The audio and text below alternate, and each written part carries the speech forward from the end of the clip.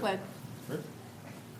I pledge allegiance to the flag of the United States of America and to the republic for which it stands, one nation, under God, indivisible, with liberty and justice for all.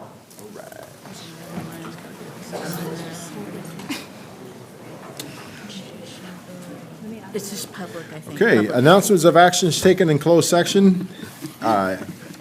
E1, Government Code Section 54957, Public Employee Discipline and Dismissal Release, information received. This is on, right? Yeah. Okay, I can hear. All right. Approval of the agenda. Do I have a motion to approve tonight's agenda? I Are move. there any changes? Moved Second. moved by Trustee Wong, second by Trustee Alcala. All those in favor? Aye. Okay. Communications celebrations, J1, school report, Riverbank. Miss Belinda Rapp-Patterson and Kristen Rodriguez, principals.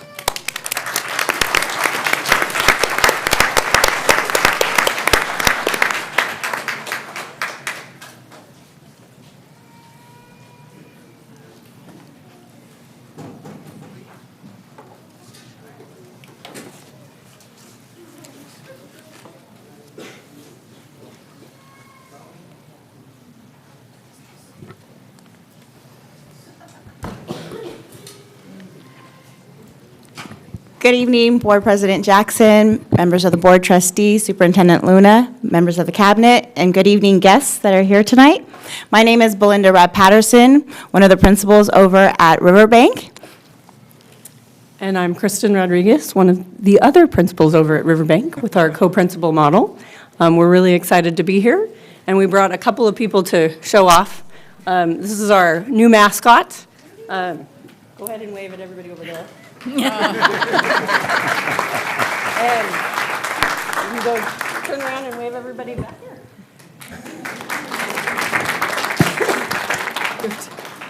And tonight, before we start our presentation, we have our band here, led by Mr. Morgan Winter, who is going to start our presentation off.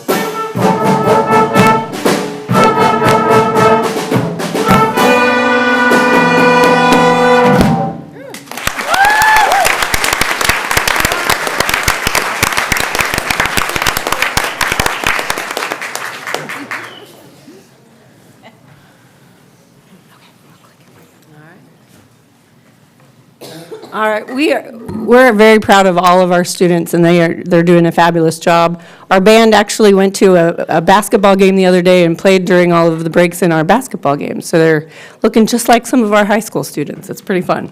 One of the things that we have been working on really, really hard at Riverbank this year is our PBIS and our school culture and our school climate.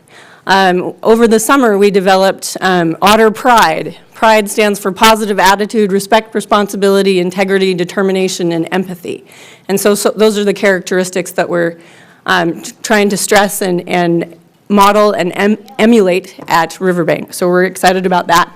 Up on the screen, you can see our matrix. So it has all the behaviors we're looking for in all the different areas of campus, according to our Otter Pride motto of positive attitude, respect, responsibility, integrity, determination, and empathy.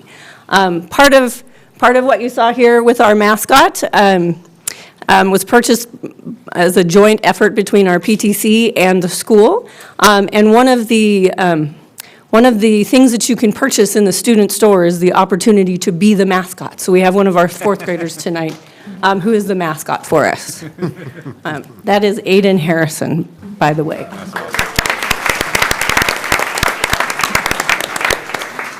I'm going to go ahead and give you a sticker while Belinda's talking to you about kindergarten and the rest of our lower grades, because everybody needs a sticker to remind them that they're a Riverbank Otter. On this slideshow, we just have pictures throughout our grade levels. We have preschool through 8th grade. And up here you can see we had our kindergarten class. During the holidays, they were the recipients, and they received a whole bunch of toys and engaging activities and play activities in their classroom. We also had our preschool literacy night, where both our AM and our PM preschool students received book bag with books inside, and then they had a feast. It was really nice to see the kids come out. They were so excited to get their little backpacks, and they wanted to show it off to their friends. And this is just one of our preschool kinder quotes. Play is often talked about as if it were a relief from serious learning, but for children, play is serious learning. So, Mr. Rogers, so some of those pictures are, it looks as if they're playing, but they are actually engaging and learning and collaborating with their peers. On the next slide, you have pictures from 1st through 5th grade. We have our 5th grade class up there using AVID strategies as they're working together through a novel they were reading, Bud Not Buddy. And they were focusing on writing and collaboration as well as reading in this particular picture. And they had to work together to answer questions and solve and be able to use their speaking and listening skills.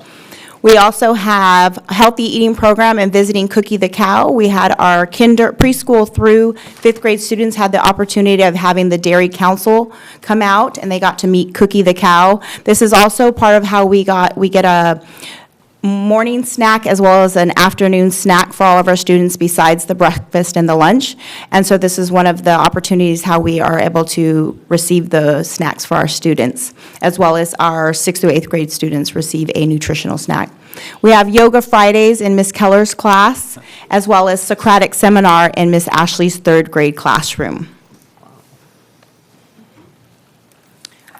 We're going to bring up Ms. Karen Medina, who is a 4th grade teacher at our school and also oversights our AVID program, and we have some students that are going to speak about their experience with AVID at Riverbank. We are a AVID elementary school currently, and we are working on becoming an AVID middle school as well for next year.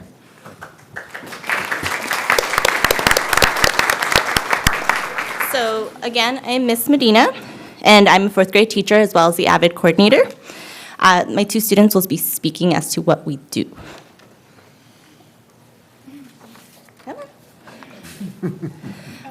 These 2 are Ozma and Lucy.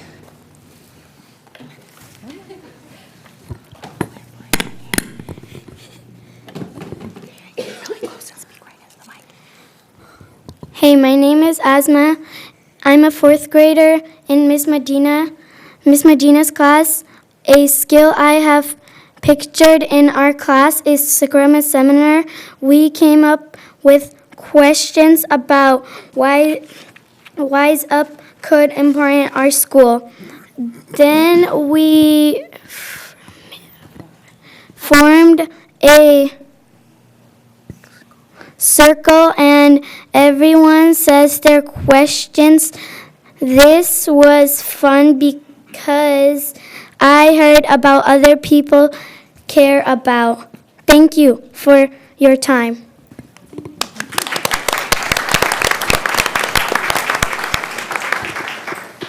Hi, I'm also a student in Miss Medina's class. My name is Lucy, and Avid has taught me about organization skills. Our binders are organized by subjects. We also write in our agenda books every single day, as well as in the monthly sections to see what is going on this month, according to Miss Medina. Thank you for your time.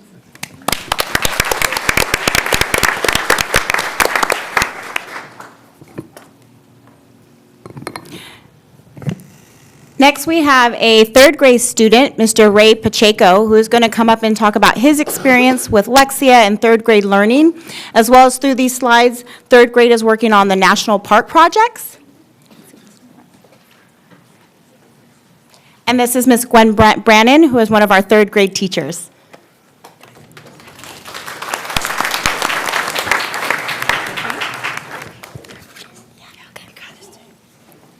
My name is Ray Pacheco, and I go to Riverbank Elementary School. Some of my favorite things about school are math and Lexia. Lexia is a program about reading on Chromebooks where we practice things like spelling and writing and reading. And there are different levels, and all of them are places like Antarctica, and I am on level 12. It is the Indian rainforest. I enjoy learning about Redwoods National Park. For example, at Gold Bluff Beach, miners used to go to Gold Bluff Beach because they found gold dust in the sand. In math, I like multiplication, division, and the test we work on. One strategy I know is repeated subtraction. It is where you count from the number you divide and get all the way to 0. I also volunteer in a TK classroom, and they know me very well. When I do something funny, they laugh. I also play football at school and for River City Junior Raiders, and thank you for supporting us at Riverbank Elementary School.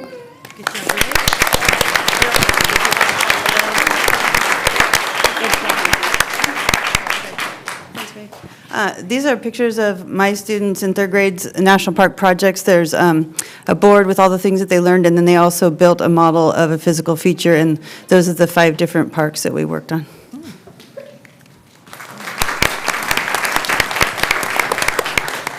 And through AVID and our national parks, Lexia, these are just a few examples of how Riverbank is fulfilling 21st century learning, educational opportunities, and working on our school culture. All right, the best part about working at a K-8 is you've got kids from every level of education and every point in the spectrum. So we have TK through 8 at Riverbank, and I am in charge of most of what goes on in 5th through the 8th grades. Our 6th, 7th, and 8th grade students, actually all of our students are important, but what we have been trying to do with our older students is to be able to give them a voice in what's going on at the school. We spent a lot of time at the beginning of the year talking to teachers, talking to classified staff, talking to parents, and as the school year started, we were able to institute some student forums so the 6th, 7th, and 8th grade students could talk about what they liked and what they didn't like and what they would like to see different to make their school a better place. We were also able to do that with our 5th grade students as well. Some of the things that you see up here on the page or on the screen is one of our student store activities. We had a student who purchased a staff versus student kickball game, and so there you see us trying to play kickball against the middle school students. It's the first time I played kickball since I was in middle school. We won, staff won. Staff won. They gave us a couple of points there, but it was a lot of fun. One of the other things that we're doing with our 6th, 7th, and 8th grade students, those that don't need to be in intervention classes have become Otter Pals. And so they go down to the first, actually kindergarten through 5th grade classes and become a student tutor / mentor helper to individual students. So they're not necessarily teacher's assistants, they're actually assigned to individual kids, and they go into the class and help them with their assignments, math, English, sitting still in class, whatever the task might be at the time. Our sixth graders went to Sly Park this year, and they had a lot of fun. There's William with his thumbs up sign. That was our first night there. But they enjoyed themselves and had a great time there. And if you ask any of the sixth graders, that's probably the best week of the sixth grade so far. We can go on to the next slide. You heard our band. They're fabulous. We've had a couple of concerts, and this is from their winter concert and one of the basketball games that they were playing at. We've had Spirit Days every month. This happened to be our December Spirit Day, so many of the kids decided to give their best crazy hair day, and because it was Christmas, it was also Who themed, except for Mr. Workman, who thought it was 70s Day, but that's okay. We have, this is yours? Oh, this is me still, I'm sorry. So we have some fabulous teachers here at Riverbank, and we appreciate everything that they do. They are passionate about Riverbank, they're passionate about kids, and they're passionate about doing the things that they do best in their classrooms. And we're so grateful to be a part of Riverbank and to be leading the charge in doing what's best for kids. We have one more performance. This is from our VAPA department.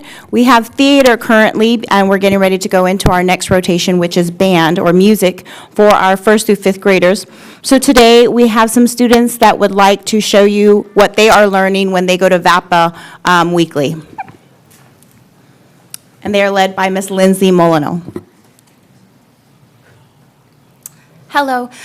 So on this side, we have 4th graders, and the 4th graders this trimester, they worked on coming up with objectives and motivations for characters, and they decided who their characters were, and then they wrote small scenes. So that's what the group of 4th graders over here is going to share that. My group of 5th graders on this side, they took an already written scene, and they came up with who their characters were and how they were going to present them. So we're going to start with 4th grade on this side, and then we'll go to 5th grade on that side.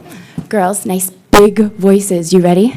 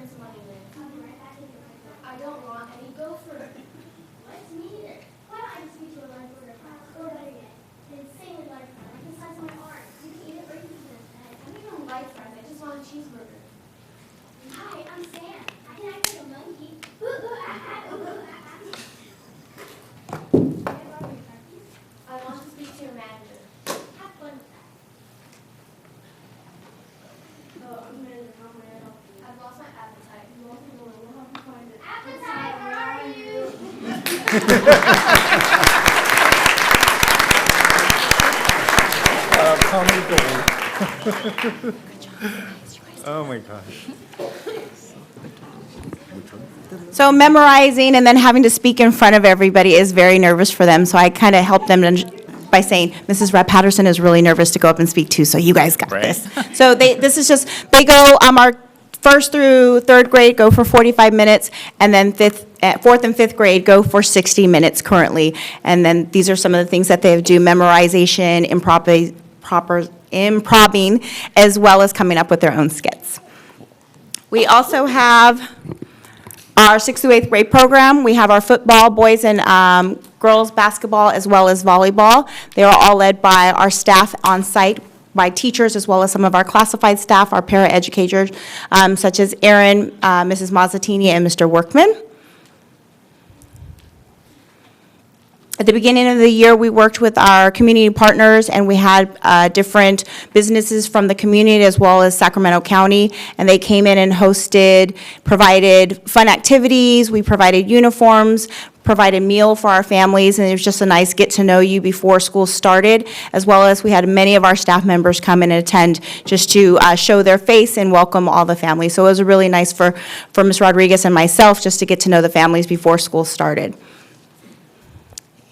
And we also had our multicultural potluck. So these are just some ways of parent engagement as we're working on our LCAP. And it was really nice. A lot of our family members brought in cultural dishes, and we just broke bread together and celebrated. We're almost done, I promise.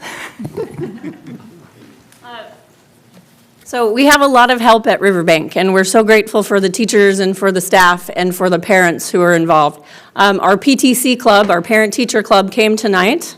You can see on the screen a little bit of what they're doing. We have movie nights every couple of months. We're planning a spring festival, and we had some welcome back teacher appreciation, and they've also helped us with a lot of our kindergarten registration activities as well. So I'm going to have our PTC people that are here go ahead and stand up and let us recognize you.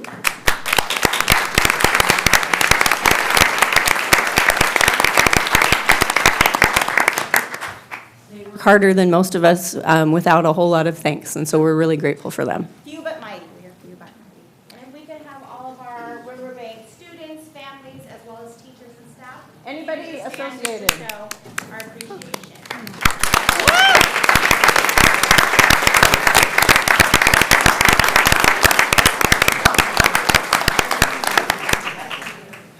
Thank you. Thank you for letting us share a little bit about Riverbank.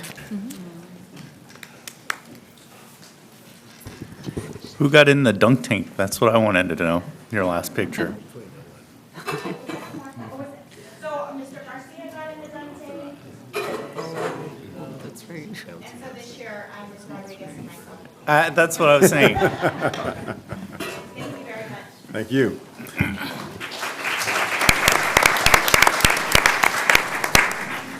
Okay, J2, recognition of River City High School Wrestling 2020 League Camp.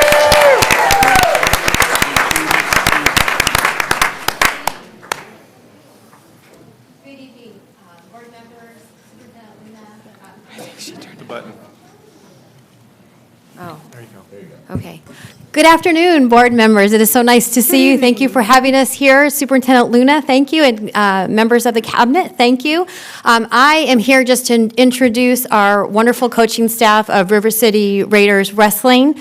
Coach Stolpe has been the coach for 9 years. In that 9 years, he has earned 2 league champions. I'm going to call him up, and assistant coach Francis Harrell.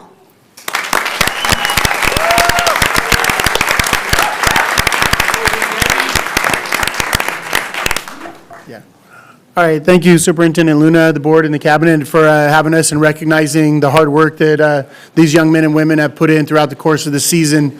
They put in a tremendous amount of work, and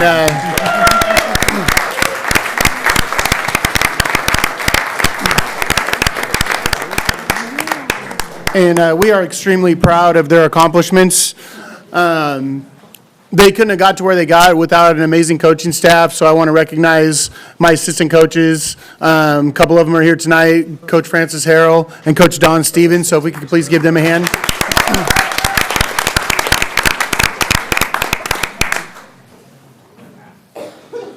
I'll quickly introduce our wrestlers, and we won't try to take up too much of your time here. So we have Jake Escobedo. We have David Sidorenko, league champion Matthias Kiola Presuf, Lee,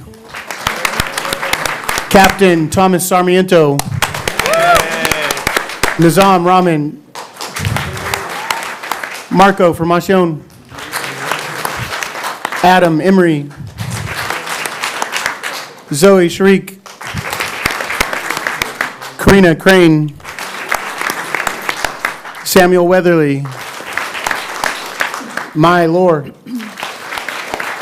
Captain Michelle Camishin. Captain Brian Tran. Kamaya Cook. Adina Habib. Captain Noah Arnold. Ben Trong. Elijah Arnold. Nicole Camishin. Isaiah Grigsby. Riley Dempsey. Aaron Martinez. Samuel Santos. Andrea Harrell. I'm sorry. Andrea Hernandez. My fault. Hey, on the wrestling team, we're all family, so, you know. Aiden Long. Jose Cobian. Two-time defending champion, Cody Roosevelt. Justin Hamill. Champion, Jacob Medina. Amal Safi. And Jimmy Yu. All right, guys, we're going to take a picture real quick, and then we'll be out of you guys' way. All right, everyone face this direction right here. Yes. After that, we're going to face the Sorry. All right, on three. 1, 2, 3. Hold it. Perfect. Thank you. Aaron? Hang on a second. Hang on a second, guys. Look at yourself home in the middle, guys.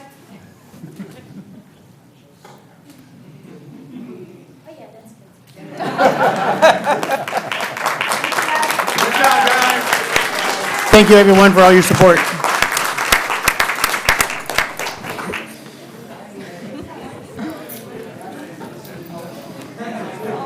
That's a big team. I didn't know there were so many.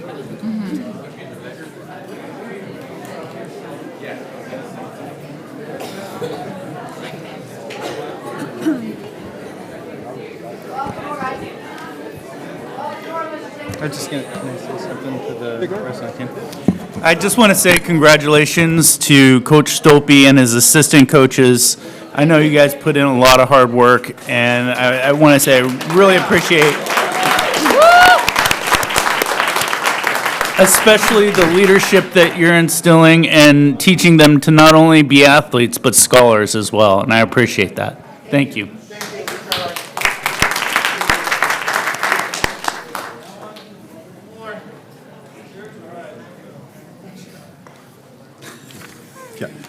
Okay, more from the case. Student Association reports. Student Board Member report, Ms. Terry Gagliardo. Hello. Okay. Hi, I'm Terry. I'm the student board member at River City High School. I will be presenting about River City, Westfield, and Washington Middle. So first, River City, this month we're celebrating Black History Month with Black Student Union, like collaboration. And like once a week we do like LTAs in the quad. And then we'll have our dance show on May 7th and 8th, and then academic assembly on March 18th. And then we will be celebrating the top 10 seniors on May 18th. And at Westfield Elementary, they have their class interact, have been doing rock climbing, getting ready for the snowshoeing next week. And the middle school students taught third grade students how to create Wii-Video about the story they read, which is Winn-Dixie. And the preschool had their family literacy night, which was Kendra Reynolds' last event in Washington Unified School District. And at Washington Middle, they're also celebrating Black History Month, and just this last Friday, they showed a presentation on 50 influential African Americans from past to present, and they had soul food and they watched Red Tails. And also last Friday, they had the Valentine's Day dance, which included students, friends, and then also the CSEA and WSTA members. And the staff have been participating in the district-supported PBIS trainings, and the site team, along with their ASB leadership, and they're excited to be focusing on the Panther Pride, which is professional, respectful, inspirational, determined, and empathetic. And then right now they have 26 spots left for their 9th grade year next year, and their 25% of signups for next year are from students that aren't currently enrolled in the Washington Unified School District. And the next deadline for that is March 6th. That's good. Thank you. Yeah.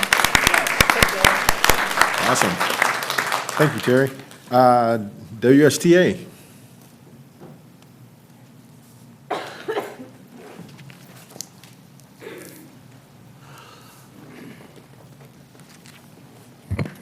Good evening. It does my heart good to get here just a little bit early and see the band setting up and to hear our performers and dramatic presentation and the commendable activities of our sports teams. It's a good place to work. It's a good city to live in, and I'm very happy to be able to be a part of it. I would like to commend once again, and I know I said part of this last week at the special board meeting, I really feel that we have an unprecedented level of communication that allows us to talk about difficult issues and to work together. And it's supremely important that we take advantage of this opportunity and work together for the betterment of our schools and for our children and grandchildren. We had another one of our successful days of training today. There was soup again. Soup was good, lots of delicious food, lots of decent cookies. As a cookie aficionado, I have to say that the cookies did not let us down. Also, some very good training and some timely things about the students that we're working with and how we can better reach them. I'm forever impressed with the level of professionalism on our teaching staff and with our classified employees. We have very good people working for the betterment of the lives of our children here in West Sacramento, and I'm proud to be a part of it. And that's all I have for this evening, but I want to encourage that continued communication and working together. Thanks.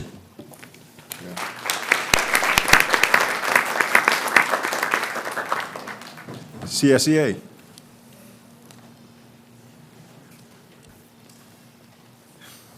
Good evening, Board. Good evening, Superintendent Luna, Cabinet. A couple items. I'd first like to thank HR and our department which is MOT, for putting together professional development today. We had a training on true colors and it ran smoothly. It was fun.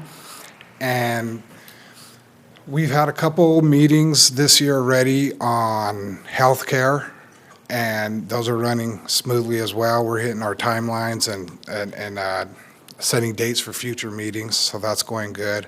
Also, I'd like to thank HR again for working with us. You guys will have a job description up here tonight on campus security monitor, because we all understand the safety for our students and our staff. So that's all I got. Thank you. Have a good evening. Thank you.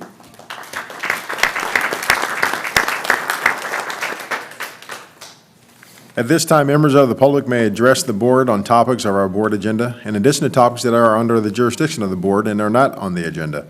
Although the board by law may not take action at this meeting, the board may limit the total time for public input on any topic to 20 minutes, unless it chooses to waive that for a particular item. Individual speakers may be limited to 3 minutes to comment on any topic. Public comments consisting of individual charges, complaints, or derogatory remarks about any district employee are requested to be submitted in writing to the administration in accordance with the district's complaint procedure. We do recognize that for a lot of people, commenting before the board and the audience and the people watching at home on television is a nerve-wracking experience. So to try to make things as easy as possible, we do ask that there not be any applause or booing or catcalling or other demonstrations to maintain a civil discourse here in the chambers. The board respects the rights of members of the public to speak to us regarding matters on the agenda and other matters within the jurisdiction of the board. However, it is important for members of the public to recognize that comments regarding students, other than the speaker's own children, made during a public board meeting may be legally actionable as a violation of student privacy. Both state and federal law prohibit the board and others from discussing confidential student information in open session. To this end, be advised that if you reference a student's name other than your own student, you will be out of order and your comments may not be protected by the privileges that protect public speech. You could be found liable for such comments in legal proceedings. Furthermore, it is important for the public to understand that negative or derogatory comments made against district employees or others, even those made in a public board meeting, may be actionable civil defamation. As such, the board reminds the public that the district has existing board policy that allows the public to lodge a complaint against a district employee. This policy provides a comprehensive procedure for reviewing and responding to public complaints. This process provides a more thorough opportunity to be heard than is allowed under the open meeting law that governs this meeting. Ms. Maria Garcia.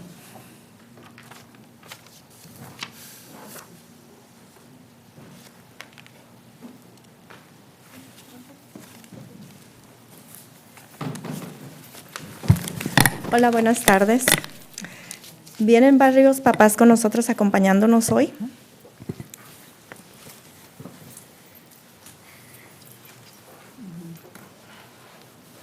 Okay. I'll be translating for Mrs. Garcia. Good evening. We have several parents who have come with us here tonight. Quiero entregar unos papeles para cada uno de ellos. We'd like to give you a copy of her letter, which I just received tonight, but I will go ahead and translate it and get you all a copy via email. There's also a parent petition with signatures.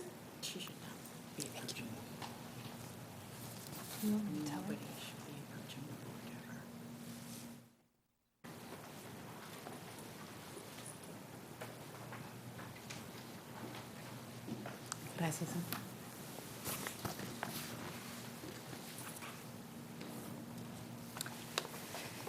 Okay. Hola, buenas tardes. Mi esposo y yo hemos pertenecido al PTC, Padres y Maestros Club, desde el 2012. Siempre tenemos la intención de ayudar a nuestra comunidad y a nuestros niños. Good evening. My husband and I have belonged to the PTC, the Parent Teacher Club, since 2012. We've always had the intention of helping our community and our children. Nos sentimos orgullosos de pertenecer a esta comunidad. Estamos totalmente agradecidos con todos y cada uno de los maestros en nuestras escuelas, excelentes maestros. Básicamente, mis hijos y nosotros dos vivimos durante todo el día dentro de las escuelas. Es nuestro segundo hogar para nosotros, la familia García. We're really proud to belong to this community. We feel completely thankful to all of the teachers in our schools who are wonderful. Basically, my children, we live almost all day in our school, and Riverbank and River City are our second home. Para la familia García. For the Garcia family. La razón por la que estamos aquí otra vez es por la preocupación de una madre que se preocupa por sus hijos. The reason I'm here is from a place of concern from a mother. La seguridad, el comportamiento, la disciplina, las consecuencias a nuestros hijos juegan un papel muy importante en las escuelas poco personal, necesitamos más empleados al cuidado de nuestros hijos. Safety, behavior, discipline, and consequences for our children play a huge part in the schools. Too little personnel, we need more employees to take care of our children. Si continuamos así como hasta ahora en las escuelas, nuestros hijos están aprendiendo que están por encima de la ley. Que es el mensaje que nosotros les estamos enviándoles. If we continue the way we currently are, our children are learning that they're above the law. This is the message that we're sending. Nuestros maestros están estresados, frustrados, necesitan ayuda del personal capacitado. Con el paso de los años, he mirado cómo los maestros año tras año se van de nuestras escuelas, maestros extraordinarios que buscando un mejor apoyo y un mejor ambiente de trabajo se van. Our teachers are stressed, frustrated, and they need more help from capable personnel. Year after year, we've seen how great teachers have left our district, looking for other districts that can support them better and where there's a better work environment. And with that, they leave. He oído miles de veces sobre el bullying en las escuelas y he llegado a la conclusión que se necesita más personal en las escuelas capacitado, no solo a los empleados, también a los sustitutos. I've heard thousands of times about bullying at schools, and I've arrived at the conclusion that we need more personnel at the schools who's qualified, not just employees, but also trained substitutes. La comunicación con los padres sobre lo que está pasando dentro de las escuelas de eventos que tal vez para algunas personas son normales. Muchos de nosotros los padres no sabemos que los niños están usando marihuana, alcohol, cigarrillos electrónicos dentro de las escuelas. La comunicación con nosotros los padres pueden hacer una diferencia enorme. Communication with parents about what's happening at schools, about events that maybe for some people seem normal, is something that we should be more informed about. Many of us parents don't know that kids at school are using marijuana, alcohol, electronic cigarettes inside the schools, and communication with parents is necessary, and it can make a huge difference. Los padres unidos podemos hacer la diferencia en el comportamiento de los niños. Para eso necesitamos sentirnos bienvenidos en las escuelas para participar y ayudar. Parents can make a great difference in the behavior of our children. That's why we need to feel welcomed at the schools to be able to participate and help. Un punto que quiero aclarar, yo no estoy aquí para lastimar a nadie, solo quiero que se dé capacitación y entrenamiento a las personas para que ellos puedan desarrollar bien el trabajo a nuestra comunidad. To clarify a point, I'm not here to hurt anyone. I just want to make sure that we're building capacity and training people so that they can develop in their work and ultimately in our community. Primer punto, entrenamiento a todos los sustitutos. Un pago bueno para poder tener más personal disponible. Horas continuas de trabajo no separadas, para así nuestros hijos no tengan mal disciplina en las escuelas y tengan seguridad y nuestros maestros se sientan apoyados. Time. Can I translate this straight? The first point she'd like to make is just more training for all staff and substitutes, a good salary to have highly qualified personnel, and then continuous hours, not separated, so that we can get people on school sites to keep our children safe all day long and so that teachers feel supported. She has 2 more points. Can she please finish? Please continue. Yes, okay. Comunicación con los padres continuamente sobre lo que pasa en las escuelas. Hacer que los padres se sientan bienvenidos a nuestras escuelas para poder participar en eventos de nuestras escuelas. Gracias. Just continuous communication with parents about what's happening in the school sites and making sure that parents feel welcome in the schools to be able to participate at events and all throughout the day. Thank you. Solamente una cosa, todos los papás que están aquí vienen acompañando.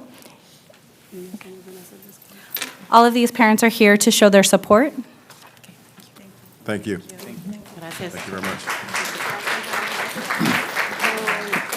Just for clarification, I'm going to have to say time when the time is done, but there's a timer that's being shown. Gotcha. Thank you.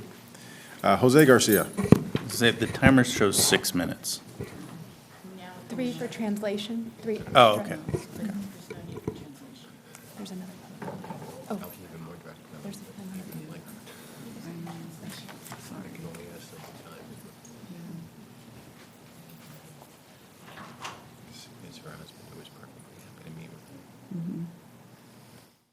I'm just going to read from a letter. My name is Jose Garcia, and I've already been introduced a little bit earlier with the PTC at Riverbank. I'm the president there since I think 2012.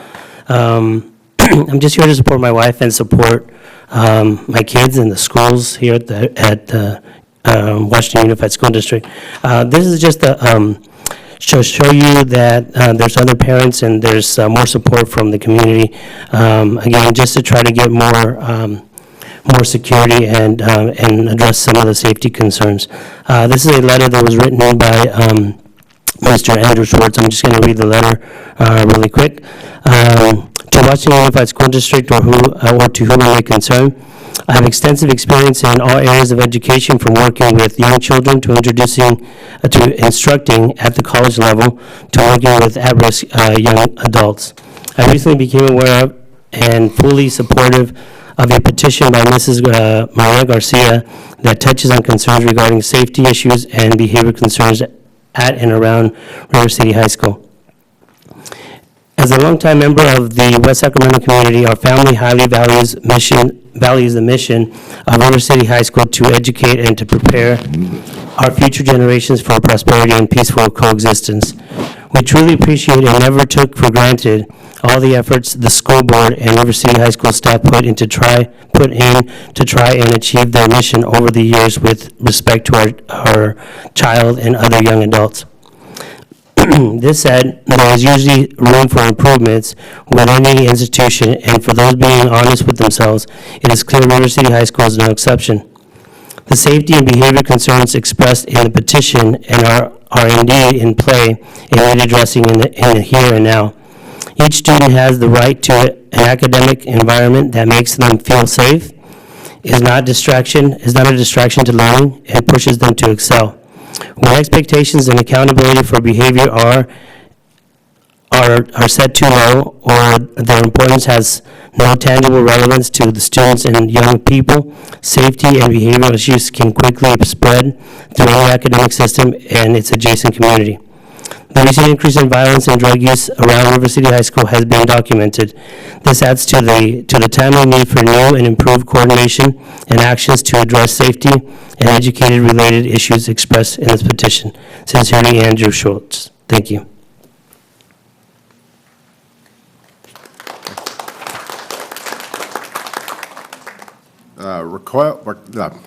Raquel and Myra.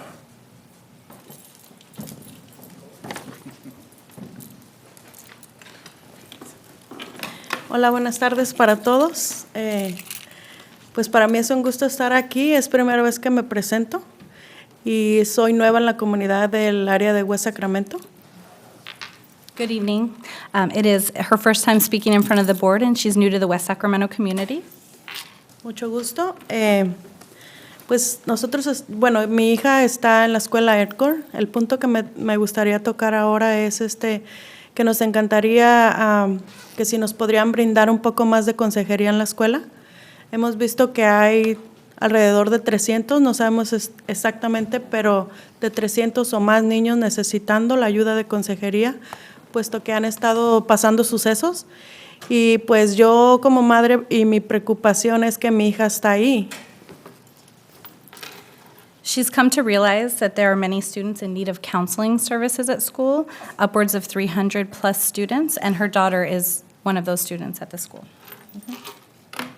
Yo solamente les quiero pedir eso de favor porque tampoco le quiero quitar el mérito a todos los maestros y el grupo de escuela que están ahí, que hacen un excelente equipo. Yo eso lo valoro demasiado, al contrario, no están siendo solo maestros, directores, yard duties, están haciendo extra más de eso, y eso lo valoro muchísimo como padre. As a parent, I truly value the hard work that our teachers do, the principals do, the yard duties are performing, but there are additional concerns. Por lo mismo me atrevo a estar aquí, tomar el paso y estar frente de todos ustedes para poder pedirles ayuda para mi hijo, para mi hija principalmente, y para los demás compañeros que están ahí. Recibiendo la ayuda a ellos, obviamente los maestros van a estar un poco más ligeros de trabajo y van a seguir haciendo consecuentemente y efectivamente el trabajo que hasta ahora han logrado. I'm taking a risk being here in front of you tonight to ask for help so that we can provide services to our students to lighten the load for our teachers so that they can focus on teaching. Para esto me pongo a las órdenes de todos ustedes y de mi escuela para estar adquiriendo un granito de arena y que todo esto se solucione, porque es muy fácil venir, proponer y juzgar, pero tenemos que estar ahí como padres presentes para que todo esto se logre, junto con los maestros, obviamente, ¿verdad? This is just a small grain of sand, but with your help, with the participation of the parents in conjunction with the teachers and the amazing school staff, hopefully we can make a difference. Pues por mi parte, muchas gracias por su tiempo, lo valoro mucho y mucho gusto para todos, es primera vez que los miro y deseo estar venir a estas juntas que son tan interesantes y por favor no les quiero borrar la sonrisa a nadie porque a usted lo vi muy contento y ahora ya no. She says she really values your time. It's nice to meet you all. She's grateful for the opportunity to come to these meetings. It's really interesting, and she doesn't want to take away your smile because before you were smiling and now you're not. Thank you so much. Thank you. Hola, buenas tardes. Mi nombre es Mayra. Yo también pertenezco aquí a la comunidad de West Sacramento y también mi hija asiste a la escuela Elkhorn. This is Mayra. She belongs to the West Sacramento community, and her daughter also attends Elkhorn. Básicamente lo que dice mi compañera es cierto. Sí necesitamos ayuda para los niños, más que nada para hacerles un poco más liviano el trabajo a los maestros. Son bastantes niños para un solo maestro. Las aulas son pequeñas. Básicamente ocupan un poco más de espacio. She echoes her friend's comments. She's asking for help as well. The teachers have many students in their classrooms. The classrooms are small and they need more space. Ahorita escuchando a los demás, las demás personas que vinieron mostrando fotos de sus escuelas, se ven muy bonitas. Uno también quisiera que la escuela de nosotros se viera igual. Being here and seeing the beautiful pictures that were shown earlier, we would like to see our school look nice like that. Es mucha la diferencia que se muestra de una escuela a otra, ¿sí? Por eso yo les hago la cordial invitación de que asistan a la institución a la que venimos representando nosotros, para que ustedes, por favor, en compañía de nosotros los padres, vayan y caminen por la institución y ustedes vean las necesidades que tiene la institución. There's a stark difference between the schools in our city, and we invite you to visit, walk the hallways with us, and see how things are, see how our students and our teachers are living every day. Nosotros como padres lo hacemos por el bien de nuestros hijos. No son la que vaya a salir beneficiada vaya a ser mi hija. Claro que no. Van a salir beneficiados bastantes niños, bastantes padres, pero también sale beneficiado el personal de la institución. And I say this for the good of all children, not just for my own daughter, but on behalf of all children, so that they can reap the benefits, and all of the students, the teachers, and the staff will benefit. Ellos como maestros también merecen respeto, también merecen un lugar cómodo donde estar trabajando, ¿sí? Porque por lo que viene siendo, las clases que se dan extras ahí son muy buenas. Las clases bilingües, no se diga, se puede ver niños desde kindergarten hablando español, siendo americanos. Time. The teachers deserve respect, and the students do as well. They deserve a comfortable work environment and a place to study. Incredible things are happening at Elkhorn. Specifically, she's calling out the dual immersion program, where Anglo kids, English-only speaking students, are coming out speaking beautiful Spanish. Okay, just one quick conclusion. Les recalco, por favor, la invitación está abierta.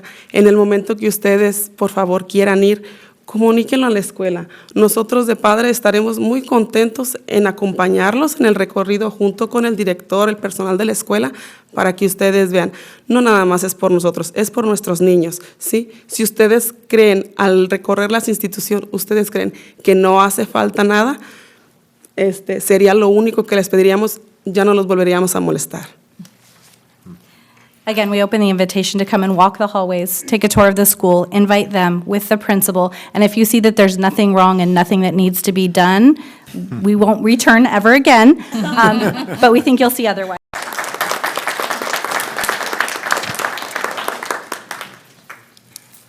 Karen Zanato, is that right?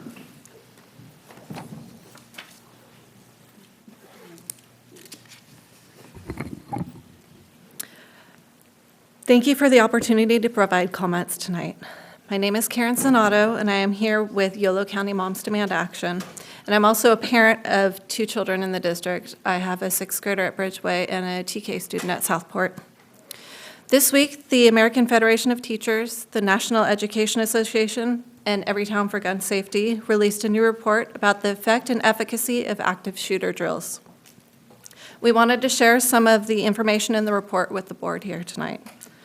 The report recommends that schools refrain from conducting active shooter drills that are unannounced, as well as a prohibition on drills that simulate gun violence, and it also includes guidelines for schools that do choose to drill, including students. We all want to keep our children safe from violence in schools, but traumatizing them in the process is not the answer. We need to rethink how we conduct active shooter drills in our schools, and there is little evidence that these drills end up saving lives. As laid out in the report, if a school is going to drill students, every active shooter drill should be announced in advance to parents, teachers, and students. Second, active shooter drills should not include simulations that mimic an actual incident, because that's traumatizing. And third, the school should work with mental health professionals to make sure the content is age-appropriate and trauma-informed.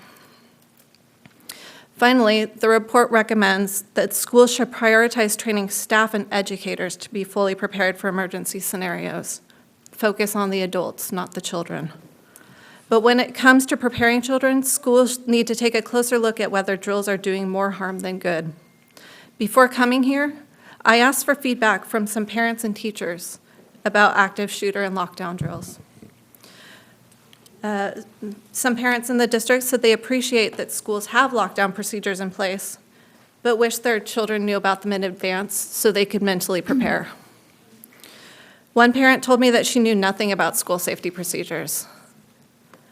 The school lockdown and drill procedures and occurrences seem to vary greatly between schools in the district. Some schools, I know Southport has done 3 already this year, whereas Bridgeway Island, as far as I know, hasn't done any. I had other parents ask me if the district is taking into consideration special circumstances. For example, does the district have procedures in place for students that have experienced trauma or have high anxiety? And what about special needs students? Is the staff trained to discuss lockdowns with the students in an age-appropriate way?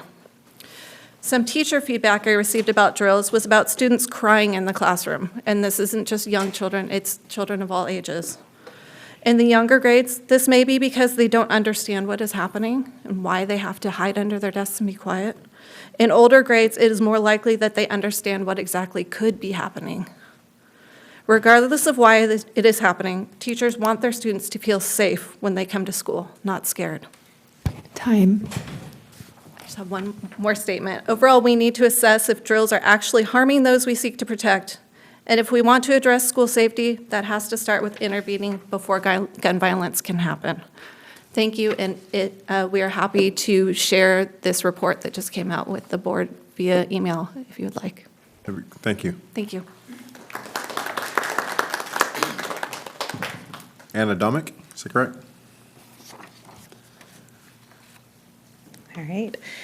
Thank you, Karen, and also to the school board for the opportunity to speak tonight. My name is Anna Domick, and I also have 2 children at a school in the district. I'm in the co-lead for Yolo County Moms Demand Action. To add on to Karen's comments, when we talk about protecting children from gun violence, and it's particularly salient as tomorrow is 2 years since Parkland, we do also, though, need to acknowledge that children are more likely to be shot and killed at home than at school. Children and teens are more likely to die by suicide or unintentional shootings than at school. For active shooters in schools, the majority are students who did show warning signs and accessed guns from the homes of their parents or close relatives. So how do we best reduce these forms of gun violence that could affect the children in our schools in the district? In California, we have a red flag law called the Gun Violence Restraining Order. You can learn more about that on the website speakforsafety.org. It can be used to remove guns from an individual deemed by a judge dangerous to themselves or others. Spreading information about this law would be beneficial for educating district staff. Another action that could be particularly impactful would be sharing the information about safe gun storage throughout the district. Our Moms Demand Action information on this can be found at the website besmartforkids.org. 78% of school shooters under the age of 18 obtain the guns from the homes of their relatives or friends. It is an adult's responsibility to keep guns out of the hands of children, and it is also required by California law. In December, Superintendent Luna wrote an excellent letter, and the information was posted online through this district about safe gun storage and California's safe storage laws. One idea that other school districts have implemented is sending a paper letter home to all parents informing them about safe gun storage, especially around minors, and then having parents sign and return the letter. Los Angeles was the first district to do this, and since then, 5 districts in Southern California have followed: the Denver Public Schools, St. Louis Schools, Phoenix Schools, and Marin County is in the process of implementing this, among other districts.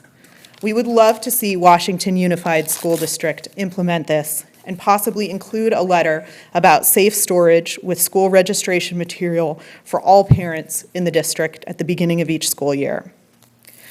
Finally, a few other suggestions for reducing gun violence. Provide district support for mental health professionals. Implement evidence-based threat programs that help schools evaluate and intervene when a student poses a threat to themselves or others, and improve the physical safety of schools. Preventing gun violence is the goal. And if we all work together, we will get there. Thank you all for your time and your support of Moms Demand Action, and also for this board's commitment, continued commitment, that has been demonstrated to reducing gun violence in our schools and keeping all of our children safe. Thank you. Superintendent Luna, would it be possible to reach out to Yolo County's Moms Demand Action to maybe agendize an informational discussion item on a future agenda so they can give a presentation on some ideas and thoughts? The board can certainly ask for that under future agenda items. Before we move, I just want to make one comment. As you come up to speak, please be aware of the time. We do have quite a few public comments tonight, so for the speediness of the meeting, you can just be stay aware of the time that you have.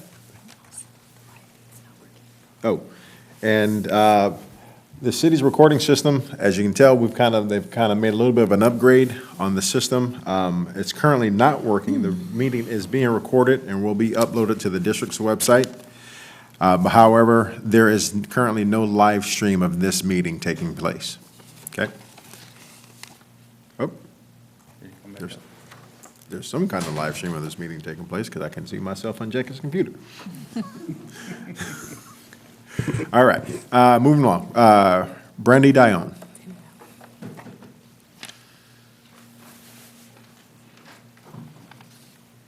Good evening, members of the school board. 22 days ago, on Wednesday, January 22nd, my daughter, Caitlin, a sixth grader at Bridgeway Island Elementary School, contacted me to ask if she could skip basketball practice because she didn't feel well after being struck in the head with a ball during sixth period PE. She told me she felt sick and almost threw up. At that point, her vision was okay, but she had ringing in her ears and her head and eyes hurt a lot. By 3 p.m., her vision was blurry, and she continued to say her head hurt. My husband called Kaiser, who instructed us to bring her to the ER. At this point, my daughter could not answer basic questions, like if she fell after getting hit, what happened next, but what was most scary is she could not even answer, "How are you?" Kaiser did confirm she had a concussion. From my understanding, they were playing dodgeball, where I assumed the standard rule is no headshots. I do not believe the boy who threw the ball intended to hit her head, but I do believe that the substitute teacher had no control over the game. Katie was bending down when the ball struck her in the face. After talking to her twin sister, we found out that 2 other students were each hit in the head twice prior to Katie being hit, which means there were at least 3 students who were hit in the head multiple times, and that game was never stopped. And I don't understand why the game was continuing. Had the game stopped after those other 2 students were hit in the head, Katie wouldn't have avoided the concussion. At this point, Katie has missed 10 full days of school, several half days, her first band performance of the year, the rest of her basketball season. I've had to withdraw her from her club volleyball program, and she has yet to return to her junior NBA team. She's restricted from sports, band, and skateboarding until further notice. My husband and I are each out days of work and over $400 in Kaiser co-pays. I do not expect dodgeball to be banned, nor do I expect the sub to not be welcomed back to campus, but I hope that you can use this as an opportunity to ensure your teachers understand the concussion protocol and what to do if a child encounters a head injury. The CDC offers a free 1-hour training in addition to several resources, including posters and flyers that can be shared around campus. The training also includes a certificate. I'm here tonight to ask you to consider making the concussion protocol training part of your teachers' contracts and requirement for your substitute teachers before they can take a job in the district. I know there's a lot of red tape, and union contracts to deal with, but my daughter has minor memory loss and is now sitting out of everything she loves because no one stopped to check on her or to end the game. She did leave campus without anybody knowing she was injured. And I'm also going to use this opportunity to say that we need a performing arts. Thank you very much. Ms. Danny Langford.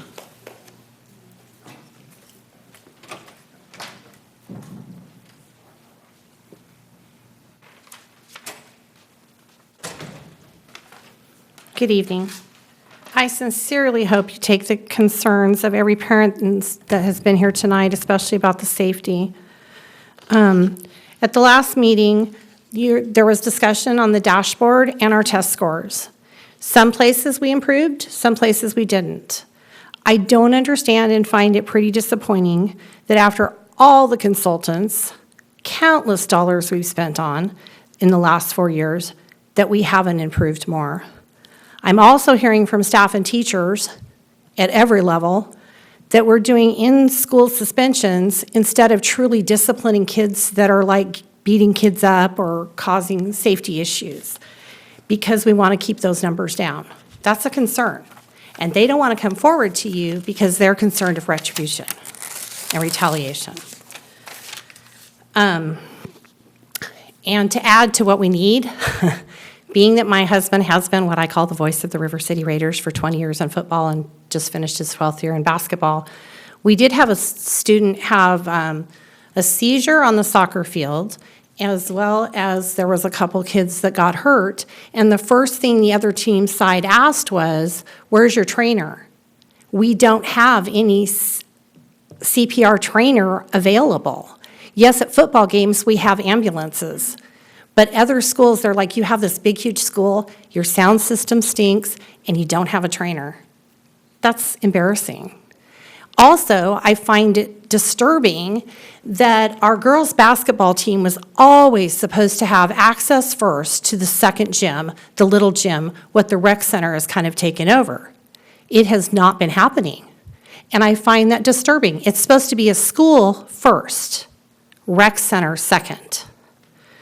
Also on the agenda tonight, I'm confused about the Assistant Sup of Ed Services position that's being given to Mr. Moisevich. Nothing against him personally. I love him. I've known him since he started in the high school. I have the utmost respect for him. But I remember when Amber left that position, we were told that there was not a need for 2 assistant sups and that was just going to be a director position. Being that we did all the layoffs because of budget cuts, all many of us have seen and noticed is admin being added, whether it's dual principals or assistant sups or whatever it may be. That is a huge concern. And again, it's nothing personal. It's just watching the fact that we laid off things. We got rid of reading specialists that directly impact the students. And then we see more admin added. So just a concern. Thank you. Thank you. And just for a point of clarification, that position is actually going to be filled by a retirement that's taking place in the district.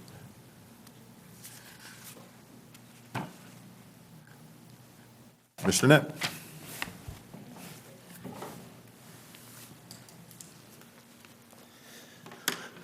Hello, Board of Trustees, Superintendent Luna, my colleagues over here. I'm actually here tonight unusually. I want to share my gratitude to you folks up here for a number of reasons. First of all, I've been in this district for 17 years. I wasn't born in West Sacramento. I moved here. This is the best board, the best administration that I've ever worked with in the district. And I don't think it gets said enough. I don't think acknowledgments get made. I've been meaning to come in here for a while because last year I heard a tale of another school district administrator coming in here and laying into my board for doing the right thing. And I just wanted to say that even though I'm the bulldog on WSTA, when it comes to matters of family, I have your back. And I appreciate your due diligence, and I do recognize that everybody in here, even though I don't always agree with you, has best intent in mind. And I want to acknowledge the good choices made in hiring of administrators over the last few years, Linda. It has been a pleasure to work with these folks over here. We're getting things done on a level, I'm not sure if it's trickled up to you, if you know, but we're getting things done because of mutual respect, and I appreciate that. On a final note, it's been a rough month at Bridgeway. Something happened at Bridgeway. I'm not going to divulge anything because I want to respect the privacy of the family, but I was blown away with the reaction of the crisis team in the district. They were there right away, and they were ready to help. And they weren't pushing it, but they were there. And not only the crisis team, but pretty much everybody up here, and some members back here, sitting back here, made themselves available, showed their support. Like I said, I wasn't born in West Sacramento, but I definitely feel like a part of the West Sacramento family now. On a final note, more business-like, I want to ask this is a question that can be answered later, but I'm concerned because we had a safety task force meeting last year, and I really thought that was quite productive, and we have not had another safety task force meeting. And I'm hoping that is going to continue. Thank you very much.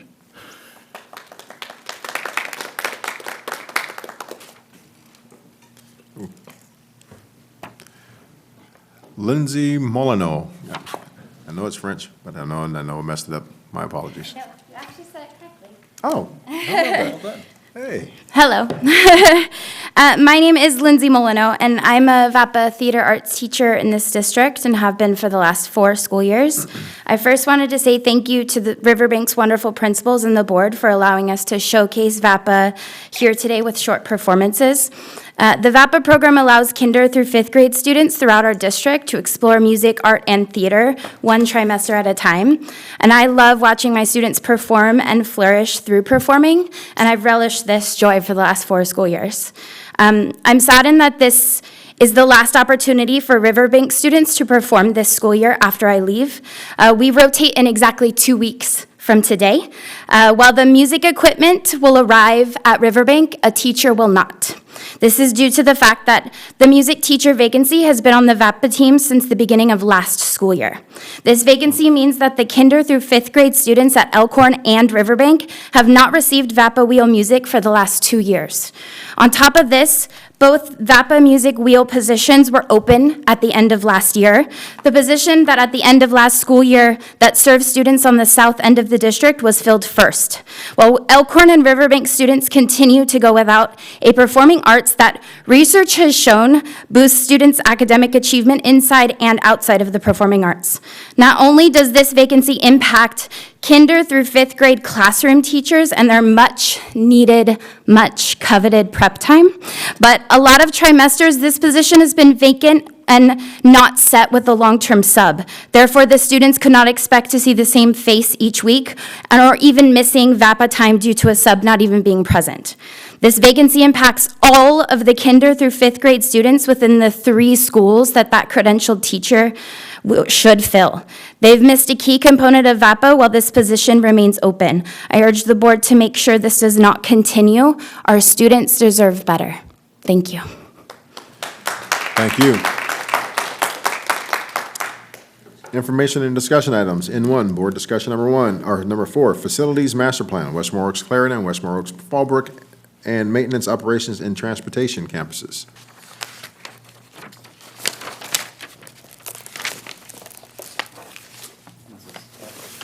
Yeah. President Jackson, this is for the board to discuss per the board's request to go through each campus of the facilities master plan, and this evening is the Westmore Oaks campuses. And so we leave it open for the board's discussion.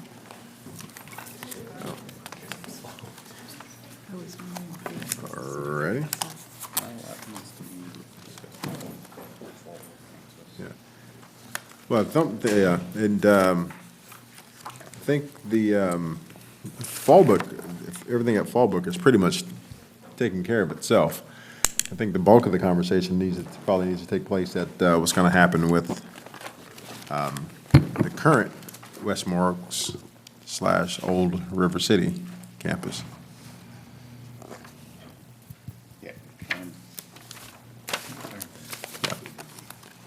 Right, up here it is, I got it.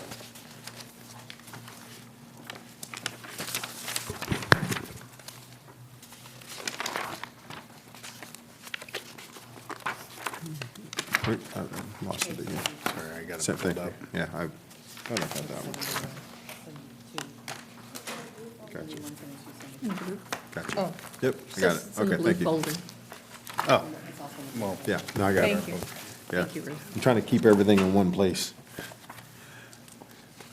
So what are we gonna start on? Clarendon? So- Clarendon and Fallbrook. Yeah, Chris, you can, feel free to jump in here. Just like I said, I think I think we're pretty well versed on what's happening with, not it's Westville. I appreciate the camera shifting because it was just focused on the bald spot before, so haven't shaved my head The this week, bald so spot? it's very obvious. Oh, thank you, it's back, that's wonderful. Good evening, trustees, that's extremely distracting. Good evening, trustees, colleagues, Superintendent Luna, and public.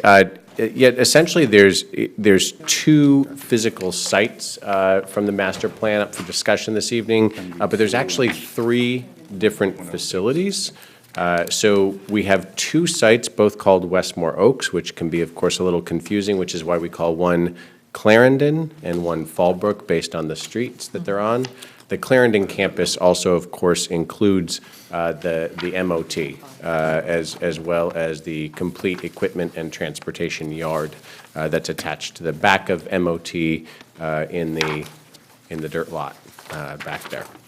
So I also know that the director of MOT is here this evening. Frequently, the directors from the logistics team show up. I saw Director Baisa here as well. And I always appreciate that, but Terry, if you'd like to come up in case there's any questions that I can't field. sit up here with me. They always come to support and to watch what the board is talking about, and so we have Terry here as a resource this evening as well. Good evening, Board. Good evening, Superintendent Luna. Hi, how you doing?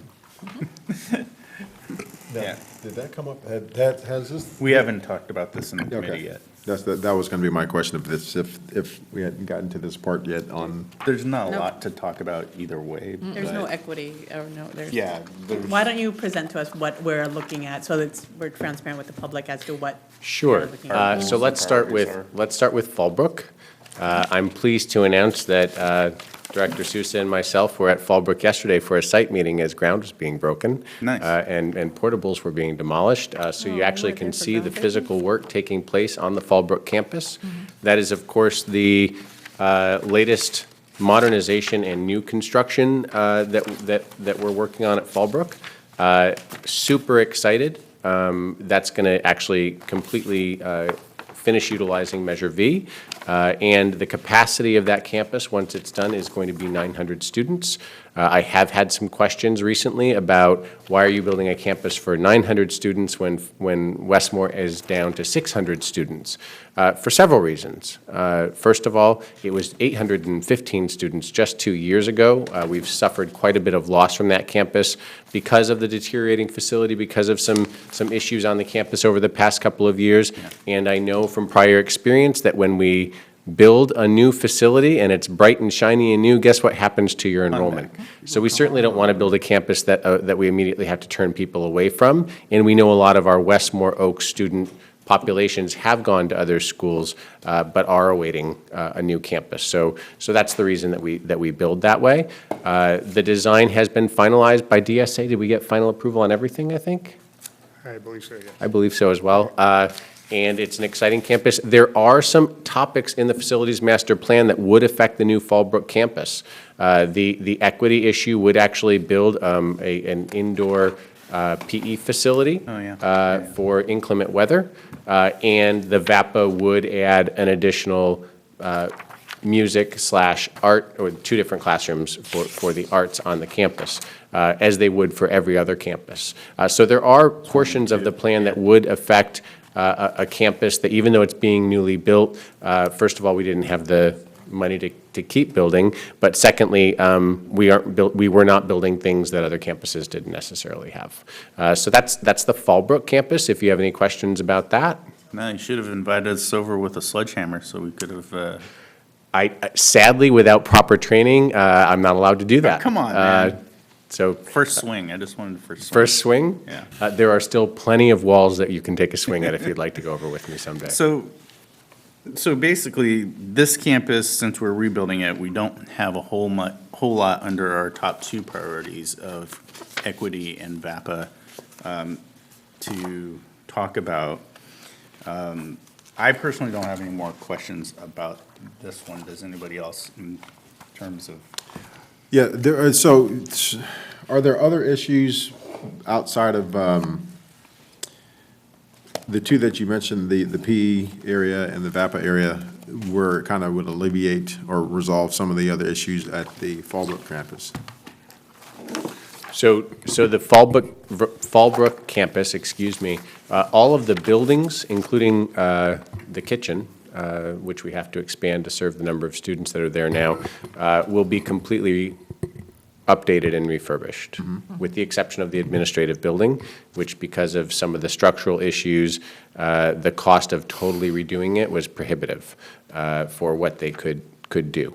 Because of the way it was designed. It gets a little wonky, but we're going to be giving it a freshen up at the same time. And then the 2 buildings that are in the darker brick red, at least that's the color they look like from here in the projection, those are brand-new buildings. Here's the thing that's going to happen when we finish building this campus. This is the thing, because I put my teacher hat on. Most of you know I was a teacher for 10 years. These are going to be the first permanent classrooms that house our intermediate grades in the district, right? That's a big deal. Because in every other campus, when we expanded with portables, which is why about 1/3 of our classrooms are portables. And so these are going to be the first purpose-built with some multifunctional space in the center.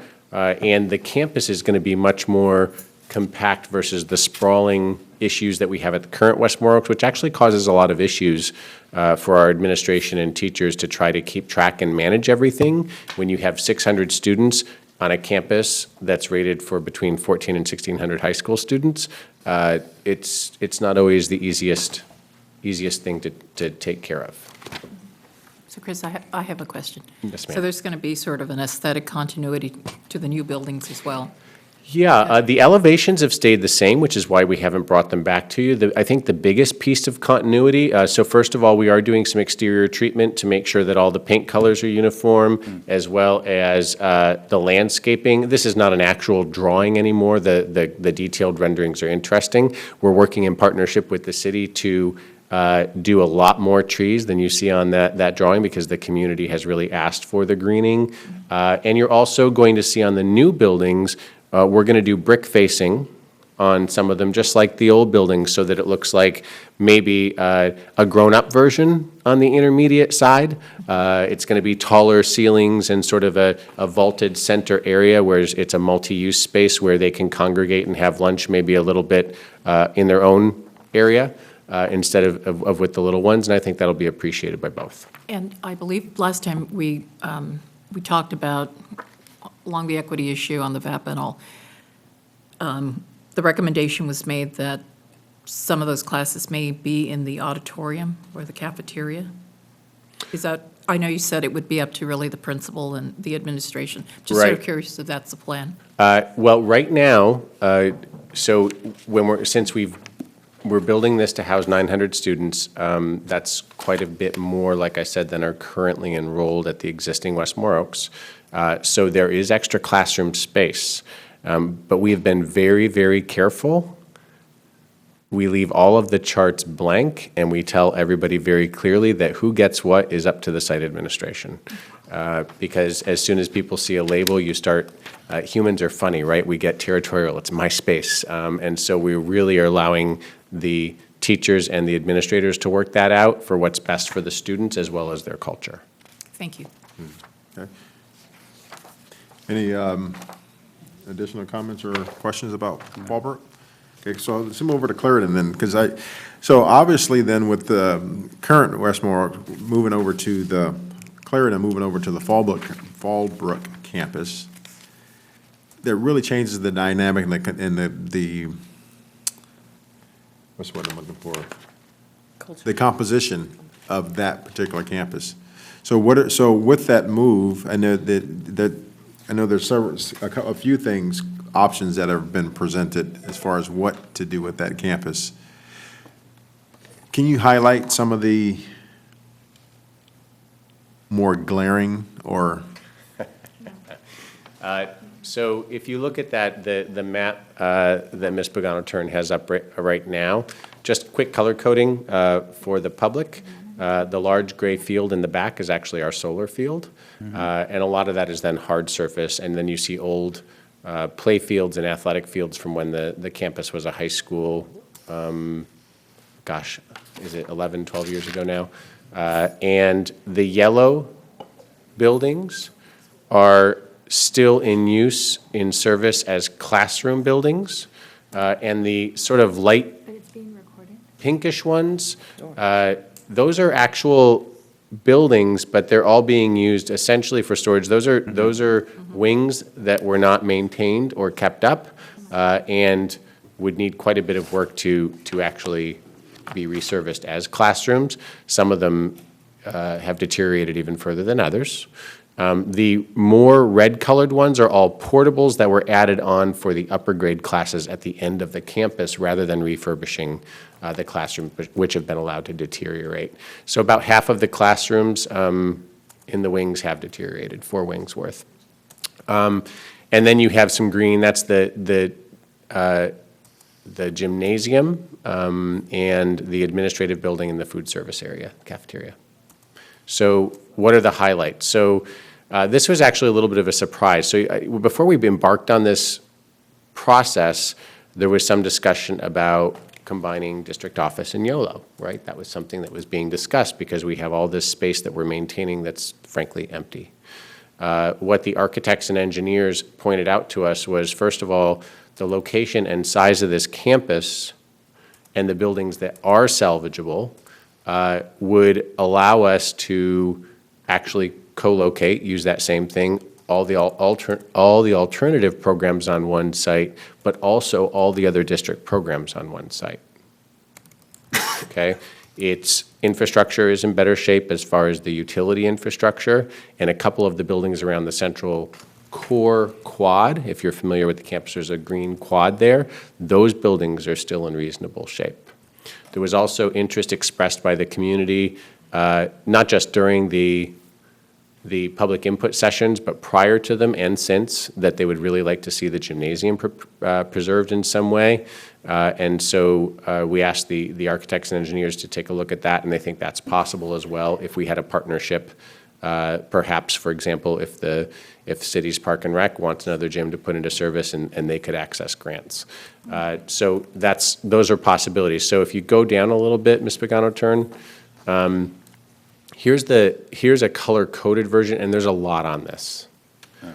So you'll see that a lot of these, and they're labeled and available online as well as hard copy, a lot of these wings and portables are actually slated for demolition. Right.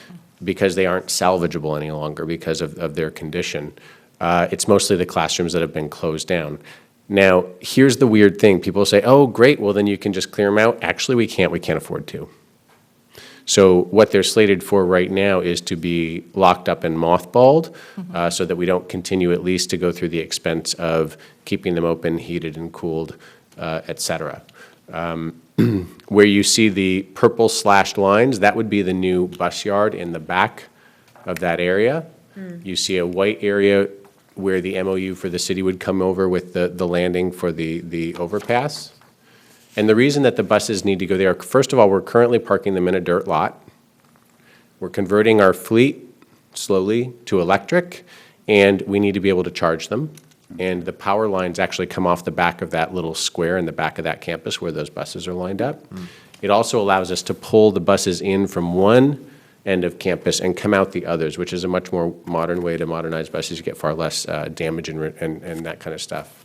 Those back classrooms, which we're currently using as kindergarten and a medically fragile program unit and a couple of other things, they used to be the shop and the auto shop and some other things. And the reason I'm pointing that out is that all of the utilities and service to those buildings would allow us to move MOT over there and have the proper utility service. So this is something the engineers and architects pointed out, is actually you don't have to build something else.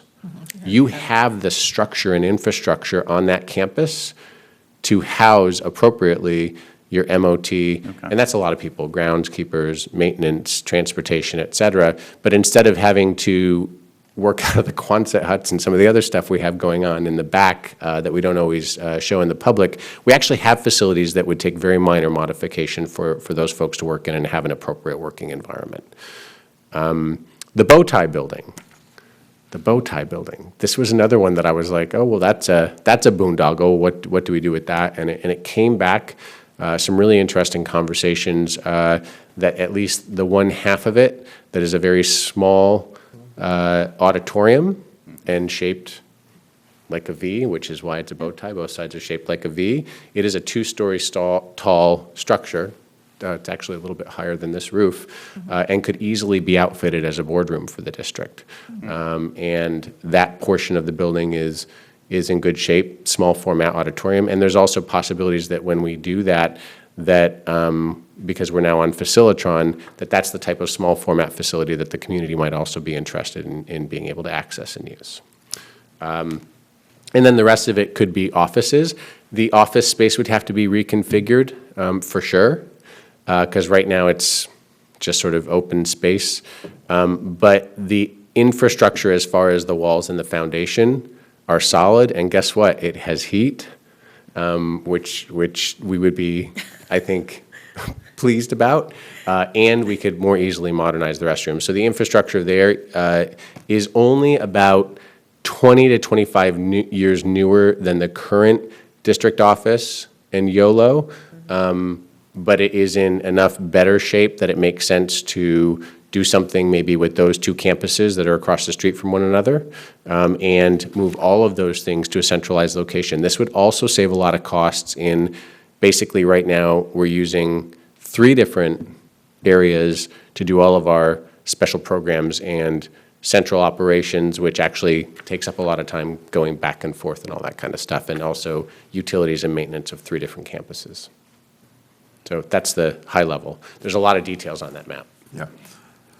So then that, to me, that opens up the question then what will we do with the other 2 campuses Yeah, then? I was just thinking. Once, if those things were consolidated, then Dominoes fall. onto, yeah, because, I mean, yeah, it really does, it would have a domino effect.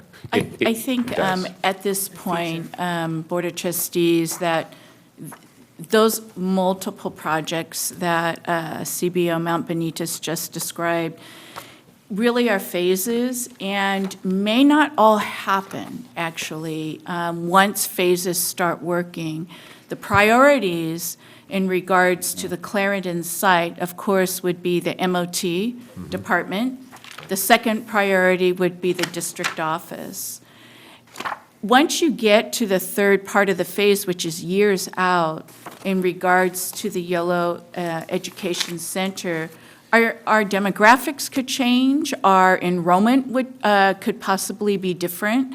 So these are projections of projects, but for sure, the first 2 in priority would be MOT and our district office. And then throughout the years during those 2 projects, we would take a look at Yolo Education Center. That would not be an immediate plan for moving. Right. That would be not the top priority at this point. Thank you. Got anything else? Not this time, but thank No, you. not at this time. Unless they have any questions. Okay. We actually have a public comment on this agenda item. Ms. Danny Langford.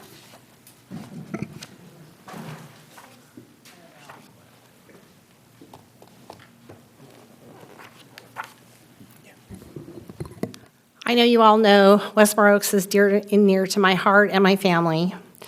Being my husband went there, my kids went there, and I hope someday I'll have grandchildren that might go there. I heard the comment at the recent Bond Oversight Committee meeting and at the last board meeting, the possibility of moving the Fallbrook campus in 2 phases. Again, I urge you to not do that. You've had countless parents and staff that have approached you about, please don't do that, because the high school, or the old high school, current Westmore Oaks, Clarendon site, has never recovered when we moved it in 2 phases. It's never been the close-knit family type of community, no matter how large it was, that it used to be. Plus, we used to be a Blue Ribbon Commission school. Love how you're talking again when I'm up here. That is so rude. So rude. Really? Anyway, also, where's the library? It used to be a portable on the Fallbrook site. Is there a library added into this? The Clarendon site, if we keep the portables, does that affect our numbers and how many seats we have available when it comes to state funding and bonding? Just a question. Would you keep the buses where they're at or move them over, if you move MOT to the old wood shop? Because I'm sure the current bus yard has lots of contamination from all the leakage, obviously. And the bow tie building used to be our band and our art building, and it does have a lot of space.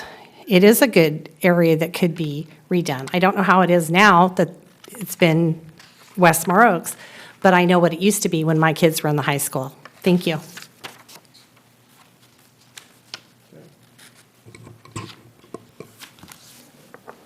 Any other questions or comments around the facilities master plan? President Jackson? Yes, ma'am. If I may just make a clarification so that we don't cause anxiety on staff. First, the Citizens Oversight Committee is in regarding the monitoring of the Measure V bond, which we are using for the Fallbrook campus. In terms of the movement of the campus, that's really the decision, not from the Citizens Oversight Committee, but it is the decision of the community, of the staff, and the district and the board. But we've already discussed that. We made a decision, the board discussed this, and we have not changed that, in that we are not moving the school in 2 phases. The timeline of the construction was moved back, and we had explained that, and rightfully so, that we needed to do that. But in no matter do we want to cause anxiety to staff at this time. So please know that that is not in the plan. And that's what Trustee Wong and I were trying to rehash that conversation, because we thought we had that discussion, and that the decision had been made that we're not going to do that. But the question did come up again when the change came back as a potential possibility, depending on what the staff, because the timeline for the move had been pushed back, if I'm remembering that correct. And I have met with staff again. So I've done that every time that I update you. It's usually the next day I'm actually over at Westmore Oaks having that conversation. It's just a promise that I made them when we started 18 months ago with this conversation. Some of you have attended at least 1 or 2 of those meetings. So the staff and the parents and the administration are still expressing no interest in doing a split move, and so we like to go with the wishes of our community and our staff. So it's still one move.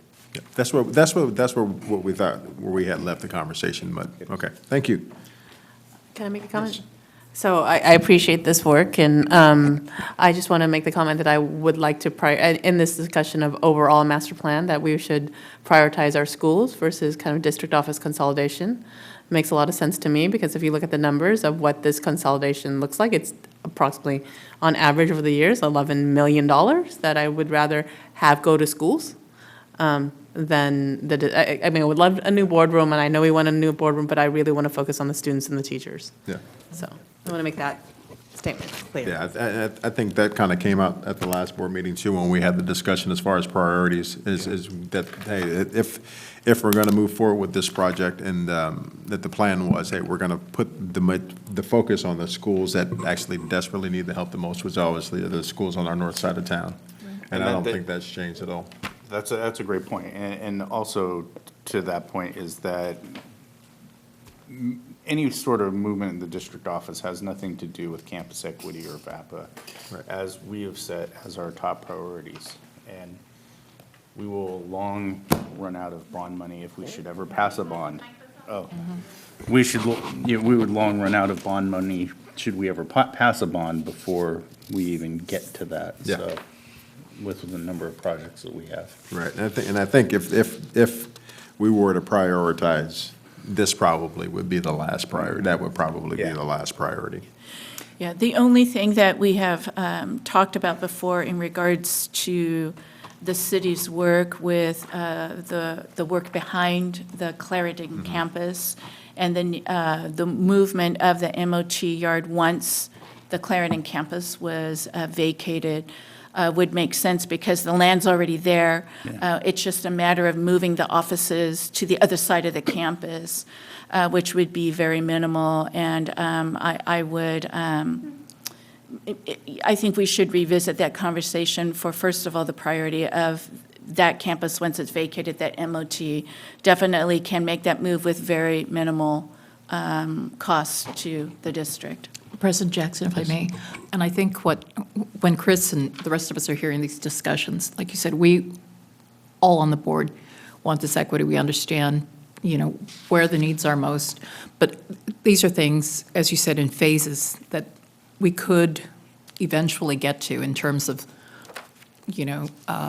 moving the administrative offices, but we do have our priorities, so I just want, in case there's a misunderstanding about where the board's priorities are. Yeah, so to be clear, we're talking about that because it's on Clarendon campus. None of the bond or priorities address this at all. Right? That's actually explicit in the plan, that this is in addition to any discussion of a bond or priorities. It's actually not even included in the priorities. However, when we did the assessment, we did a complete inventory of district assets, and actually there's an entire section dedicated to assets not covered under the priorities, which we called the underutilized property and assets section, and there are a bunch of suggestions, and it gets actually very interesting. You can have some interesting conversations because there are options there. We do have a lot of assets that, even with or without a bond, with our enrollment trend, they're not going to fill back up at this point. And so those assets might provide an opportunity to fund some items that would not be included in the bond. Great. All right. Thank you. N2, data analysis, including the collection, survey, and analysis, as well as political strategy for the potential issuance of a bond.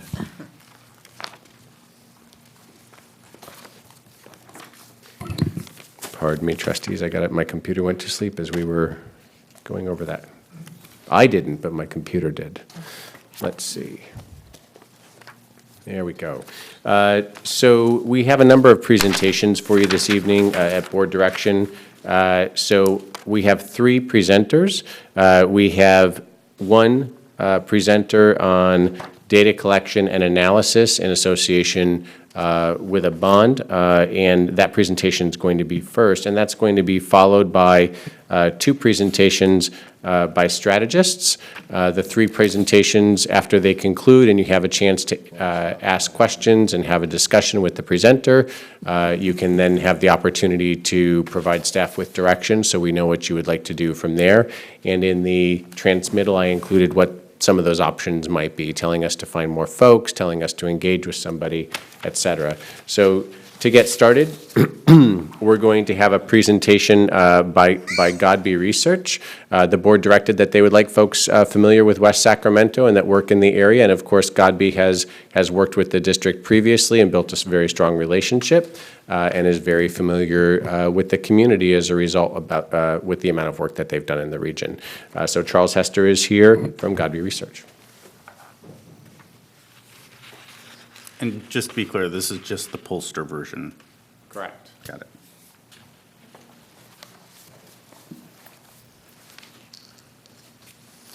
Good evening, members of the board, members of staff and administration, and the Washington Unified School District community. My name is Charles Hester. I'm Vice President of Godby Research. Just a little bit in background about our firm for those of you who may not be familiar with us since the last time that we worked for the district. Our firm was founded in 1990, and we've got 30 years of voter polling experience. We're a recognized leader in voter polling as well as public policy research, such as climate studies and parent and student surveys and things like that for California K through 12 school districts. We were the pollster for the district's successful bond measure in 2014. Our firm philosophy is integrating experience and innovation. We use tried and true research methods, although things have changed a bit since 2014. People have become much more protective of their cell phones and have jettisoned or have stopped answering their landlines. So now we use a hybrid internet and telephone survey, which has a couple of benefits. It's typically a larger sample size, typically more representative of the communities in which we survey. And at least for the internet portion of the survey, you don't have to be right there when somebody contacts you via phone. You can take the survey at your leisure and get back to it, discuss it with your family and your maybe even your friends and things like that before you submit a survey. However, we do have mechanisms in place where a given voter can only take the survey once. There's a unique URL for each voter for the internet version of the survey, and then those voters are removed from the sampling frame for the telephone version of the survey so that we're not double dipping and people can't forward their surveys to their friends and like-minded individuals partisanship-wise, and you can't jump from your cell phone to your tablet, to your kid's tablet, to your desktop, to your laptop and take the survey more than once. President. Oh, I've tried. Huh? Excuse me? No, I've tried. Yeah. President Brian Godby would be project manager for this project. This is consistent with the 2014 survey that we did for the district that we told you would get 67% and you got 67.4%, so we were very accurate in our results. And finally, we've done 130 school district bond and partial tax measures since the Great Recession of 2008. Although we've been in business for 30 years, it's more than 200 overall, but that's a good barometer given how things changed and pivoted during the Great Recession.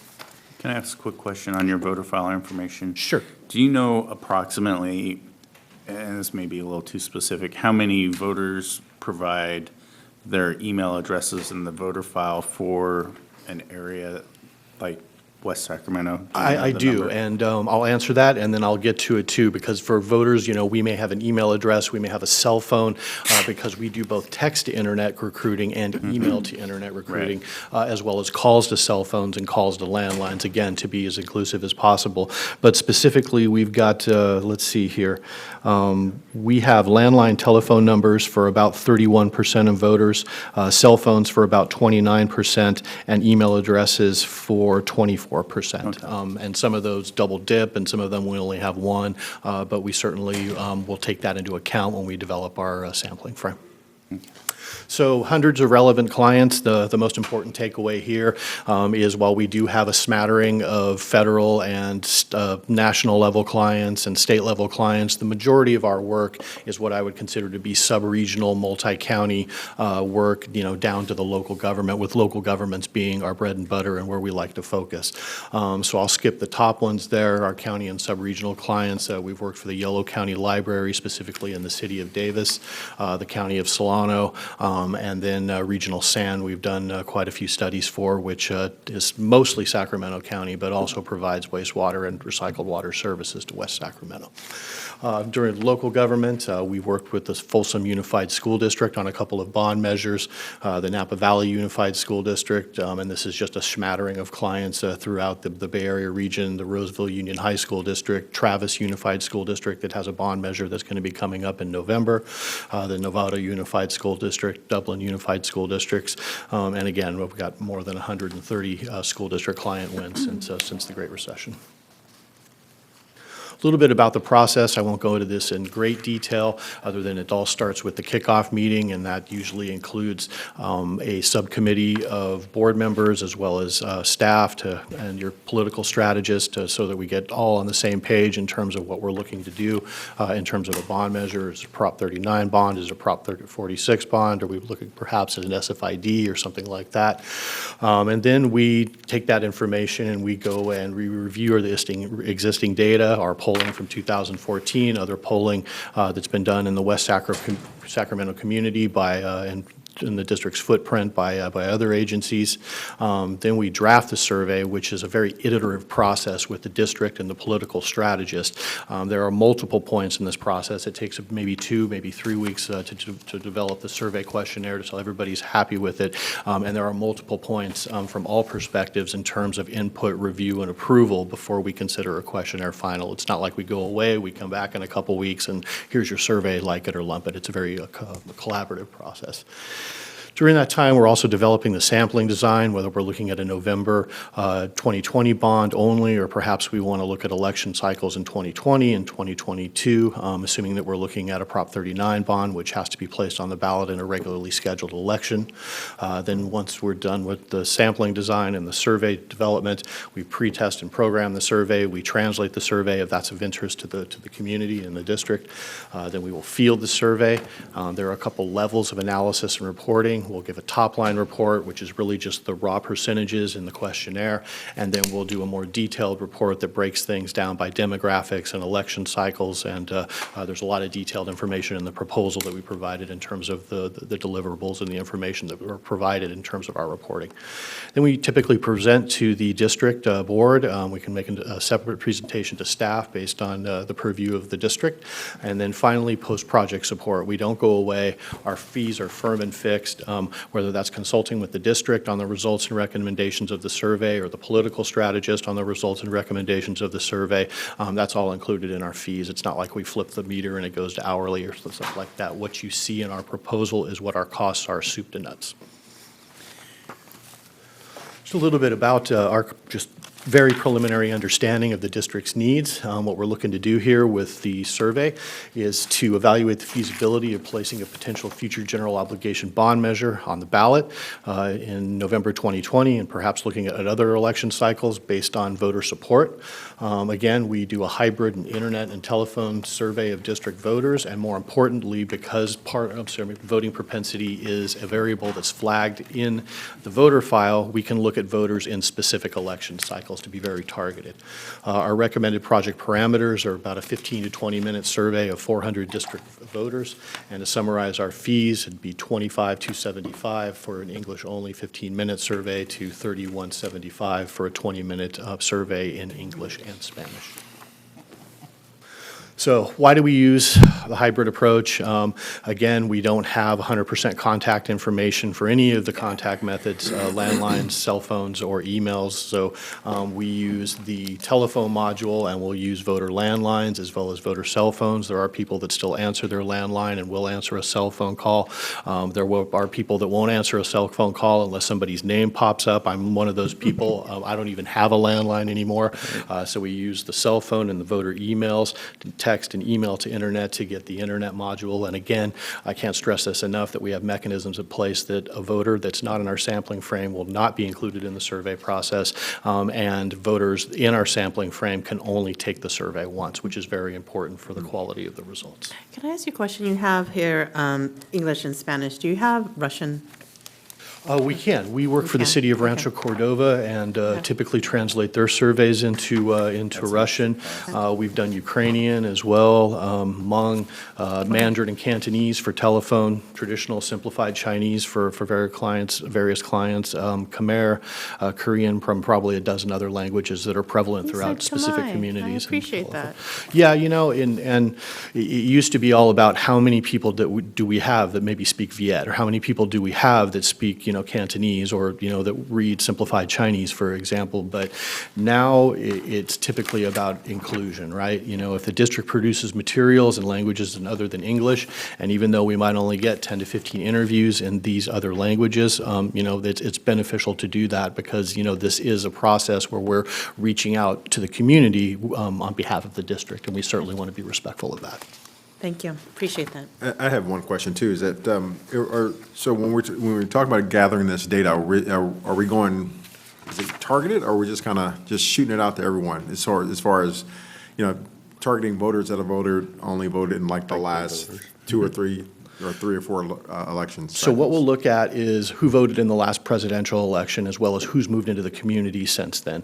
And then we will look at the demographics that we have in the voter file, such as age and gender and ethnic surname, partisanship, geography, and we will stratify a sample based on that. So if you're a female, Asian American, age 35 to 45, Republican, lives in a certain part of the district, and you make up 10% of the voting electorate for November 2020, we will get 10% of interviews with that group. And for all the other sort of breakdowns of the strata that we have, within that, we randomize folks so that, so the first person isn't always first, last person is always second, and we make several attempts to get the first person in that strata before we move on to a like-minded, or not like-minded, but some person with a similar demographic profile. Okay. And at the end of the day, the goal is to be representative of the demographics in the community for whatever election cycle that we're looking at. Otherwise, all you're going to be reflective of is the 400 people that take the survey, and there's going to be way more than 400 people that turn out in November 2020 in this district. Okay, great. Trustee Alcala? Thank you. Actually, this is for you, Chris. For public information, could you please explain how we arrive at the service providers that we have? All 3? Just so that the public is aware.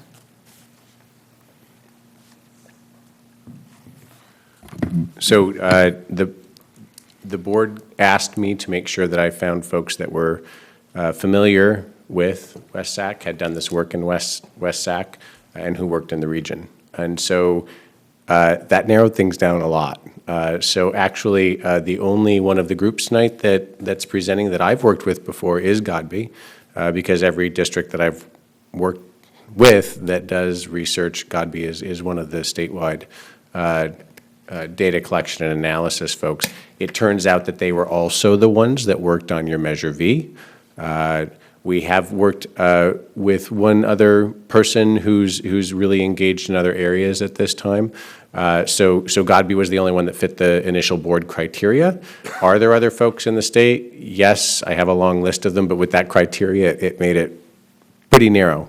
Same thing for the 2 strategists. So you will hear as they speak tonight and present to you that they fit that criteria. One that actually lives and works in Sacramento, the other one that does a lot of work in Sacramento doing this work, as well as West Sac.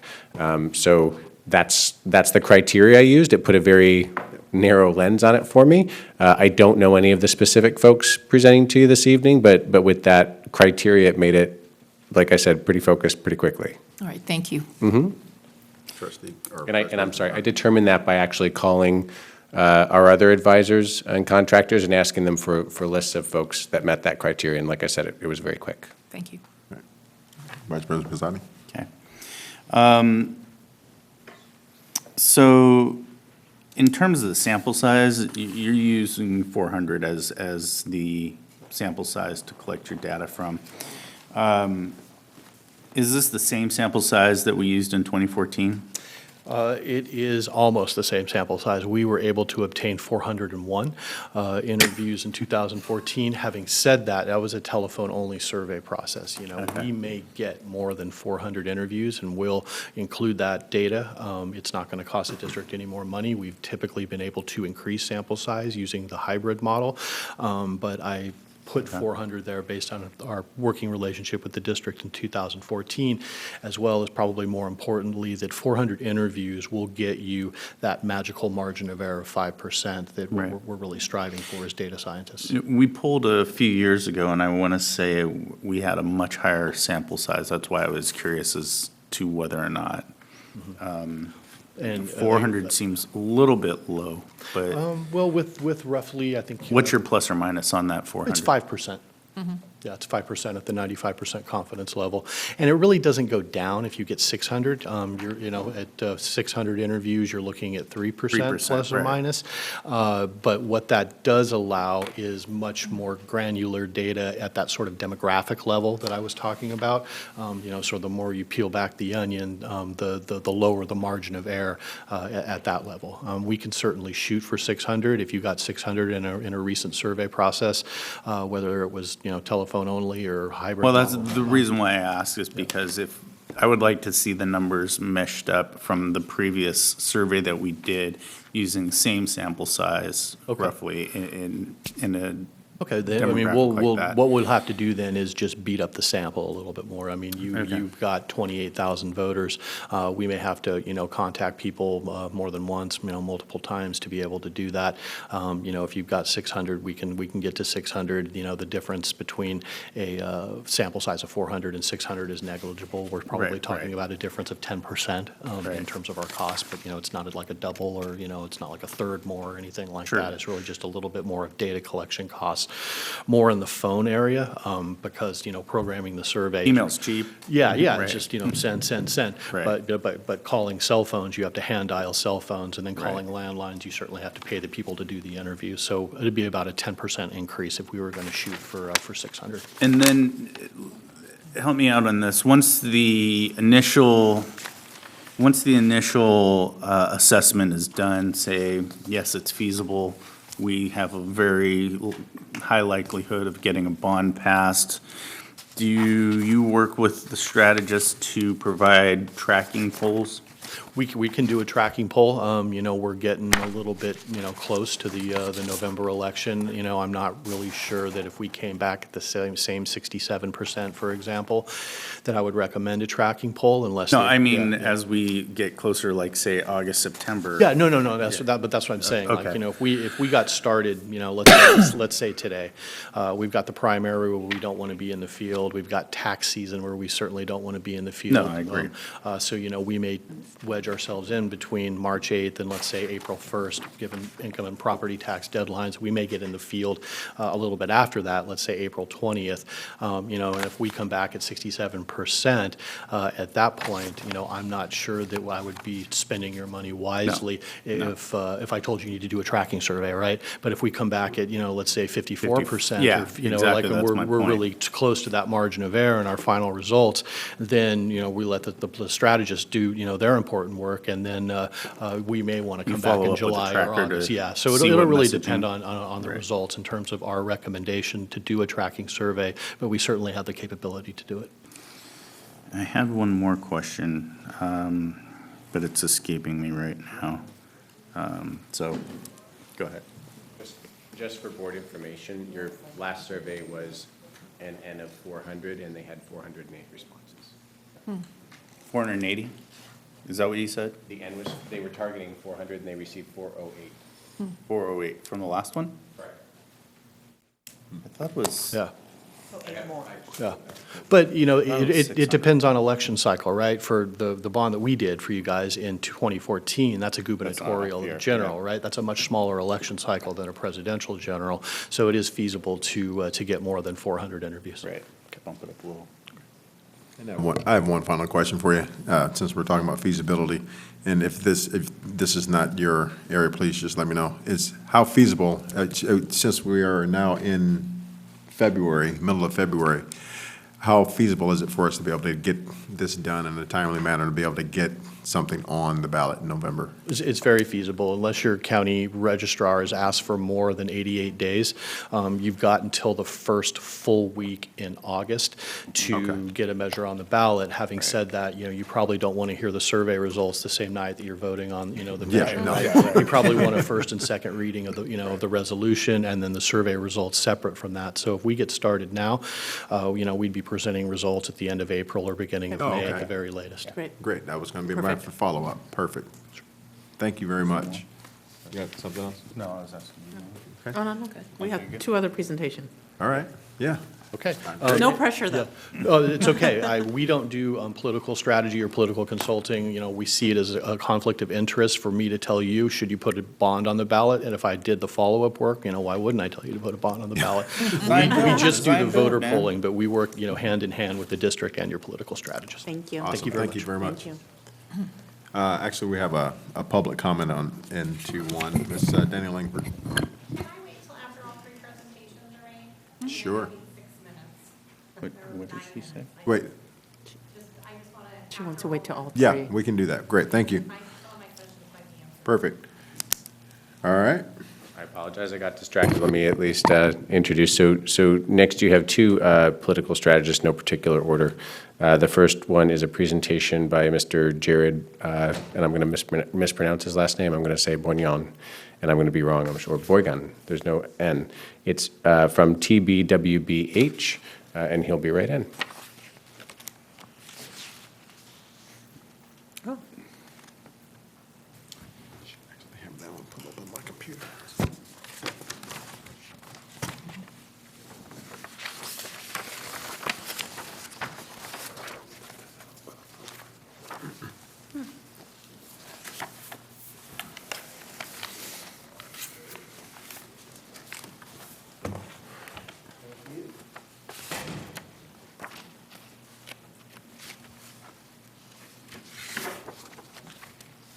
Hello. Let's get this short enough down here for me. Members of the board, Superintendent, Jared Boygan with TBWB Strategies. Thank you very much for your time tonight. I appreciate you having me. Our firm, TBWB Strategies, specializes in bonds and partial taxes for school districts like this one, and I just want to say it's an honor to be here tonight. We've worked on a number of projects around the state, which I will talk a little bit about in this area, but everywhere in the state. And, you know, one thing that personally, you know, affects me about the work is the opportunity to have an impact on students and teachers.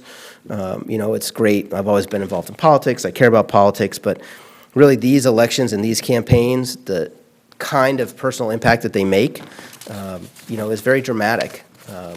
And I'll just tell you a quick anecdote before we start about my own child's public school. I live in San Francisco, and we go to public school there. And it's a school choice type system, so you can tour a lot of different facilities, try and figure out where your child wants to go. You put them on a list, and you lottery in, and you get what you get, and that's what you get. So the school up the block from us is an old WPA building. It's from the 1920s or 30s. It would be a block from the house. It'd be very close, and you know, has a good reputation, et cetera. So we toured that one, and it has a nice Mandarin immersion program. It's very popular. And then about a mile away is a school that was about 100 years old, and they tore it down. They rebuilt it about a half dozen years before my older daughter was going into kindergarten. And in touring that facility, and we're talking now about a new building that had daylighting, small kindergarten classrooms with actually bathrooms in the classroom and a dedicated play yard just for the kindergartners. A beautiful, big, multi-purpose room that they use for lunch, and they use for assemblies, they use for talent shows, we use for this, continuation ceremony my daughter had 6 years later. The classrooms all have cabinets for the teachers' workspace. It's a dramatic difference. And all of these schools that I visited had comparably passionate, committed teachers. There's good leadership, different levels of principal, but the impact of the facility that I could see from a personal perspective, was really dramatic. And I think just the physical space that my daughters have had the privilege to be in has made a massive difference. And I've gotten to know the teachers, of course, and principals over the years. And really, that work environment is big. And so having the opportunity to come to a district like this one, and I've got a good friend, a longtime friend who actually grew up in Broderick, so I have some stories about the area. This would be a really meaningful opportunity for us, and appreciate the chance to have your consideration tonight about it. So we, as a firm, have about 20 years experience. We've passed well over 400 tax measures, mostly in the state of California. We have dedicated senior level staff, people who will support me in working with you. I will be the person that you work with, but I'll have people who support me as well. Any election consultant you talk to ought to be busy in November of 2020. It's a presidential election year. If you're talking to a political consultant who's not busy in November 2020, you might ask yourself why that is. But we think it's really important that our clients have the kind of service and support that they need. So we, unlike most firms, we really invest in training and keeping staff, even in the odd year when we're not busy, because we think that our clients deserve to have that kind of support and service during the on year when we are busy. We specialize in school bonds and parcel taxes. We do not do candidate work. So, I won't be one of those consultants who, when the assembly member or the mayor calls, excuse me, board member, I've got to take this call from some other elected official. I only work with school districts, other public agencies working on these kind of tax measures. So you are a priority, and we win about 19 out of 20 times. The reason we created this firm, we launched about 15 years ago, and I've been personally working in the space over 20 years, actually, is because bonds and taxes are different than other kinds of political campaigns. All of you are here, you've won elections, you've been around elections, maybe you've lost elections. Candidate races are a particular breed, and they're challenging and hard, and sometimes fun and often rewarding. And bond campaigns, parcel tax campaigns are similar, but there's some key differences. And the big difference is, in candidate races, you have to distinguish yourself. You have to stand out from your opponents. You have to give people a reason to know you and understand why you yourself are the person for the job. But when the issue is taxes, you really have to bring people together around a common value. It's not about standing out. It's about uniting. You have a certain percentage of voters who will never vote for a tax measure, right? Out of 100% of voters, you might have 20 or 25% who are just going to say no because it's a tax. That means you have to count to 55 out of an available 75 votes, 75% of votes. It's a very challenging political exercise. It really requires consensus. And so what we've developed, a proven approach over the last 15 years, and that's why we win 95% of our elections over 400 or so experiences, is that you have to do the work before the campaign actually starts.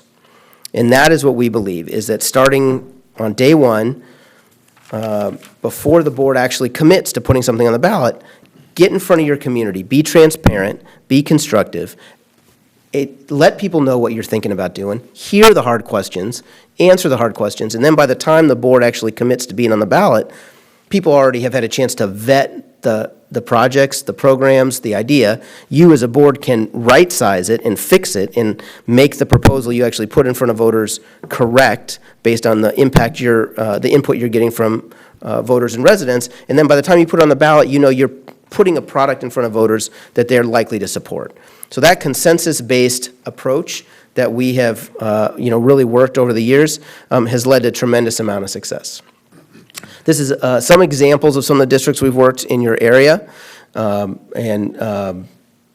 I said, we've worked in lots of places around the state, but certainly we're familiar with this area and with your electorate. And then this is, just as I'm talking about the process, this is really what the process might look like for November of 2020. So you start today, and the first step is a feasibility study. I know you just heard from Godby Research. That would be a firm that would could perform this kind of feasibility study, scientific poll registered voters. Part of your feasibility study isn't just the data, it's also, what's the surround in the community? Is my community ready to entertain this conversation? I heard a lot of passionate talk tonight. I've been here since the beginning of the meeting and hearing people talk about the need for facilities, the need for safety. Somebody mentioned even a performing arts center. There's equity issues up and down across this district, some of the oldest sites that really need some attention. There's a clear need. There's a demonstrated need. Is there an appetite in the area? I think there probably is. There's, some new property tax payers within the district. It'd be great to get some of that into the base to build facilities and improve facilities for your students. But part of that feasibility assessment is, let's just make sure the time is right and the idea is right. Then we'd go through the process that I just described about building consensus. Okay, you have your needs, you have some plans, you have some projects, but let's be transparent about it.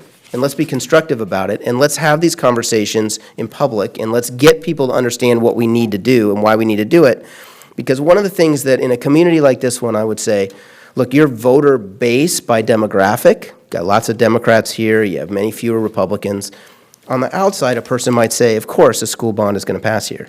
But in communities like this one, and we have seen this over and over again, in fact, with Superintendent Luna, we were able to help her former district pass a parcel tax measure after failing 3 times in other ways. And that's a similar community. This one, it's a smaller community.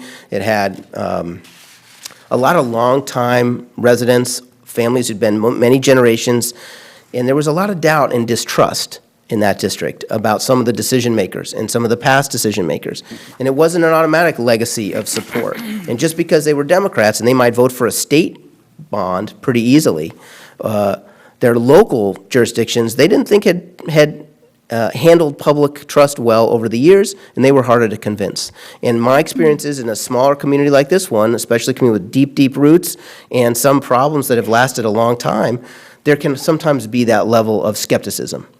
And that you have to be ready to deal with that skepticism. And in this day and age, with the world of Nextdoor and the world of Facebook and all that social media, boy, that stuff can spiral out of control in a hurry. So in our experience, spending really thoughtful, hands-on time, it's transparent, but it's also strategic and constructive transparency, right? We don't want to just put ourselves out there and get eggs thrown at us. We're going to be thoughtful about how we put a story together and tell a story, who we tell it to, what's the order of conversations, and how we handle the input and feedback that we get. That's a really important stage. So let's say you do your feasibility study with a pollster like Godby. Let's say it takes you a month or 5 weeks. Then you have several months left to have this consensus-building conversation in the community where you haven't committed to a bond, but you're floating the idea of a bond, and you have a chance to deal with skeptics and mistrust before you're in the middle of a campaign. Because if you wait until you're in the middle of the campaign, people vote by mail now. It's not even 90 days. You have 60 days before those ballots come out. You will not make it. If you get out of the gate with a project or a program that is not vetted well, and you're trying to bring a proposal to voters that hasn't been vetted, you can't be successful. And we don't always win, and that's one of the lessons that we've learned over the years. The final step is building a strong measure. So you go out and you have these conversations, and we'll guide you through them, and we'll give you messaging toolkit, and we'll help you answer these tough questions that you encounter. And then we take that feedback and we put it in, working with your financial advisor, your bond counsel, obviously your staff, your talented, committed staff, looking at those poll results you got in the feasibility study, but also listening to your community. What did the community say? What are the real priorities? Sometimes those match the poll results. Sometimes it's a little bit different, and you have to incorporate all that into the final proposal. And that way, by the time you get to a board vote, which you have to do, in this case, if you want to be on the November 2020 ballot, you got to do it prior to August 7th. So by the time you get there, we want to bring you a package to vote on, a ballot resolution that includes a 75-word ballot question, a list of projects, and a tax rate statement that we can feel very confident, and you can feel very confident, more importantly, has all been vetted with your community.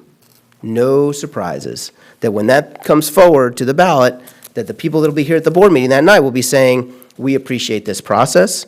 You guys have been thoughtful about it. I feel like my voice was heard. I appreciate what's reflected in here. I'm excited to see this thing on the ballot, and I'm going to work to pass it.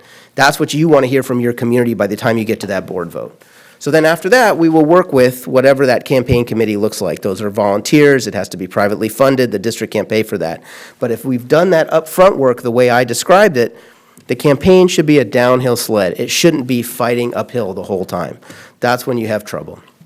And that's what we bring to our projects. That's our approach. And that's why we've had the success that we've had. That's why we've grown to be the biggest in the state to do what we do, is because we pay attention to that kind of detail. We walk our clients through that process. We're very patient about it. And as I said, we have, you'll work with me, but you'll work with staff members of mine as well, because it takes time to help communities work through this kind of a process.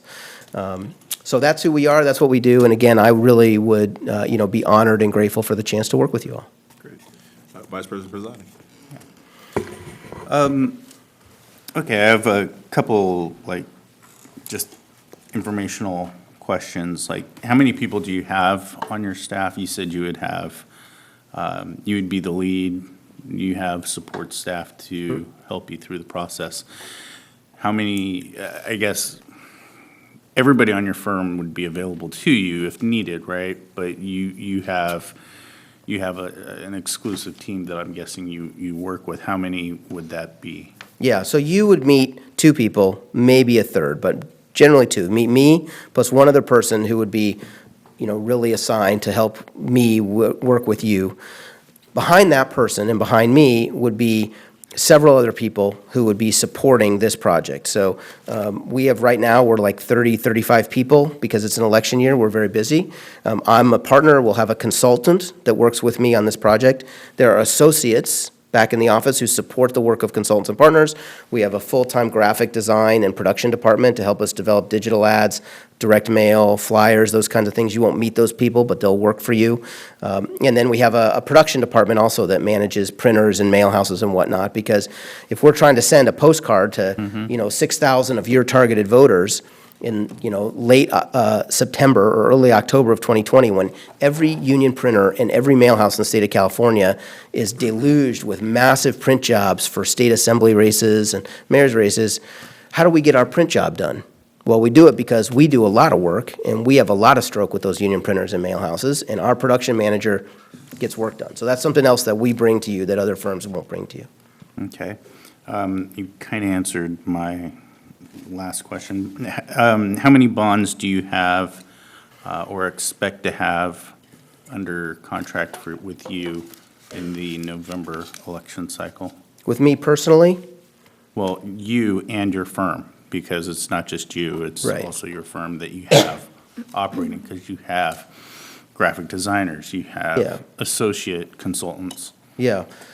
It's not clear yet. I think looking back to 2016, which is the last presidential year, I think we had, I want to say 46 school tax campaigns in that cycle.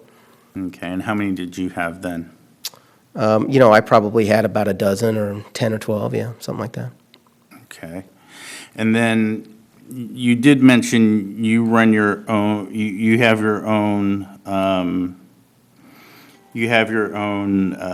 graphic designers and ability to create mail as well as digital advertising. What is, I guess, what is your cost per piece of mail in terms of what you do? Yeah, I mean, I would have to put together exact costs based on exact universe sizes. But yeah, it does, included in our cost is the cost of running that department and the production team that handles the mail. So certainly it's possible for folks who want to do it themselves to do it a little bit cheaper. But one of the things that I'm not Yeah. suggesting that. I'm saying what you're going to do is you're going to design the mailer. Right. I'm sure you're going to work with somebody in our district for approval. Correct. And then get it out to the print shop and then the mail house, right? We manage all of it. Right. You manage it. Do you send it out to a broker or do you? I mean, it depends on who's got the capacity and who's Right. able to do Okay. it at the moment. But you're making exactly the right point, board member, which is we'll handle the busy work. Right. Because the thing that we can't do, I can't have conversations in your community with community leaders. Only you can do that, and your district officials can do that. And so our job is to set you up so that your time on this project is spent doing the things that you can do and only you can do, and you can do them best, and you're supported in every other task or thing that leads to it, and that we're helping you prioritize that work so that you're spending your time where it can have the most beneficial impact for your outcome. Well, I guess in terms of, trying to ensure that public funds are spent appropriately, I too am a political consultant, and I run my own independent expenditure campaigns. I have an idea of what my costs are per piece of mail. That's why I'm asking is, what is the cost on average for a bond measure per piece of mail when you're sending out to a universe of, say, I'm guessing around 16,000 high-propensity voters in this district? Yeah, I mean, I don't have it at my fingertips, but I'm certainly can provide it to you. Mm-hmm.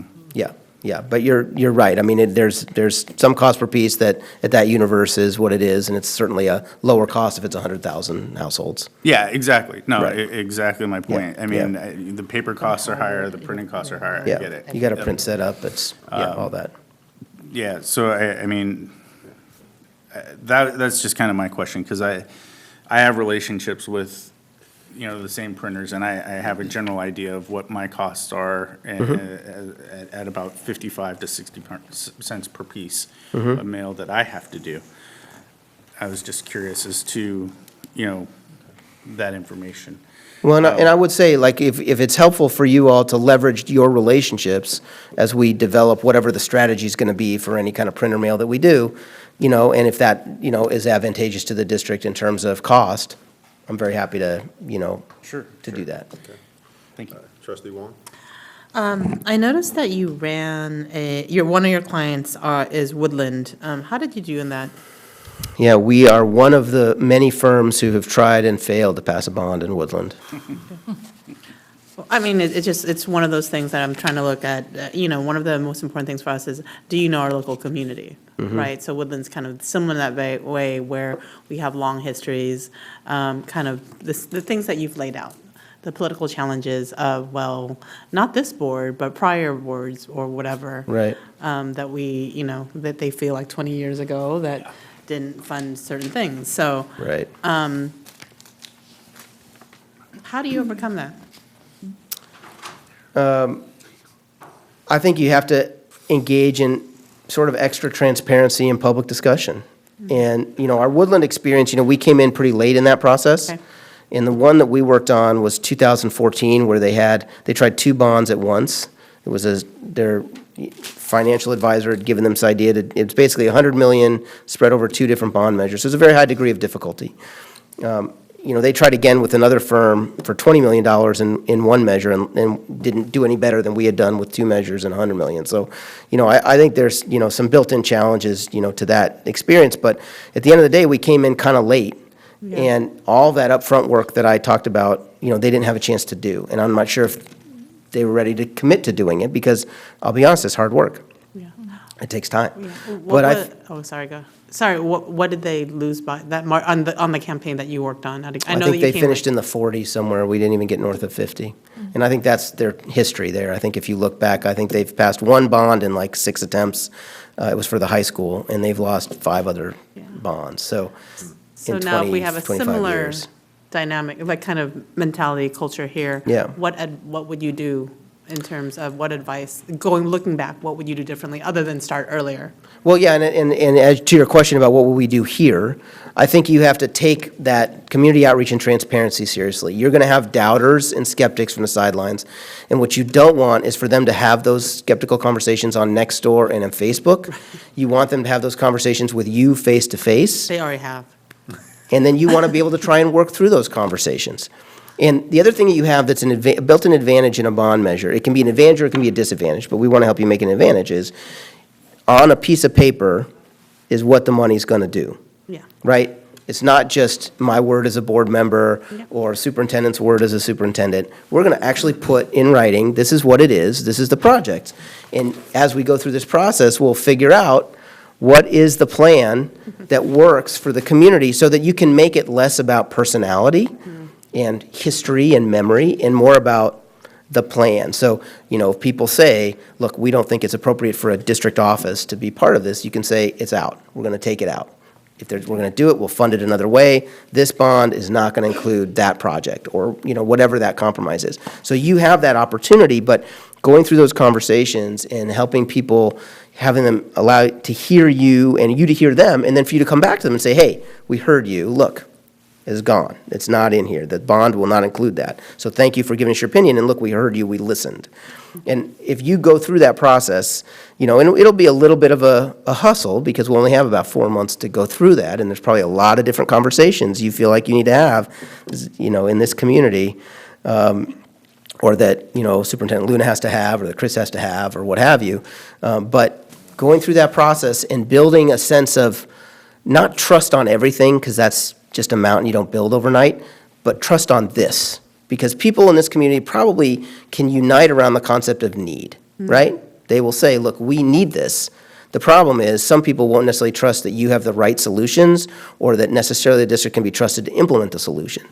And so it's a question of us going and having those conversations in a way that builds that faith in this narrow proposal and the implementation of the proposal, rather than trying to solve every problem that's existed for 25 years. We can't do that. Helpful, thank you. Trustee Alcala. Thank you. I have 3 questions. How many mailers do you plan on sending out For the district or for the campaign? for the campaign? I don't know until we know what the poll says or what the budget is, but I can say that as a minimum, the way I'd like to think about it is, many people vote by mail nowadays. Election day is not November. Election day starts the first Monday of October, when the absentee ballots go out. You can actually postmark your ballot in California election day. You don't have to return it by that Tuesday. So it's actually, and they can return it. So it's actually like a 32-day window of voting is what you have in California right now. And so I can tell you that any campaign who's doing less than 3 mailers feels really, That's weak sauce. yeah, that's weak sauce. So you're going to want, at a minimum, that many. And, we've done as many as, 14 for certain campaigns, right? Depending on what kind of targeting you have and whatever. But it depends on budget, and it depends on how heavy a lift the poll is. I could say in a community like this, if we do our upfront work correctly, like the way I described, and we have one of those mailers that can go out, ideally early, that has that long list of names on the back, that everybody in the community supports this thing already, we could probably get away with 3 to 5 pieces of mail, because we'll have eliminated opposition. But if you're dealing with a lot of local opposition, then 3 pieces is not going to feel good to you. Yeah. Okay, second question, GeoTV, I mean, that's a hard thing. How are you going to approach get out the vote? GeoTV. Yeah, so in a presidential election, again, I'm not telling the board member anything he doesn't know already, but in a presidential election, people are going to vote anyway. The trick is that they drop off as they go down the ballot. So your get out the vote effort isn't so much about getting people to the polls, it's about get to the end of the ballot. That's right. With some exceptions, which is if you do find that you have in many communities, a non-English speaking voter population, some turnout, those folks do tend to be pretty supportive of these kinds of efforts, but they often are the kinds of people who miss even presidential elections. So in that sense, sometimes there's good to do some, and, we do believe quite a bit in, communicating in multiple languages when Okay, appropriate. that's good. And now, I'm just sort of curious on your phone banks. You're going to use, obviously, paid phone bankers. How many? And then will you be using some of the unions that would support something like this? Do you Yeah. work with them? We use only union, printing, mail house, that kind of thing. That's important to us. In terms of phone banks, phoning is very different now than it was. Like, it's been almost 15, 16 years maybe since your last bond passed, and phoning is very, very different now. It's very hard to get people on the phone. People, they don't like it. So we do a lot of other things for volunteers besides getting them on the phone. We do a lot of texting. We like some hand-addressed postcards, because older voters kind of respect that if you've got somebody taking the time to do that. That's very popular with my volunteers these days. We still do encourage people to get out and do some precinct walking. That's popular. A lot of volunteers won't ring the doorbell, but they might drop a piece of literature. Yep, they like that. And social media, we like to get our volunteers to be constructive on social media, and there's different tools we can use to help them. So it's not just negativity that you're avoiding, you actually create some positivity. So in terms of phone banks, we do sometimes, if we're going to do some volunteer phoning, we will go through a paid phone sweep ahead of time to try and clear bad numbers out of the list and give our volunteers a good target of good phone numbers to call, so they don't sit there all night and dial bad numbers. There's always going to be bad numbers on a voter file, but we try to improve it. That's definitely something we'd consider as we got closer to the campaign and looked at what does our volunteer base look like and what does our polling say that we need to do. So you use PDI? We definitely use PDI. We're power users of PDI. Everyone does, yeah. Okay. Everybody gives Paul business. Right? Everybody gives Paul business. Everybody gives Paul business. Yes. We were just kind of chatting up here, is that this community is the high-touch, talking face-to-face, walking makes a huge difference. I don't want us to Best. be a male-only campaign, so that, just want to be clear that we've all had different Walking is experiences. key. And for us, there's no price on that face-to-face. I mean, I think in this, just seeing what I saw here tonight, right, just this boardroom, if we get them on board before you put this thing on the ballot, if they really see, okay, this board is on the right track, the superintendent's on the right track, this is a good plan, they will get out and do that work because they really feel passionately about the need. And so that would be our goal. And then I think you would have the kind of walkers you're talking about, who can't wait to get out and tell their neighbors, we got to pass this thing, this is our time. PTAs, So what, big time. when we, as we're looking at this, I see your per month cost, and then talk about the cost of, for the mailers, the 11 by 17 about. So say we were to go ahead and move forward, so when will we start, ideally, would be the ideal situation of when would we start this process with you to get an idea? Are we talking 5 months out, 6 months out? You've only got 5 months basically left, 5.5 months before you probably got a July board meeting that you'd want to put this thing on the ballot. So we'd want to probably start as soon as possible. I know that the group you talked to beforehand is the pollster. Generally speaking, we do like to be involved when the poll starts because we're the ones who are going to help you work with the data at the end. So sometimes districts will do the poll and say, here's what our poll says. But it's better if we can help them write the poll because we're the ones who are going to help you work with it. So we like to be Get involved involved from at day that point. one. Okay. Yeah, and we can push them sometimes to do things. The pollsters do a lot of these polls. Sometimes we have different ways of looking at the community because we're the ones who are going to have to help you get out and do communication. So if I'm doing the math, then we're probably looking at anywhere from around $60,000 to $90,000 on the cheap side. For everything? For everything. Print everything? Print. It depends on how many pieces of mail we do on the It public depends on side. the I mean, mailing. it could be done, Mailing yeah. is I would give a expensive. little bit higher budget than that, but. Yeah, I'm just trying to get an idea, because, I mean, we are talking about having to spend money, and as someone constantly is very adept at reminding us, is that, hey, if we're going to spend it, we need to make sure we got to take it from someplace else. So if we're talking about getting it from, Measure V is what I see on the agenda. This is all in Measure V. okay. Yeah. That's what's in the. I just want to make sure that if we're looking forward, just trying to get a ballpark idea of what the costs that we are potentially looking at. And this moving and I forward. think you also heard very clearly from Jared. How do you pronounce your last Jared? name? Oh, Boygan. Boygan. It's phonetic, yeah. Mr. Boygan, is that can I say this? There needs to be other ways to bring in additional money for certain things, too. Correct. Once we get to the campaign, after the board vote, the district can't spend public money on it anymore, so there'll have to be some fundraising. Now, Correct. if we get on the ballot, there's going to be firms and unions, I think, who will want to support this district being successful. And so there's a good chance to go raise money from those folks. And I feel very confident that we'll be able to raise money. Once we look like we're on track to win, we'll be able to help raise money for that campaign. Everybody likes a winner. Okay, Everybody likes a winner. fantastic. Mr. Boyan, thank you very much for your time, appreciate it. Thank you all for your time and attention and good questions. Really appreciate it. Thank you. Jared. We have one more, yeah. Okay, trustees, final presentation is by Anne Marie Knock, who is the president of AMN Key Solutions, who is here this evening, and I'll be bringing her in just a moment.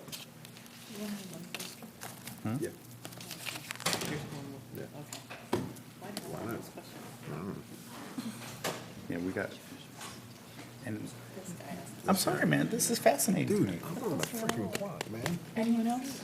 Keep drinking. I got a colon that's getting this. No chocolate. Show up here. I want to keep you here. I'd like you both to stand up and sit down. Oh, no, this is, We're harassing him. we're about to get very, we're losing it. Oh, it's okay. We tend to get skippy after 9:30 or so. Not in about 20 minutes. It's only 8:45, dude. Just watch. I will try to be quick. I was told that I was not supposed to kill you with PowerPoint, so I only have 3 slides.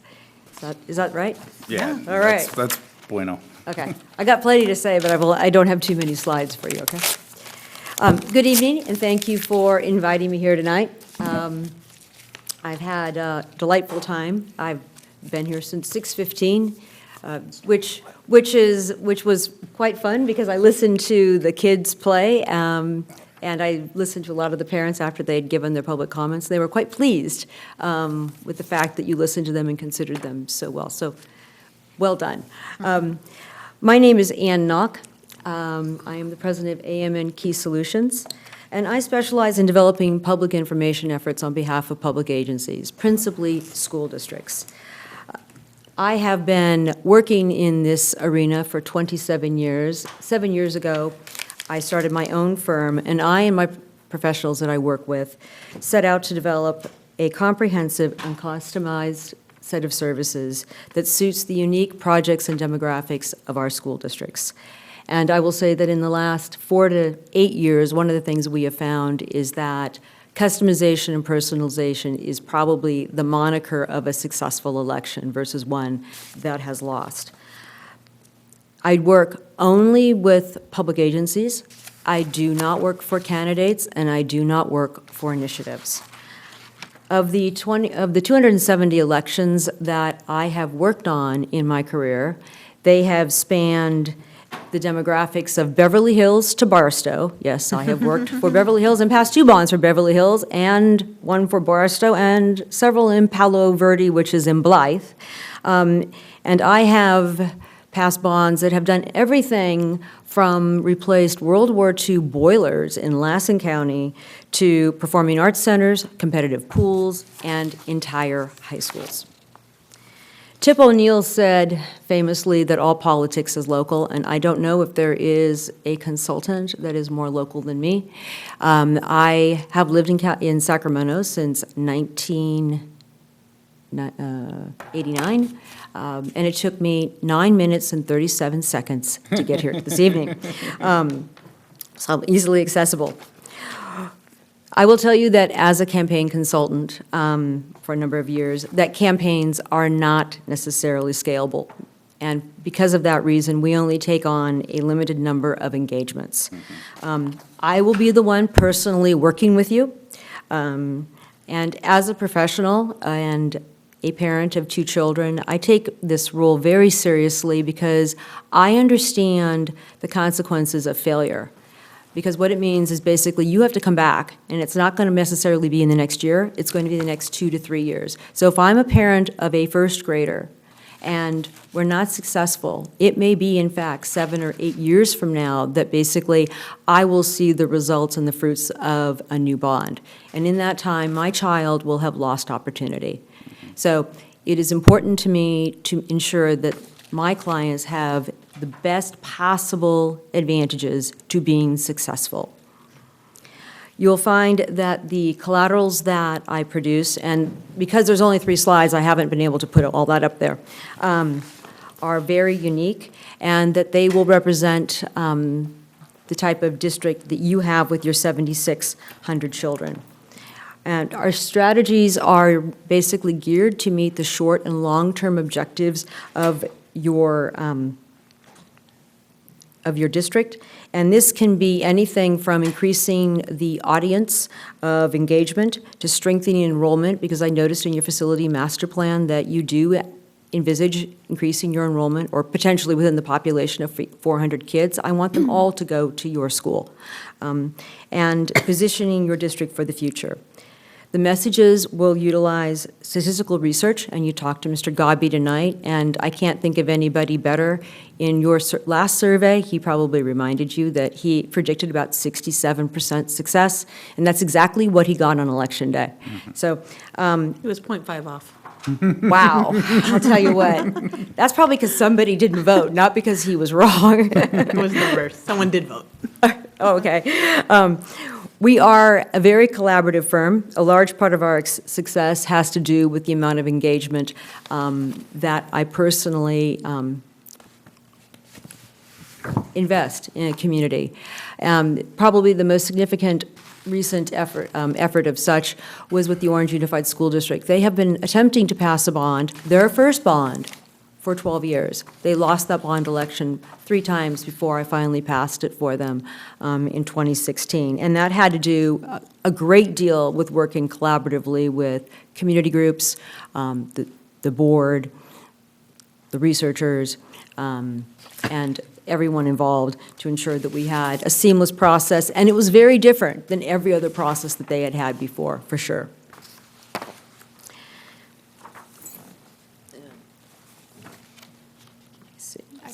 There we go. Okay. Have you talked a lot about the number of voters that you have tonight? Or Have all an that? idea. Okay. We have a don't. rough I'm not idea. gonna. I'm not going to go too much into all that because I can kill you with numbers. We've all somehow gotten elected. Huh? We've all somehow You've, gotten you, elected. you've all somehow gotten, you know way too, yeah, you've got it. Basically, the first thing that we do when we engage the community, and what we found to be successful now, is that it's a customized, continuous engagement. And, you know, you've got 28,000 voters, they're in 15,000 households, and I will tell you, if you haven't checked tonight, 374 of those voters have already returned their ballots. Yeah. And 155 of them are over 55 years old. You had about 9,000 people vote on Measure V, and I would expect that any election coming up, that you will have substantially more participating in the election. I would imagine in this process, because you have a public information officer, that if we were engaged, we would be working very closely with that individual and leveraging your existing channels of communication, including your Facebook, your Constant Contact, and all of your other avenues of communication, and possibly augmenting those with others as necessary. The message is, again, going to be based upon your survey research.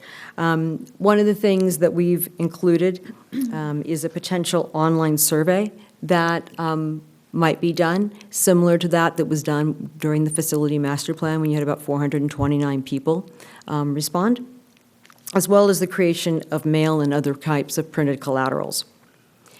One of the important pieces of a successful effort is that we recognize that motivation is based upon emotions and behavior. People and communities are interested in the why, not necessarily the what. And now, what does that mean? It means I'm going to do this, I'm doing this in order to prepare the students for a global economy. I'm interested in doing this because the money is staying local. It is harder to motivate people by threats of what could happen if you don't pass the bond, or even possibly based upon the project itself, because someone will always tell you you should have done it with some other money, or you shouldn't have let it get that bad. It is much more difficult to negate the emotional argument. And if you think about the Super Bowl, one of the most popular Super Bowl ads was the one regarding Loretta, the Google ad.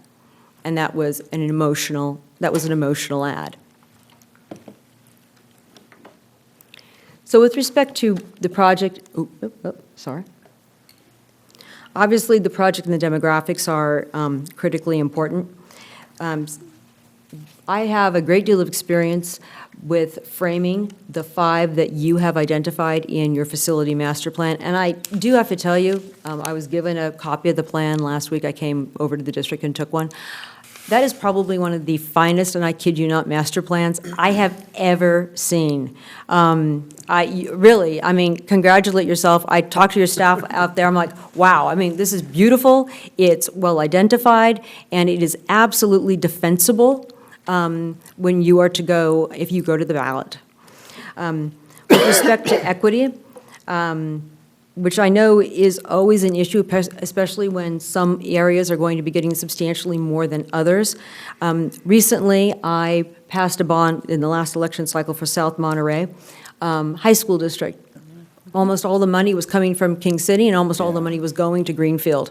Not only was that a transfer of wealth, it's also a transfer of wealth, basically of assessed value in tax dollars, from an area that is predominantly of one demographic group to one of another. With respect to VAPA, which is not only an area of great import for education and communities, but also for skill building for 21st century jobs. I just passed a bond several years ago in West Covina, the Unified School District. Not only did the Performing Arts Center not do well, and it was a large Performing Arts Center in the survey, it required us to increase the tax rate over what was advised. We were successful, and we got the Performing Arts Center because it was such a value to the community. Future-ready classrooms are essentially something that everyone can understand and get behind, particularly when there are things like replacing portables with permanent classrooms. A positive campus environment, while people think this is frivolous, actually it is probably one of the most important things to many communities because the exterior of your school speaks to the pride of the neighborhood.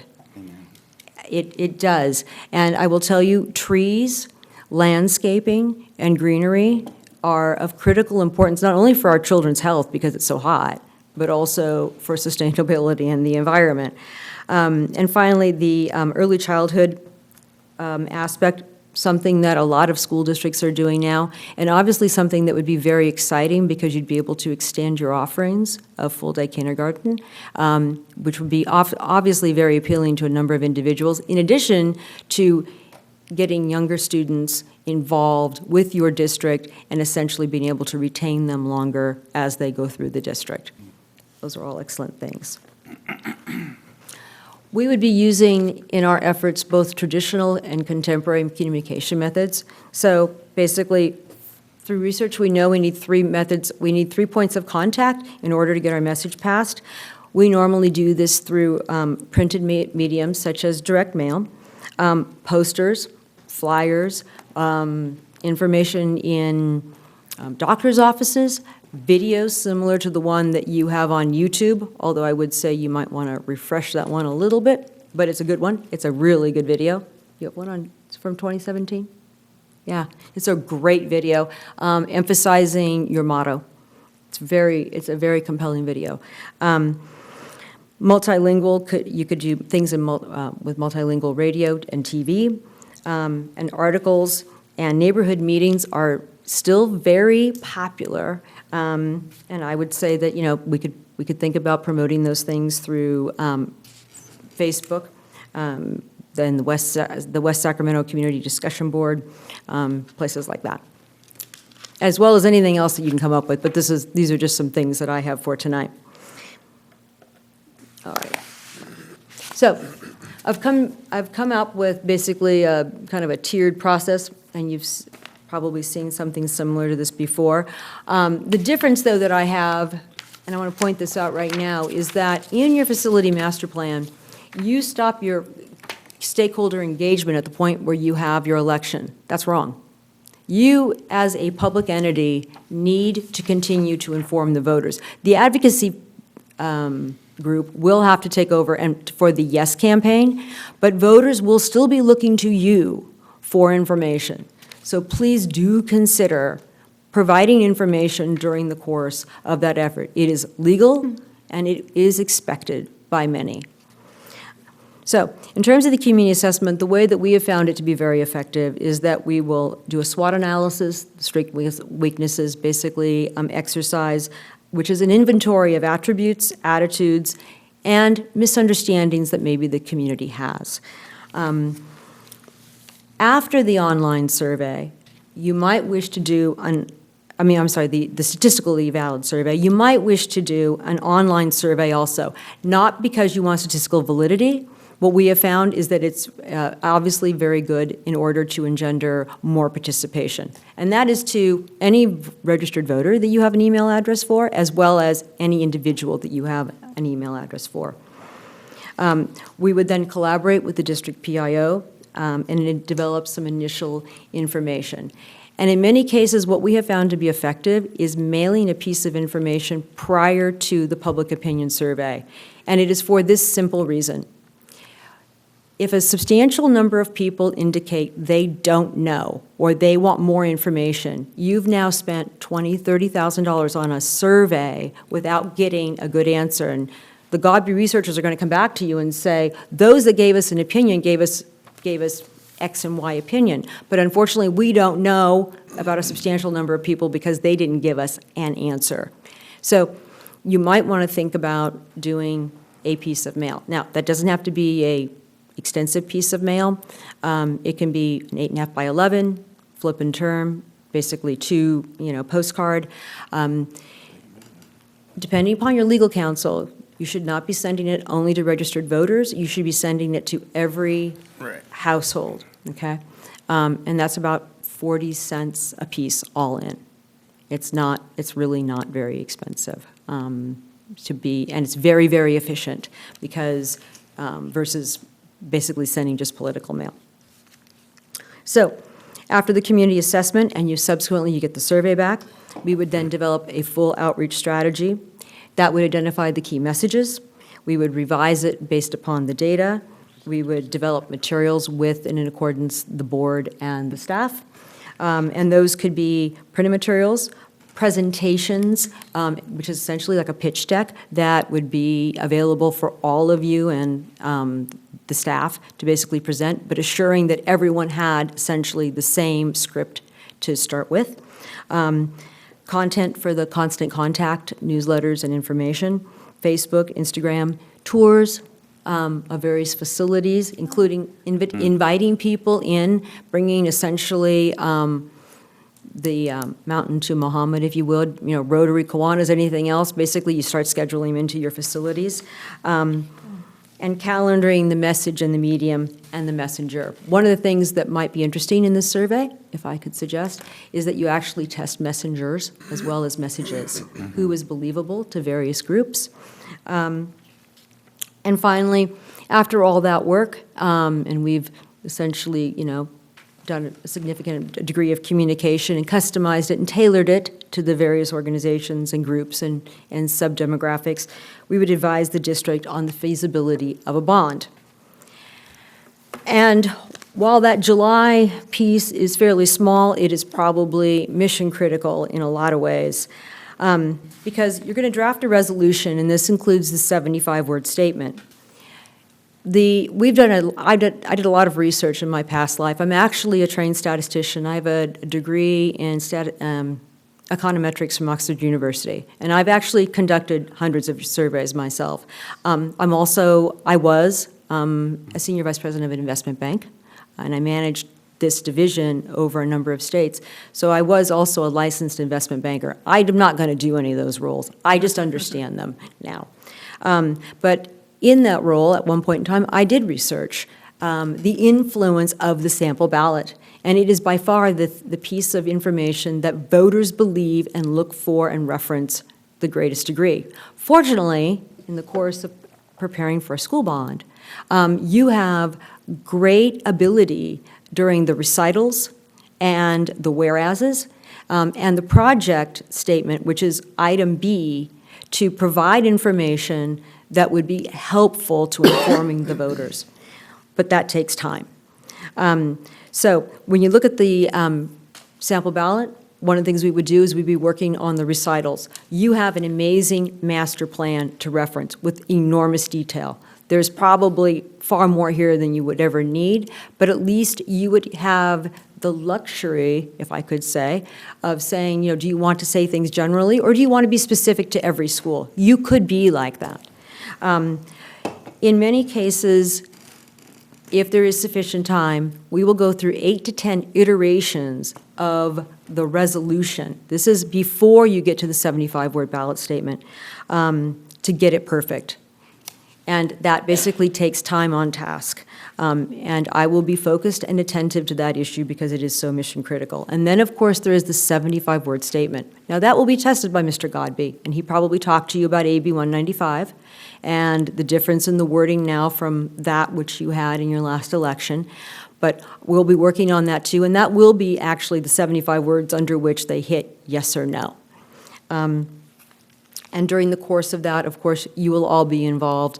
But that is something that takes a good deal of time, and if you don't have an individual who has the bandwidth, by virtue of just not having too much work at at a given point in time, that gets rushed, that can be generalized, and that will not necessarily be good for a district such as yours. That I have a sense there's a good deal of the community that would like a little bit more of a specific answer related to its facilities. And quite honestly, as evidenced by the community input that you had during this bond, the community input you had after your survey, but before you called your election, prior to Measure V, you had a community input kind of consortium.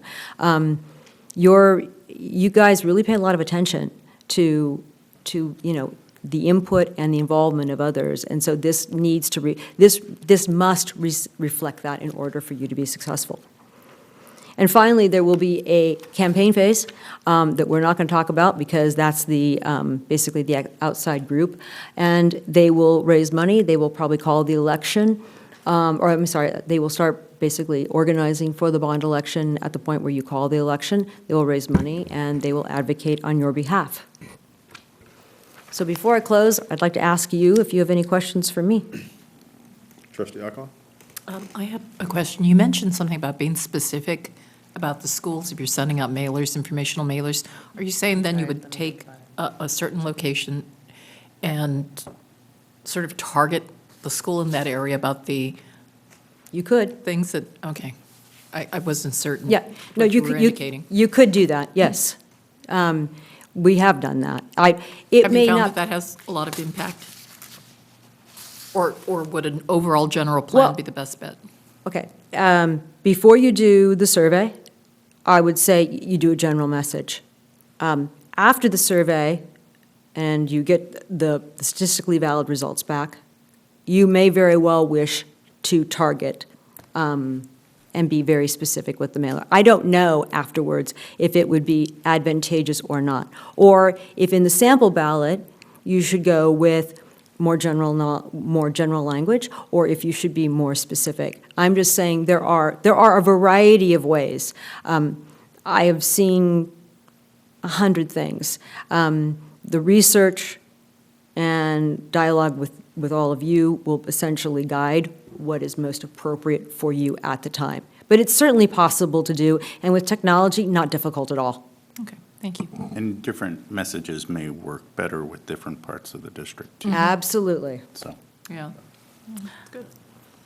Since you're super local, tell me what you know about West Sacramento and our constituents. So that was your pitch from the beginning, so I'm going to ask directly. Okay. Well, do you want to talk about development? You want to talk about, okay,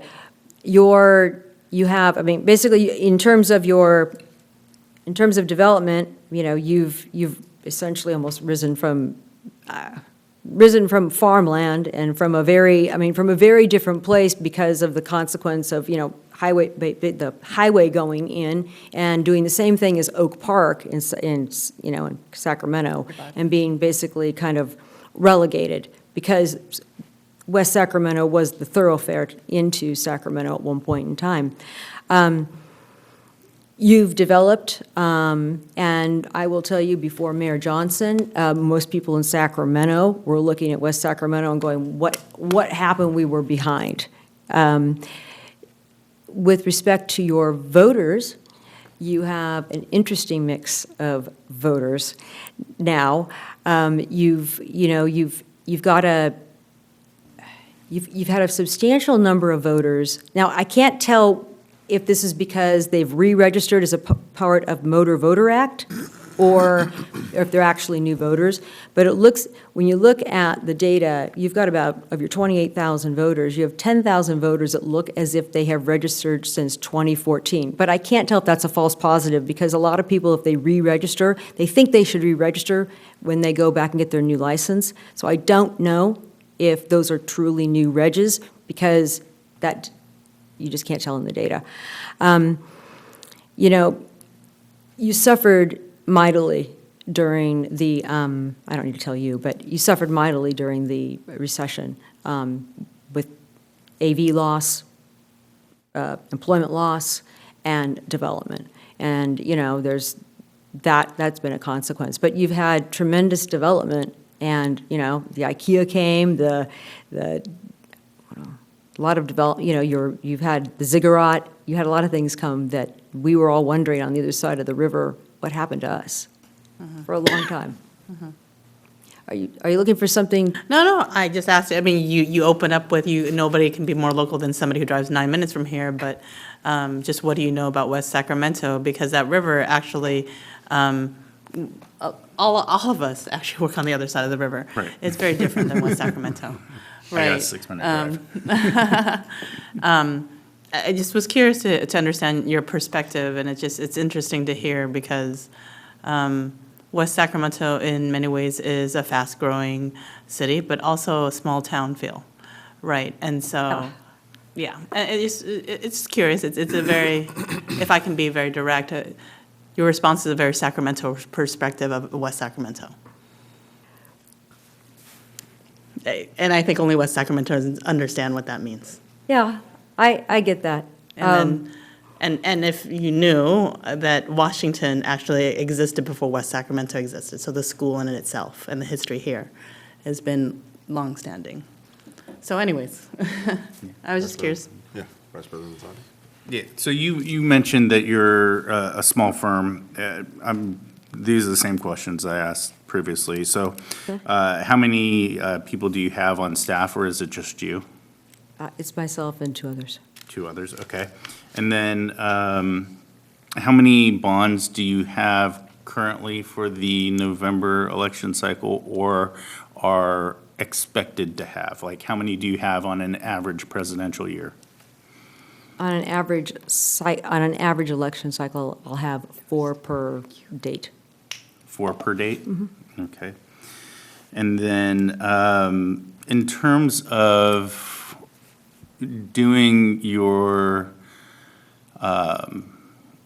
your communications and mail, do you have, do you contract out for design? Like, you produce the content, do you contract out for design and then print and mail house? Or do you have someone in-house that does your design, and then or do you go to a broker? Okay. I have a designer, and then basically we'll bid it out to be printed. For a print shop? Yeah. And then mail house? Okay. Yeah. And then you mentioned on your per-piece cost for an 8.5 by 11 double-sided, it's about 40 cents. It's just, that's what some of it's run, yeah. Okay. I mean, depends upon- That's better than what I get on my jobs. He's trying to ask who you're I'm a connected political consultant who too. you're so- who do you go through is what he's trying Yeah. to. No, We're I'm not saying- taking your business on the dais here. Hey, I'm not doing my business. I'm just Okay, trying to that's- use mine as a judge, a No, barometer. that's a 8.5 by 11, double-coated, EDDM, Right. sorted, bundled. What? Also, I build in 15% markup for myself. I'm just saying. Did you just say that? I gotta, hey, that's my job, man. Yeah, That's my he's got to job. make money too. I gotta make money too. Okay, we're going. So after the campaign is called, or the election is called, do you offer help with fundraising? Because I'm sure you will have contacts of interested parties. Like, I know that's gonna be a hard part for all of us to raise money once the, campaign phase rolls around. It's becoming more challenging for school districts because underwriters can no longer give money, financial advisors can no longer give money, Right. and lawyers can no longer give money. And that's about $30,000 per election cycle. or it was, that represented a fairly large sum of money in a lot of elections.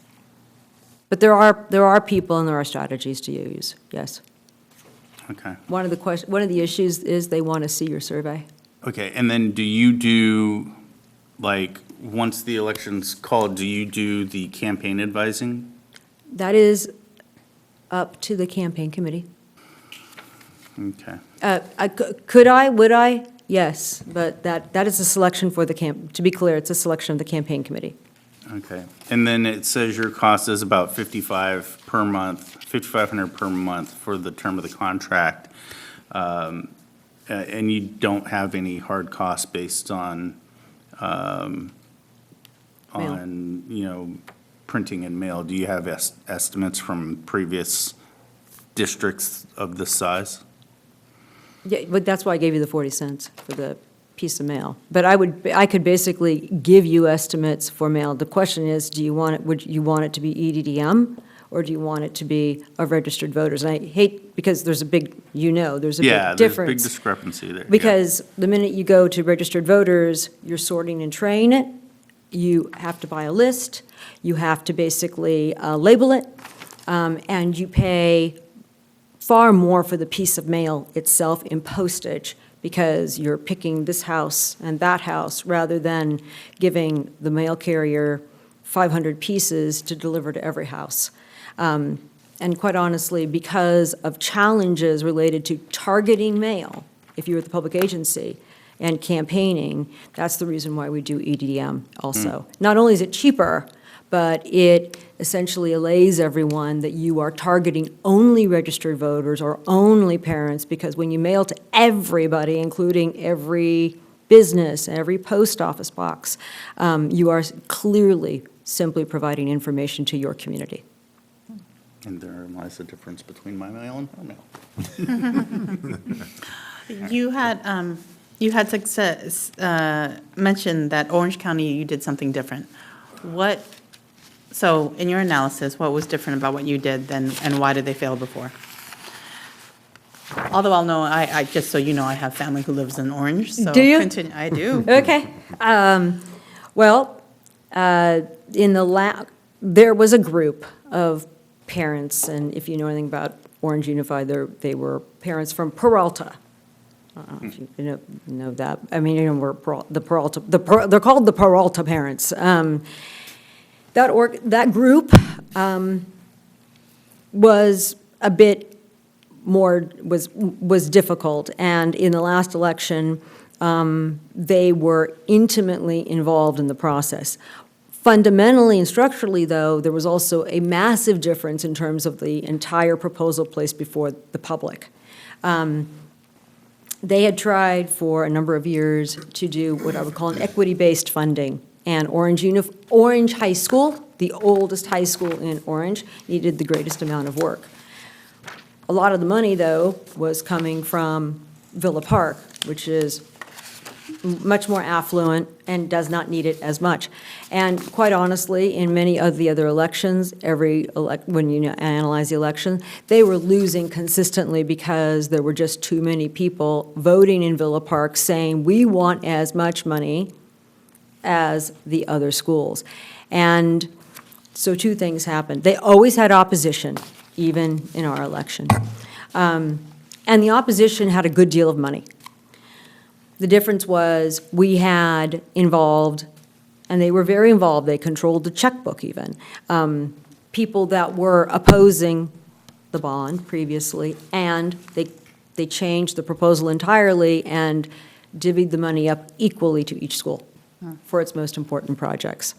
That was not their first best, and it only went to the high schools. There were no elementary, middle schools in the process, and the argument was at least everyone by the time they get to high school will receive a benefit, because everyone will go through one of the 4 high schools. But they needed a win, and their schools were only getting worse. Yeah. So it wasn't an equity lens, it was more equality lens. Oh, just, yeah. Yeah. Yeah. But after 12 years, 3 attempts, they needed to turn the page. Makes sense. All right. Okay. Great, fantastic. Thank you. Appreciate your presentation. Thank Thank you you. for your time. Okay, we have a couple public comments that we'll go ahead and get to. Ms. Danny Langford.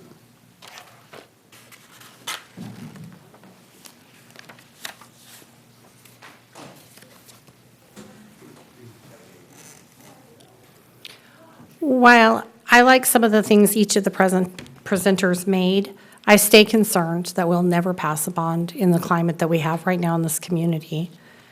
With the diversity we have, it's not just diversity in languages, we have diversity in finances. You have fixed incomes, you have lower income, you do have higher income, but so many people are upset about the 3 bonds that we're already paying on because a lot of the money didn't go the way it was supposed to be spent, and I'm not saying that was on you guys or this administration. It is what it is. And that doesn't even include the non-voter approved debt that we have with the COPs. I don't understand how Measure V can pay for a consultant for a bond out of bond money. It makes no sense to me, especially when you guys have approved to use all of the rest of the Measure V money on the Fallbrook campus. That's a huge concern to me.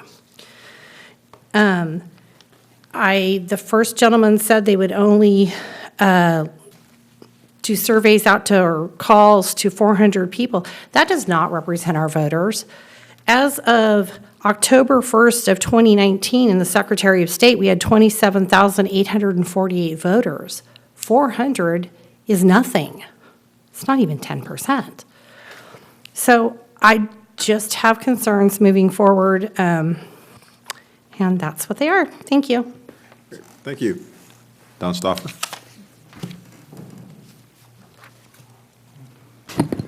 Good evening. I was just hoping to talk about a couple of the other extraneous things that are going to be going on this year. Obviously, there's a lot of attention in the upcoming elections on things other than Washington Unified. Next month, we do have a bond measure on the ballot. Unfortunately, named Proposition 13, even though it has nothing to do with Proposition 13.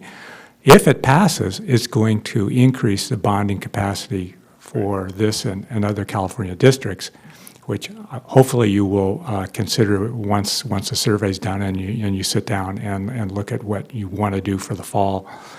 But then when it comes up to the fall election, besides the presidential election and other things, you are going to have a ballot initiative very likely that will deal with Proposition 13, and I imagine that's going to have a spillover effect on anything to deal with school funding. And I'm hoping you take that in consideration as well, and it could be important. Anyway, thank you. Thank you. Okay. Well, so we had essentially 2 discussions, or 2 presentations from various strategists, and as far as the direction of the bond, or of a potential bond. It's discussion time, right? Yeah, So it is are you discussion asking a time. question, or are you making a statement? I'm making a statement, but I'm also making an open-ended question in that I'm curious to find out what everyone's thoughts were as far as the. I have a couple of questions for Chris. Okay. So, just a couple of questions in terms of, I think, what our direction was initially, and that was, I thought we wanted, let's see, 3 consultants, and that there was only 2. Also, the pollster, did we invite the previous pollster to come do a presentation? And then, who did the city use for their last 2 ballot measures in terms of their strategists? I don't know that. You didn't research that? Nope. Okay, so then, I guess, what about the previous pollster? The previous pollster is otherwise engaged. We could reach out and see if he has time at the next board meeting. Okay. I'm not worried so much about the pollster. I just thought we were going to have more options to hear from. That was just one of my questions. And then these were the only two consultants that you reached out to? These were the only two that we could find. We called organizations as well as attended a show and looked for folks that were working locally, and they were the only two. Those were the parameters the board gave me. Well, the Bay Area is not exactly local. They're doing work in the area. Woodland. Yep. Sacramento. Sacramento. I mean, that's, Okay. We won't hold that against them. I was going to say. now remember, Sure I you don't. wanna do that? I don't know these folks. I have a long list of folks that do the work, but it was the doing work locally lens, as I said earlier. I did not hear the three. I just heard find people that are doing work locally.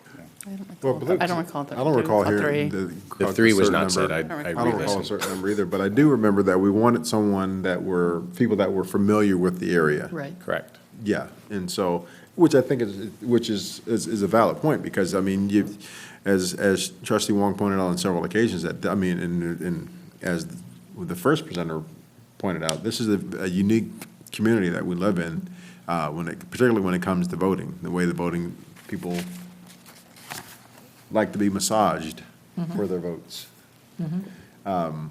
You know, so it is, so I think that is a very important quality to have, people who are familiar with this, with our particular area. Well, I mean, so for me, the pollster, I feel comfortable. They did Measure V. We were successful there, 7, and I know he was 0.5 under, but Hey, man, that's that's off. that's fairly accurate. And appreciate the fact that he says he's not a political strategist, and so if it's just all about the data, I feel comfortable with moving forward with that pollster. I mean, actually, I feel comfortable moving forward with a full discussion, even in consideration of the public comments, right? That we have this plan, that we have to kind of think about doing something. Chris, so what would be the cost if we go with Charles Hester? He gave a range depending upon the number of, or the length of the survey, as well as the number of languages, which is attached to the agenda. And so each one of the presentations. 30?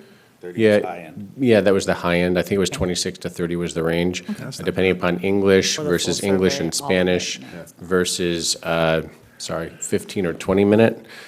He did say that if you wanted to go up to 600, it would be about $2,500 more. And then, of course, if you go into a third language, it'll cost you a little bit more as well. And there is a full scope of services attached. I tried to break out the price by reading through the scope and pulling out the different price points. Some of them were a little vague, so I left them on there as a little vague, quite frankly, because it depends upon the direction you go. But just the survey was between 25 and 30 as spec'd in what he said tonight. If you'd like me to change those specs, it'll change the price. I certainly want to see in Spanish. I mean, we just saw some parents come to our board meeting, quite a few parents, which we've never had before. There's definitely an interest, was great. within that community, and I think we need to encourage more of that, so. Okay. That's right.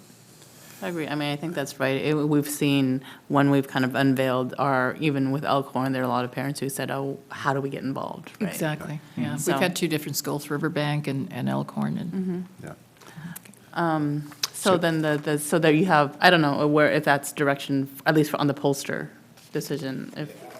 Yeah, I think I think they've done a Yeah, good okay, job. I mean, we think we you need to have one have- set of direction. We need to have, definitely whatever survey or polls we conduct needs to be conducted in multiple languages, just for the simple fact, I mean, we have what? Not was that it, much time. 100 and something different languages spoken in our schools. Yeah. So I think we would be doing a disservice to our children if we didn't have that survey presented to their parents in multiple languages.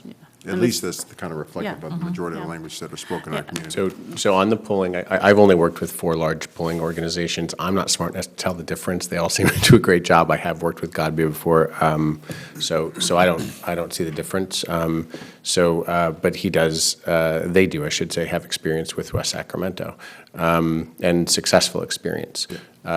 So I would just ask if that's where the board is going, I need direction, whether you're looking for a 15 or 20 minute.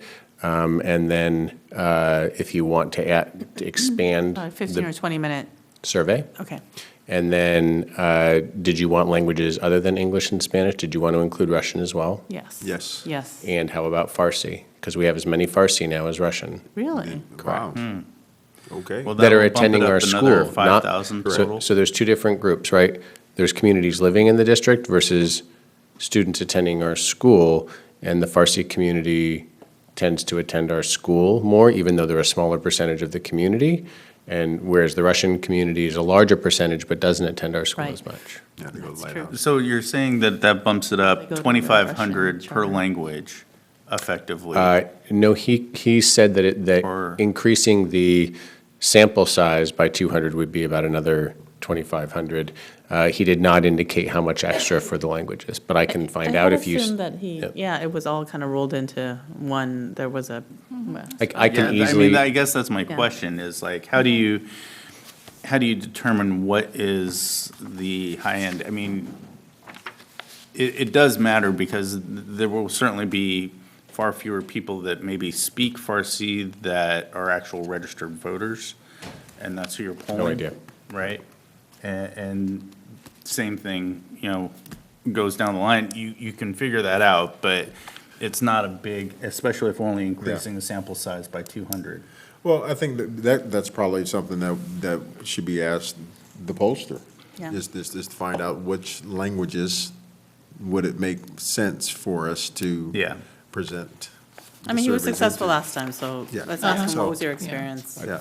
I'll have the conversation with him, and if the board is asking me to move forward with the conversation on the contract, that's well within my authority once you tell me to go. Yes. I would Yes. pollster, Yes, yes. with with the Todd. pollster, yes. With him, yes. And with the higher end, I think, let's be Yeah, yeah, clear. yeah, because We wanna Spanish, be because with the Spanish, Right. Yeah. yeah. We want at least Spanish. At least Yeah, Spanish, maybe definitely. more.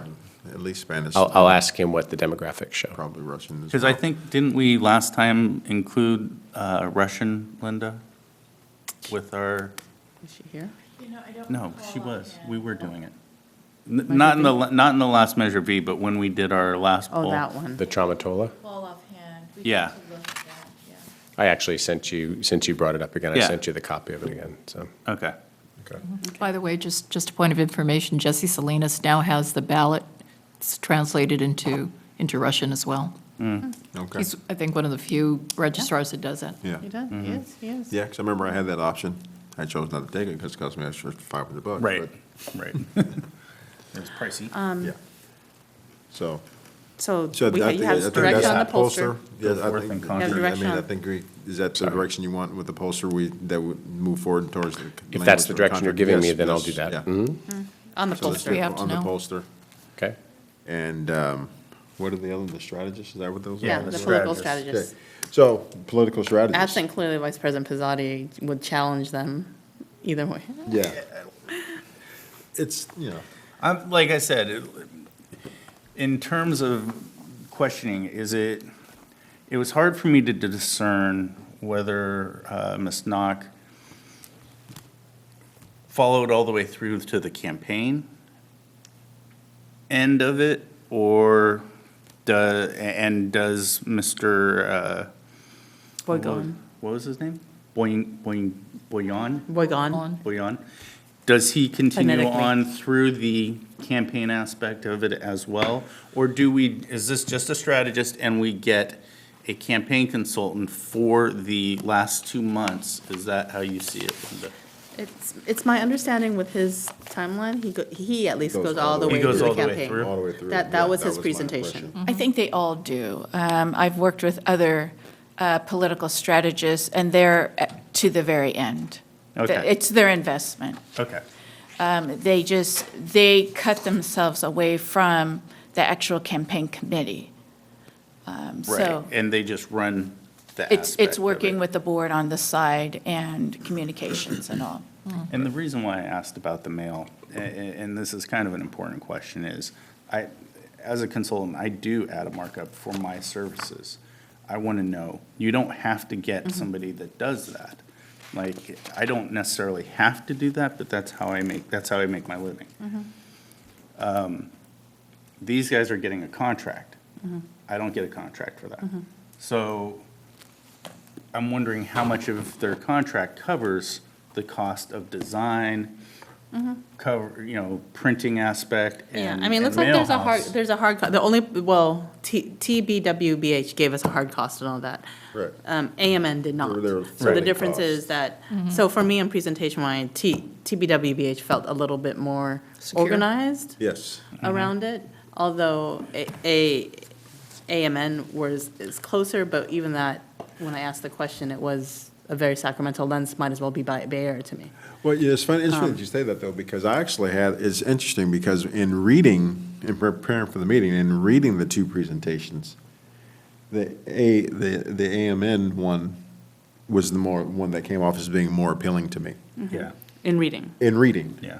It was much easier to digest. Everything was much more concise. Got more to the point. But then when it actually came to the actual presentation, the alphabet soup one, that one it's just too many letters, I don't remember. That one, presentation-wise, that presentation was much more concise and thorough, in my opinion. And so it's funny, so it really did, the presentations actually did flip my opinions of the two companies. The only question that I and then this is why I asked them initially, was capacity of each, consultant. While the first presenter offered a larger firm with more staff to work on, how much time and analysis are the principals going to put in versus just passing this off? And I'll tell you, this happens in large campaign consulting firms, is they pass most of the work off to the associates. 90% of the work have been done by the associates, and then the principal will do a little oversight and make sure that their work is But if the strict principal and hire is adhered good, to. I mean, it's almost, But if they it's have a good- as almost like, she appealed to be associate to this. Like, if, we're talking about associate level, the presentation was a little bit off for me. Yeah, no, I In totally terms agree. of, so it was hard for me to kind of. Let me ask you, okay, I saw 90% success rate in her, the thing she passed out to us. What was the? 90% as well. Also, they're both About 90? same, 90, All right. 95. 90% as well. He's at 95. And someone's working on 8 campaigns as opposed to 4? Yeah, well, So- so he's she. working on like- he No, said he possibly was. so. He said Yeah, what? but his whole team, he has a bigger team with. Much larger. So the other thing is that I didn't, in terms of YOLO, he actually also, I called out Woodland because we all know how Woodland did. Exactly. But he also worked in Davis, right? And we know that they passed their They passed bonds. theirs. So, I just want to be clear about that. Different communities. Two different communities, and I could have asked about both, what's the difference? Right. But, so just wanted to be clear about that, he at least has 2 of the 5 districts in Yolo County. Right. Right, he has had experience with 2 of those 5 districts in Yolo, even though he's from the Bay Area. Yeah. I think their game plan also is different, like with the mailers. He's talking about, going after the high propensity That's what- voters and stuff, and she's talking about like hitting everyone. So I wouldn't know, I'm going to ask you, Yeah. Kobe, what do you think on that She's one? talking about doing a pre-survey mailer. That's an educational, that's like an issue area mailer. He didn't mention that at all. So that was kind of something that did stick out as, you want to chum the waters a little bit to do some education before you go out there as to what, a lot of people in opposite sides of the district do not know what is needed in each other's side, right? Correct. And you're asking everybody to kind of produce, a vote for, something that may impact more on one side than the other. But something will be given to everywhere because there's campus need and equity everywhere. Let me ask you, do we have But- to decide tonight, and we have the polling, but, I mean, the political strategy should be involved with the polling, but the question is, do we have, because I also, because the references and all of that, I kind of want to check of our friends who have been listed as. You don't need to decide tonight. So in the transmittal, I believe I put in that if you want to give me direction to find more, or you want to consider further, that's up to you. The one thing that I did hear from Godby's presentation, and then I heard different angle from the strategist, was that the most advantageous thing is to have the analyst work with whoever the strategist is That's true. to That's true. develop. That's true. No, that's true. No, So, no, no, that's so, true. That's right. so So, we can yeah, engage yeah, yeah. one and then wait to engage the other, but we shouldn't have them No, start that was consistent until. with both. That's right. All That's of them, right. actually, all three of That's them. true. did Because that. the So- TV, It's just interesting that people on paper look different than. Sure. yeah, yeah. So if I may just interject, my recommendation to the board is that you have a guide, the strategist, that's what they're there for, to help guide the board in the decision-making in regards to the kind of questions that you're going to have asked in the poll. The strategist has to work with you still to do that. You're just not going to ask questions. You're going to ask certain kinds of questions, targeted questions, but the strategist cannot give that kind of direction, let's say, to the pollster without working with the board, without really hearing the interests of the board, which on the timeline, if you see, the political strategist is the first thing to do before, because then you have the guide with you alongside while you go through the poll.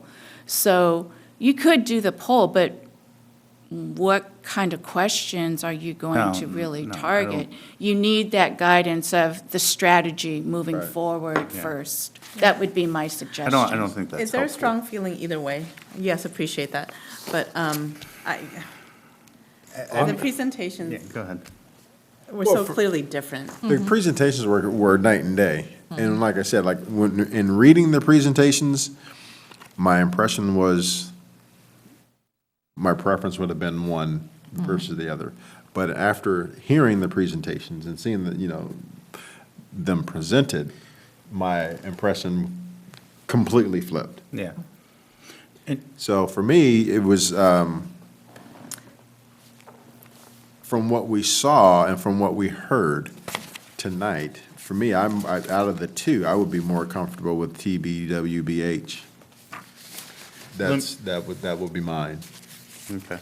I clearly, I don't have a preference one way or the other. I'm just, at this point, I'm kind of, yeah. I think what you saw was the difference of somebody who's, one is more data and statistics type of a Yes. person. One is more political and personal. Yes. Or personable in terms of delivery. Yes. So, there's a lot of different personality types that present differently. Yes. And that's, I think, that was my take on it. It Yes, doesn't mean I the agree. quality of work will be any different. Right. Yeah.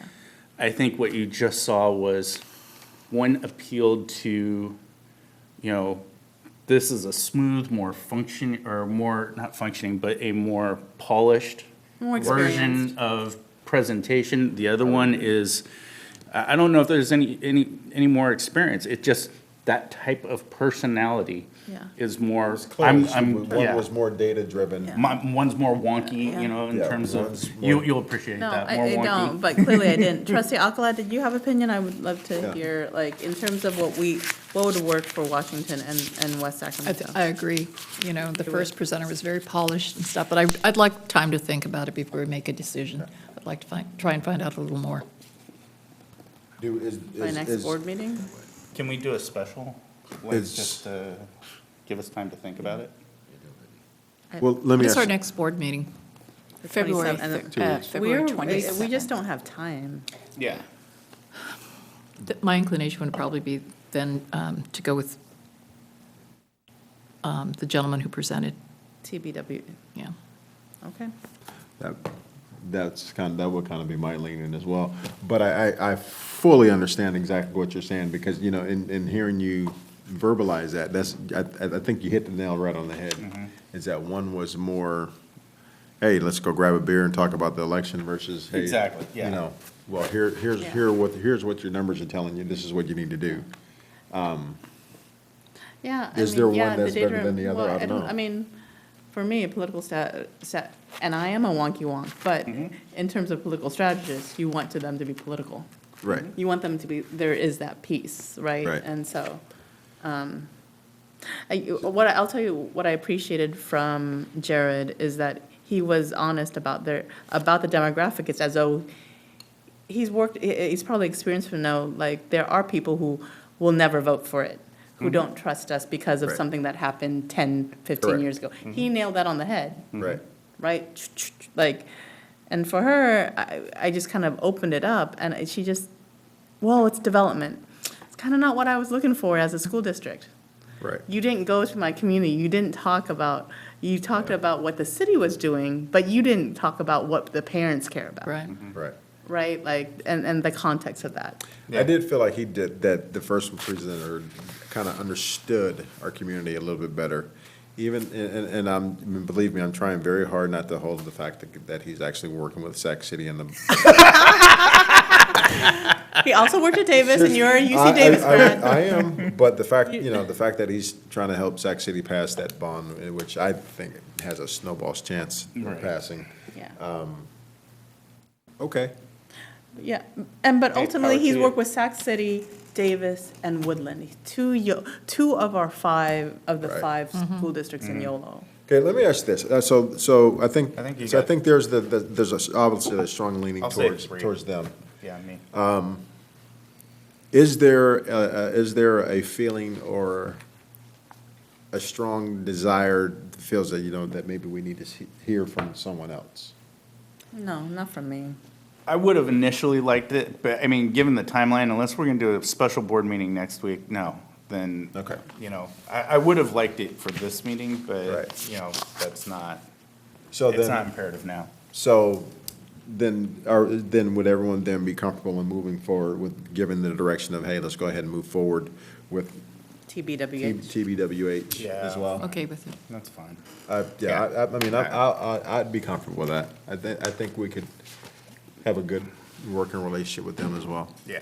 And so that way we can move forward with contract language for both at the same time and hopefully get this thing going because, yeah, I mean, we're kind of pressed for time. Yeah, We have we're very much pressed for time. 6 months, Yeah. less than 6 months, 5.5 months Yeah. Okay, to get things you going. have your direction. We'll work on it next week. Okay, great. Outstanding. Thank you. Yeah. Actually, a point of clarification is how much did we set aside in Measure V for this? I know we talked about it. As a point of clarification. So when Measure V was passed and Scott was presenting on it, he said that he would make sure that there was money for polling and that type of thing. There was nothing necessarily budgeted in, but there's money still that can be eked out of Measure V for it. And there's sufficient enough for these contracts, given everything? That's my question. There should be after we get done with everything, yeah. So there's a construction project going on, but there's large contingencies there, and Okay. so everything should work Okay. out. So far, we're making it all work out. We're getting We down just to it. don't want to over budget. Now, remember, There's I an- don't do over budget. The other thing is that, remember, we'll also be applying for grant funding. Oh, that's right. So it's not as much as I would like, quite frankly, but there's still something there to be gotten, and I will make sure that we get it. Okay, perfect, thank you. So just for clarification, if you recall back in 2015, when I first came on board, a lot of the bond, the Bright campus was just opened, right? We cut the ribbon for that in my second month here in 2015. The board was very adamant, and I believe you have some pretty archival documents that showed through our previous chief business officials that $300,000 was earmarked. In Okay. Measure V, there was I'm sure one of the previous trustees has those copies of future bond preparations. Good. And it was in the original allocation when Measure V was first created in the line items, so. Yeah, And just for it's- transparency. And it's where we charge the preliminary polling to in 18. Great, so, yeah, thank you for that clarity. Yeah. I knew that we did, I just didn't know the 300 number was what was. Awesome. Fantastic. All right. Consent agenda. I move to adopt the consent, is there anything to adopt the consent agenda? Second. Okay, moved by trustee Wong, seconded by Vice President Mazzotti. All those in favor? Aye. Aye. Okay. Action items. P1, approval of amendment number 3 to existing MOU with the City of West Sacramento for joint use facilities. So trustees, this evening, we're looking for, the city is here to answer any questions you have. The presentation was given, I believe it was 3 board meetings ago now. Yes. And what you have attached to this evening's agenda is the final, it's a blue line version, which, so that you have a track changes version that's been agreed to finally by both districts legal and cities legal. And so that is what we're seeking your approval on this evening. And Vin and Alessia are here to answer any questions you might have. This is mostly indemnity language, correct? Right. Did you decide on the fence? Wire? Come on down. I think it hasn't changed since the last time you were here. Has it? No? Okay. So unless there's questions or public Yeah, I don't comment, have I'm going to any move questions. this. Yeah. Unless we want to poke at it, like the fence issue. I second. No. Good evening, President Jackson, Board Trustees. I just want to say, thank you for your support on this project. We're really looking forward to it. Very, very grateful for the assistance from Superintendent Luna and Chris Mampanitas, and especially Angie Nichols throughout this process. These types of projects often take 5-7 years to get off the ground and get rolling, and we're very grateful for your support. Okay, fantastic. We appreciate you presenting and asking, answering all our questions. Yeah, taking our Yeah, scrutiny. so with that said, I still move it. We I have a still s- second. Okay, moved by trustee Wong, seconded by Vice President Pizzotti. All those in favor? Aye. Aye. Thank you. Thank you. Sorry you had to All stick right. around for so long. P2, California School Employee. Oh, that's right. Sorry, Danny. Yeah, sorry, Danny. I did say unless there were any other public comments. Yeah, I forgot about Yeah, that. Did I say forgot. I had it sitting right here. My apologies.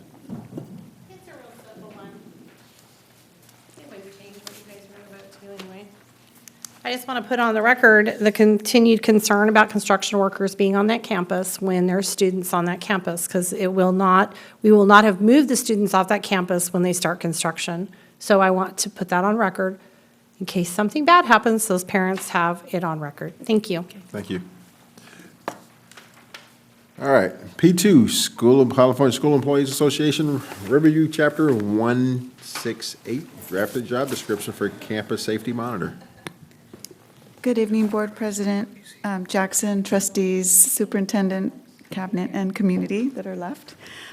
In working closely with CSCA in identifying the needs that we have with regards to some safety concerns, as we've been hearing consistently, we've identified that there is a need for a higher level of a campus security. So in doing so, and also in working with CSCA, we've come forth with the job description that you have presented before you.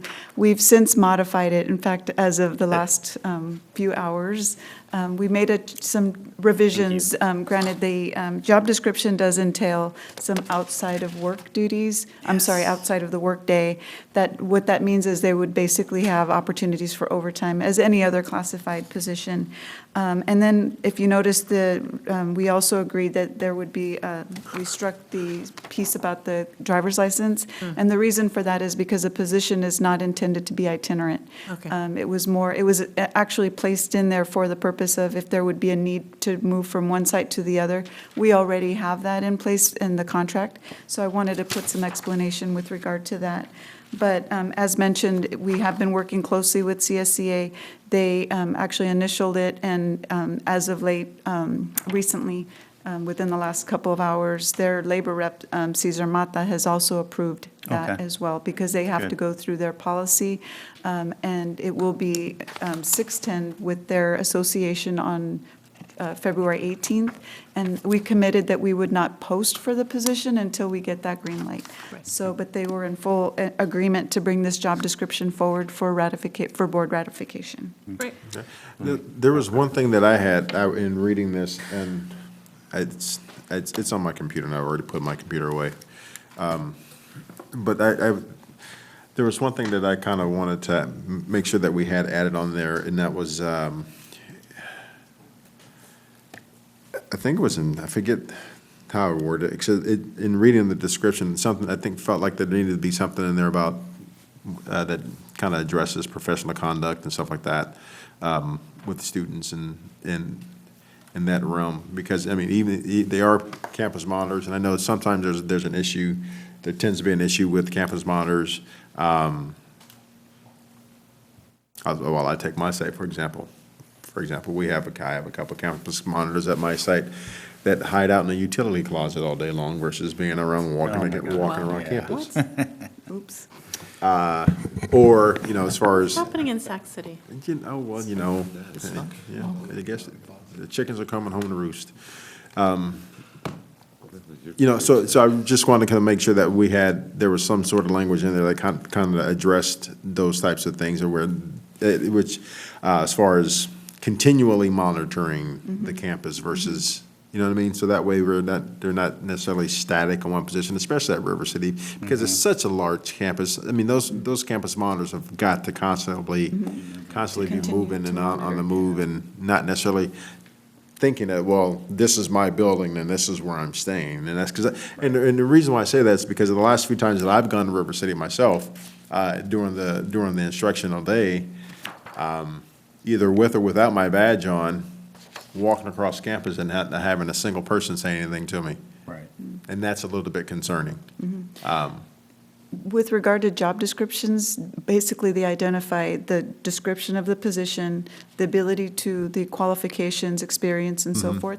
As far as the conduct of the employee, that's universal, and that's usually identified in the employee handbook, as well as in their evaluation process with goals and objectives. So those kinds of soft skills, so to speak, would be identified in that process. So, but thank you for that. I'll make a note of that. But yes, typically job descriptions don't get into the soft skills. It's more of the tangible qualifications, experience, and ability to.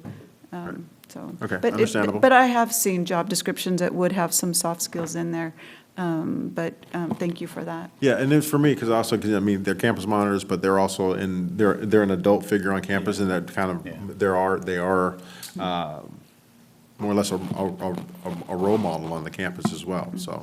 And one other thing I'd like to add, with regard to the fiscal impact that was not identified initially, if you notice, the intent initially was to bring this to you as information, but due to the urgency of this need of this position, and CSEA also recognizing that, do want to share a little bit of information with regard to that. So with the current campus aide positions that are there are 4 at the high school and 1 at YOLO. And the intent is to basically elevate the role of this position. So taking the difference between those two, the benefits would remain the same because it's still the FTE of that position, but moving from that one range to that elevated one, the difference is about $33,000. So that's the cost, fiscal impact for the addition of this job description. And I wanted to be transparent with regard to that. Okay. And do you mind if I? And just for transparency purposes, what Assistant Superintendent Gonzalez was kind of talking about was the overtime provision is something that I kind of was really concerned about when I read the initial duty statement, because it didn't touch on after-school sporting events or things like that, especially after there was just an incident with the soccer team and something of that nature. It concerned me that we didn't have a campus monitor there to at least, I mean, they wouldn't have been able to stop a brawl of something like that, but they would be able to witness, take notes, and be able to advise as to who participated, and be able to at least figure out how to address the situation for the future. And I thought, that would be important for us going forward. And that was clearly communicated in my meeting with CSEA today. Good, thank you very much. I really appreciate that. Oh, sure, you're very welcome. So I do have a question. In the event of some sort of altercation between students, would the campus monitors now be allowed any type of intervention? Physical intervention, where they would physically They would be able intervene. and should have the capacity to break up. And would that be like using restraint on a student, or what exactly? I'm just, I'm not sure I Well, would be that's why able I'm to asking, say but I that they think would people have would wanna restraints. know. I think that they would be able to be more hands-on as far as Okay. separating the students, and they would be required to perform to have a fitness for duty or a fitness capacity, Okay. so that we know that they are physically able to do that. all right. So, Okay. I'm All good right. with it. I'm fine. I move. So moved. Second. Second by trustee Alcala. All those in favor? Aye. Aye. Thank you. We have our new job description. thank you. You're still up here for the next item. Yep. P3. Unless there's some reason we should skip it. Yeah, maybe we should That's skip just it. cruel. That is just cruel. P3, approval of employment agreement between Washington Unified School District and Stan Moises for the Assistant Superintendent Educational Service commencing July 1st, 2020, and terminating on June 30th, 2023. Yes, good evening again. My role in this as the head of HR is to ensure a fair and recruitment process for all positions, this being one of them. Basically, the process is that this position was flown, it was posted on EdJoin, had several candidates apply for this position. There were about 35 candidates, internal, external. Couple of applications from out of state were also interested in this and have applied for this position. 8 candidates were interviewed, were qualified and moved forward in the first round of the interview. And there were also a second round of interviews as well, and that second round was conducted in cabinet. And then from that group, from that selection, it was narrowed down to a candidate that moved forth to an interview with Superintendent Luna. And Superintendent Luna wanted to expand on that. I will after they take it. Sorry. So I There you go. request your vote on this matter, on this item. I don't have any comments. Do you have any comments? Trustee Wong, trustee Alcala? No? Oh, should we have a long discussion? I really think we should, but I have a feeling he'll probably be gone long before then, I so. believe you need to extend the time. Oh, Do we have anybody to extend? I move to extend. Second? Second. Okay. Second, all those in favor? Aye. Aye. Okay. You guys can stay as long as you want. I move to adopt. Second. All those in All favor? Sorry, go ahead. Aye. I figured you've already tapped out. I'm Aye. tapping out. Aye. Aye. All right, Okay. Thank you. perfect. Let me dial through the last one. I'll be Linda's there. gonna- That's right. President Jackson, you are required to read some language in regards to the board's vote on this. So if you will go ahead and read the language on action item P3. I will do that. In regards to the hiring of an assistant superintendent in a school district. Thank you. Sure, yeah. The Assistant Superintendent of Educational Service position shall be funded from the general fund. For the 2021 school year, the salary of the Assistant Superintendent of Educational Services is $160,772.05 on a certificated management and confidential salary schedule. The Assistant Superintendent Educational Services will receive a $300 monthly auto allowance. The Assistant Superintendent Educational Service shall receive district-paid health, dental, vision, and other fringe benefits in the same manner and subject to the same limitations as other district administrative employees. The district shall pay the annual membership dues for the assistant's membership in the Association of California School Administrators and the California Association of School Business Officials during each year of this agreement. Thank you so much. I think our legal counsel would be very happy with that. So if I may just take a moment to continue the new tradition that we do here in Washington Unified in introducing our administration.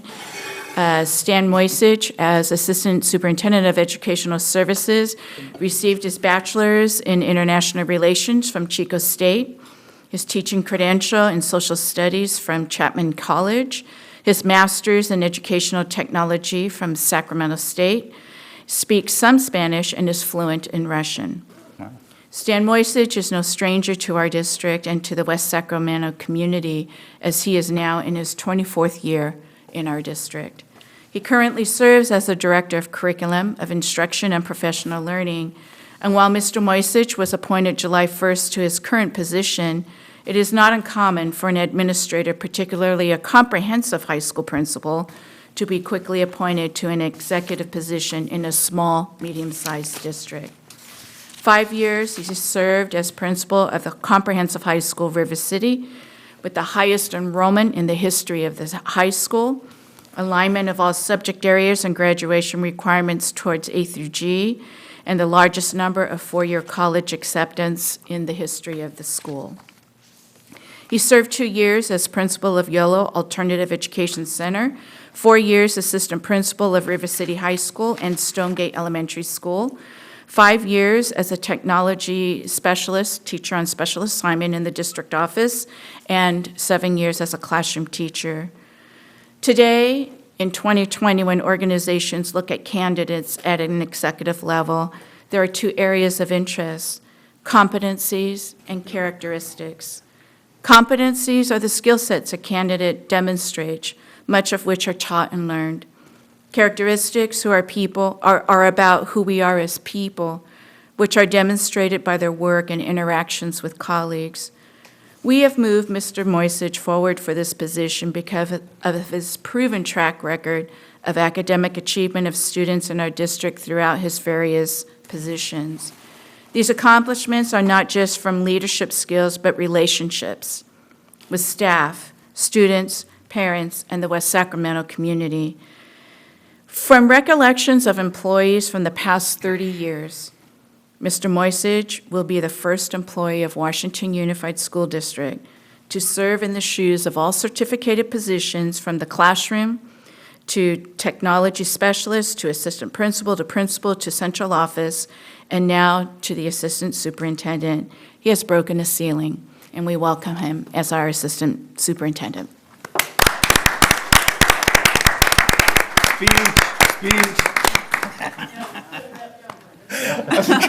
I'm just being cruel. Speech in Spanish, please. Right. Okay. No disrespect, but Okay, bye.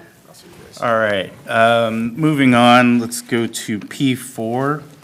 The approval of the contract services with Network Management Solutions for the installation of low-voltage cabling and IP endpoints, cameras and speakers at Elkhorn Village,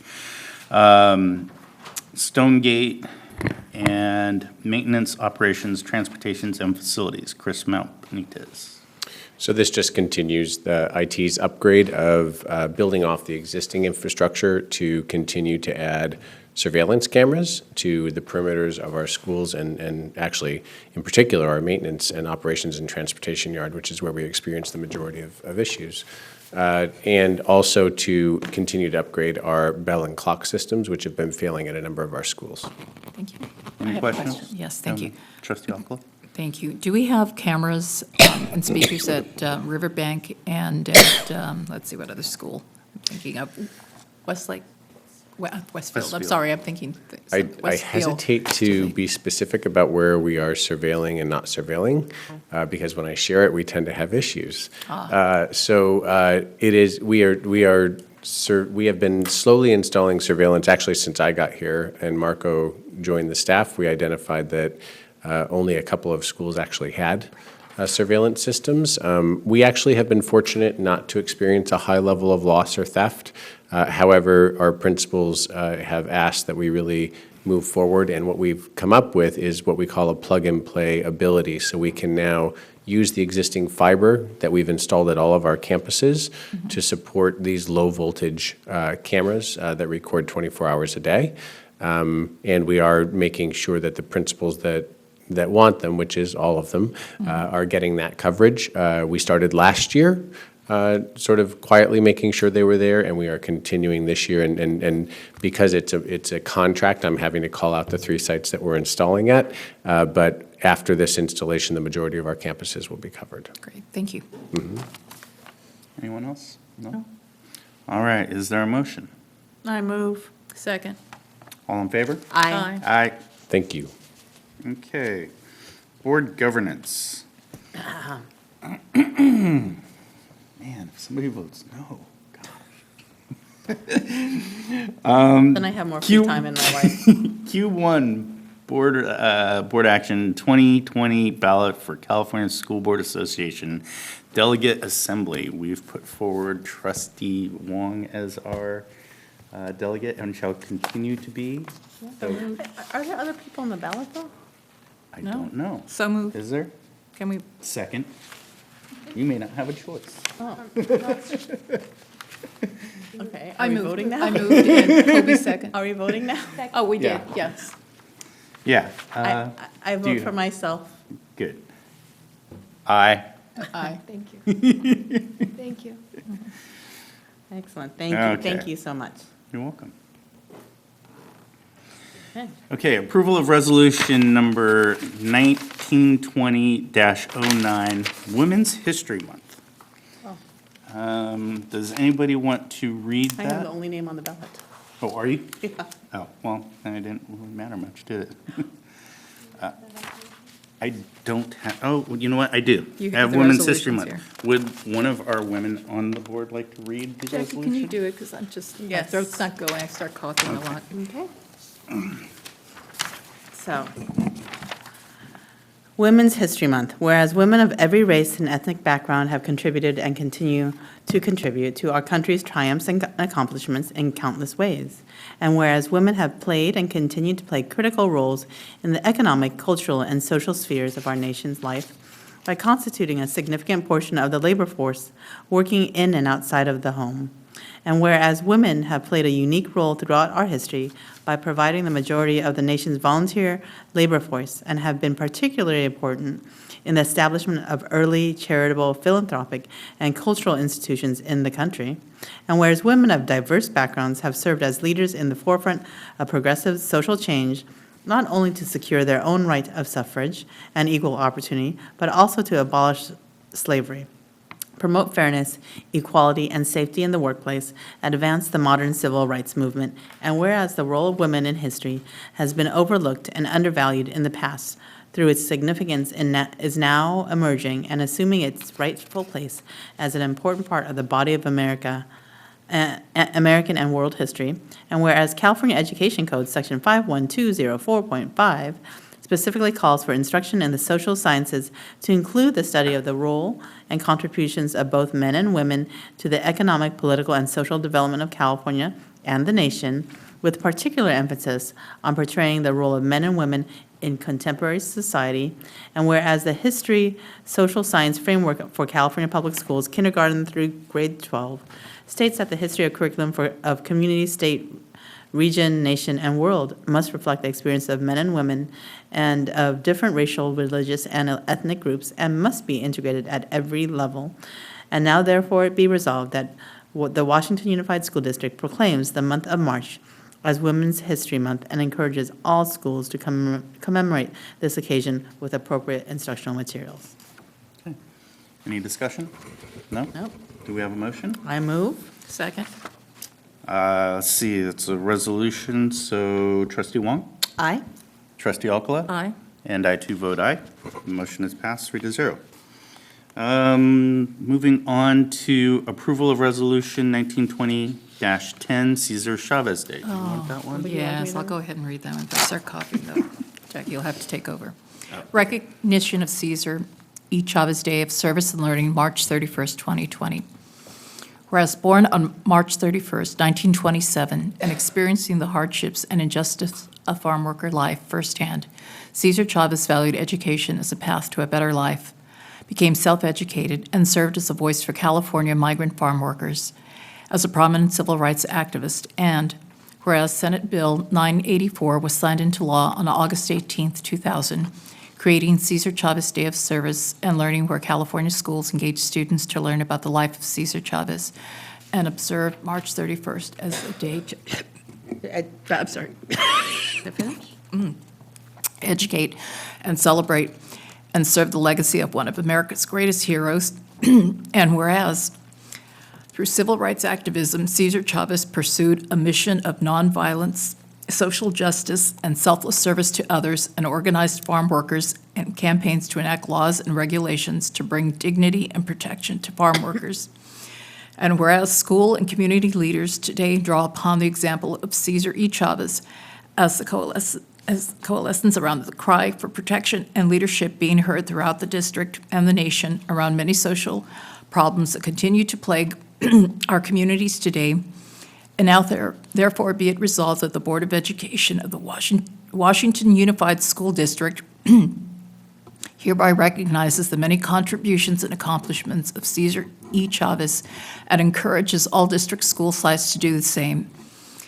And be it further resolved that the Washington Unified School District Board of Education encourages students, families, and staff to educate, celebrate, and serve others in remembrance of Cesar E. Chavez's life and actions in hopes of building a stronger, more tolerant, and trusting community. Passed and adopted by the Washington Unified School District Board of Education on this 13th day of February 2020. Trustee Alcala, would you like to move? Yes, I move. So moved. I'll second. Let's see, Trustee Alcala. Aye. Trustee Wong? Aye. And I too vote aye. Pass 3-0. Okay, moving on to board and superintendent comments. Trustee Wong? I'm going to pass on my comments tonight. Is going to do the same. Same. All right. Superintendent Luna, come on down.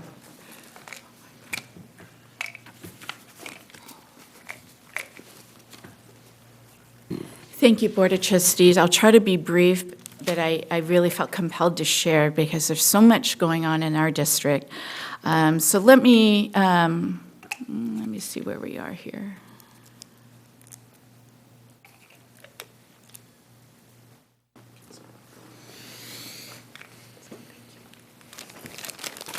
We are going to have some future celebrations in the next few board meetings, but I would be remiss if I did not mention it now, as these are most previous and recent accomplishments. So shout out to River City High School in that the school itself has been recognized for closing the gender gap in AP Computer Science principles, which is pretty huge when I started reading about it.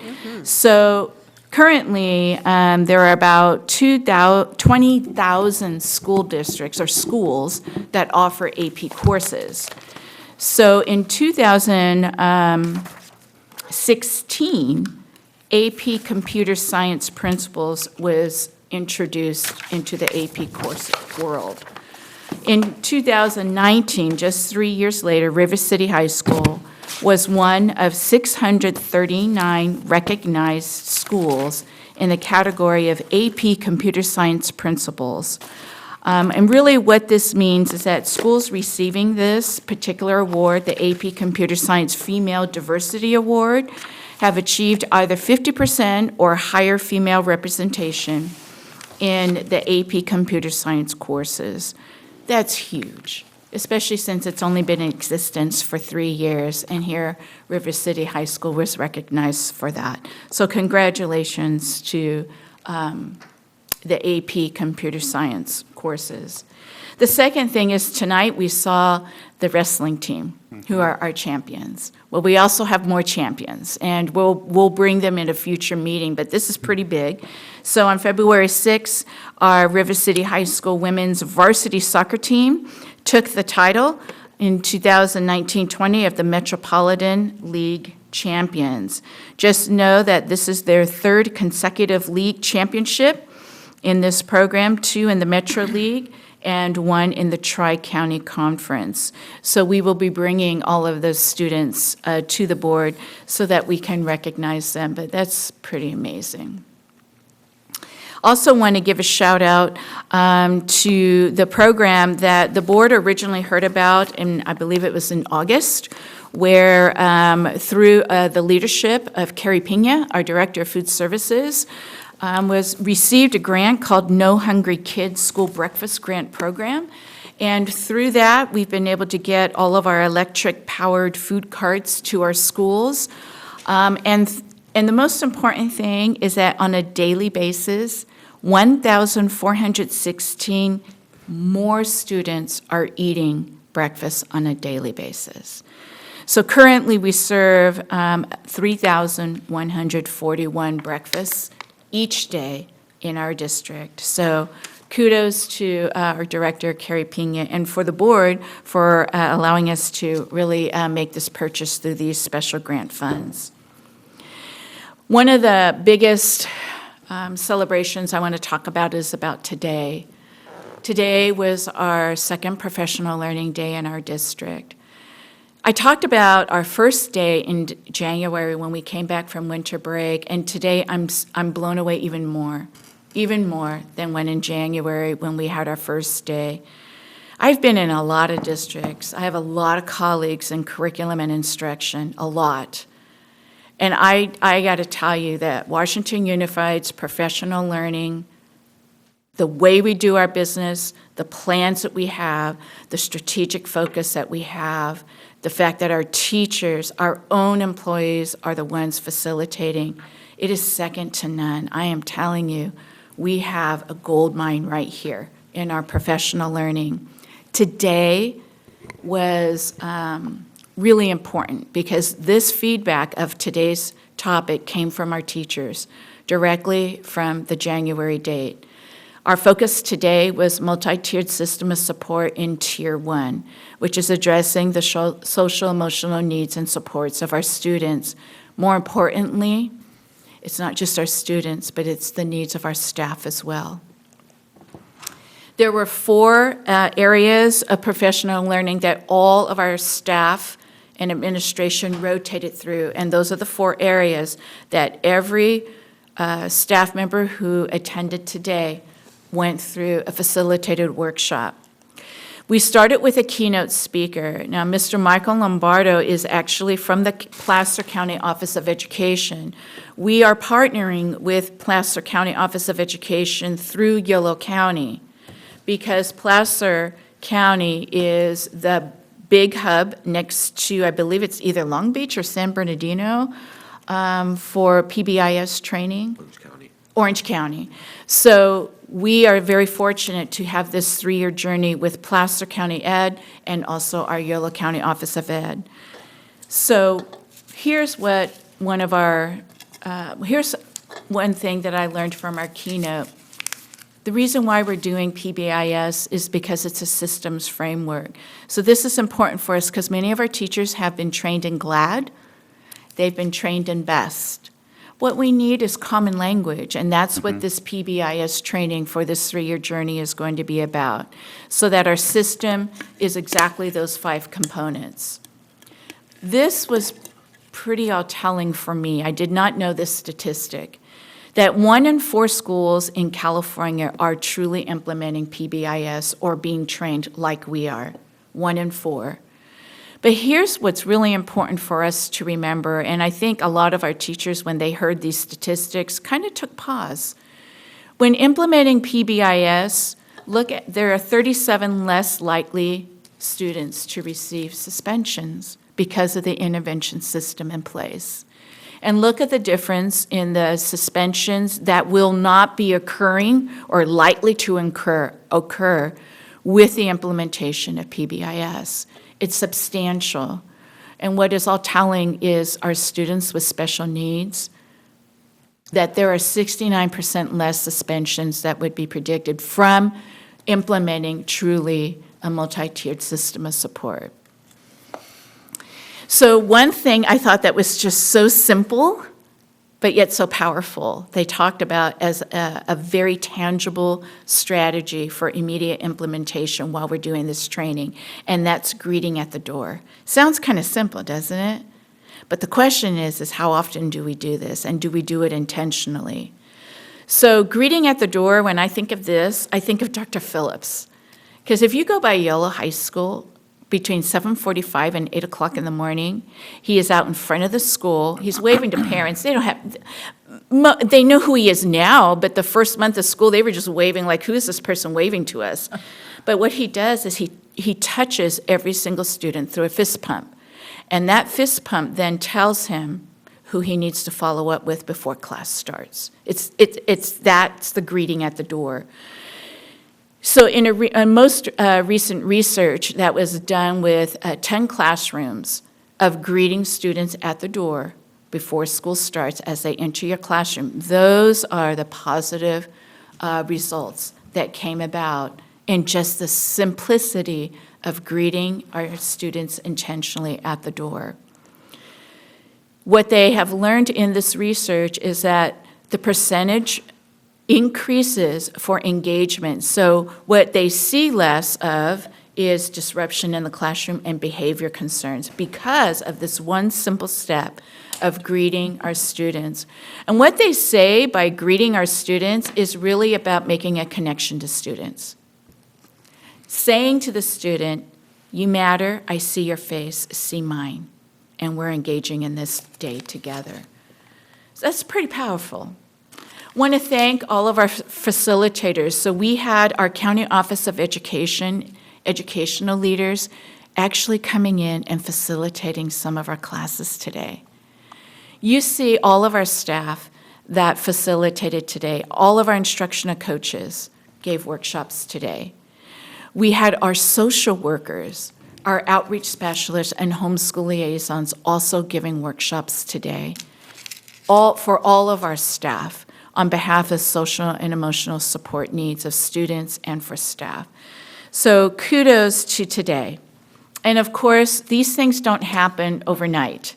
It takes a lot of time of practice and also a lot of detailed little things that matter, such as putting binders together, folders, T-shirts of, "Hey, I'm here, I'm wearing a pink T-shirt, and I can help you."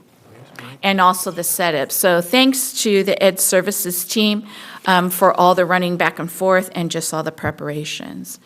So really, that is my update today, but I just want to thank the board because last year, I know that we're going to do a governance session on March, I think in March, sometime early March, but last year's governance session with the board truly gave us true direction and focus.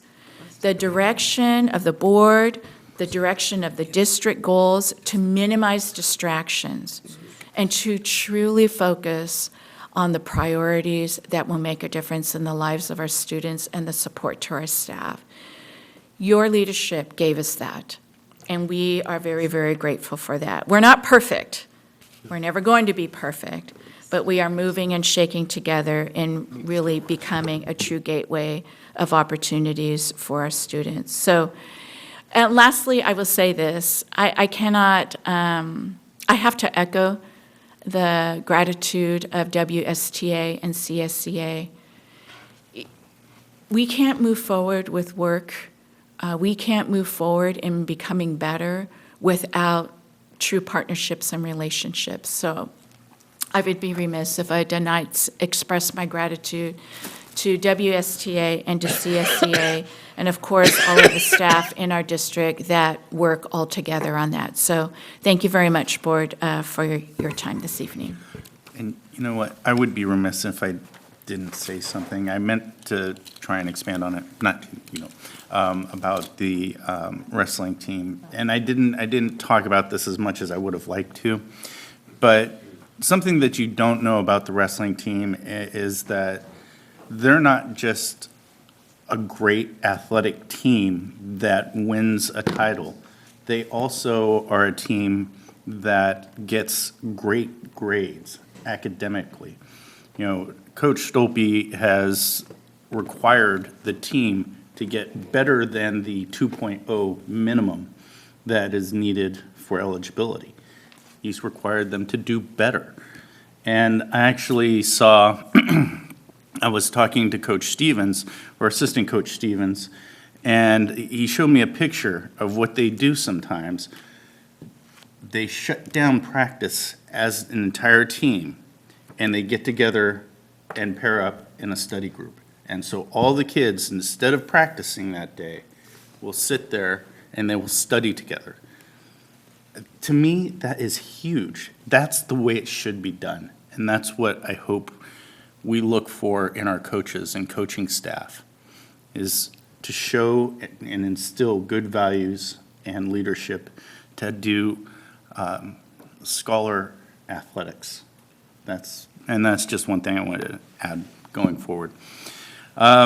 So now we're on to future board agenda items. S1, Enrichment and Athletic Program Review, February 27th, 2020. S2, After-School Programs and Care Services, February 27, 2020. S3, Supplemental Curriculum and Technology Update, February 27, 2020. S4, Policy Update Dress Code, March 2020. S5, Board Governance and Norms Review, February, March 2020. S6, Extension of MOUs with partners, Yolo County Children Alliance, Yolo County Office of Education, March 2020. Is there any other additional items that you'd like to have added to the agenda? Vice President Pizzati, I think you had one. Mom's Oh, Demand yes, Action. yes, thank you, I do appreciate that. For an information discussion, as I mentioned earlier, Superintendent Luna, can we invite Yolo County Moms Demand Action to see if they'd be interested in giving us an actual presentation on how to reduce gun violence, as well as what they feel about the drills? I would also like to add, I don't know if there's a resolution there, but since I was with her today, in April, can we do a Dolores Huerta resolution? I'd like that. For I'm April? remiss as to not actually do that. Okay. Okay. Anything else? No? So then can I get a motion to adjourn? I move. Second. All in favor? Aye. Aye. Meeting adjourned. Yay.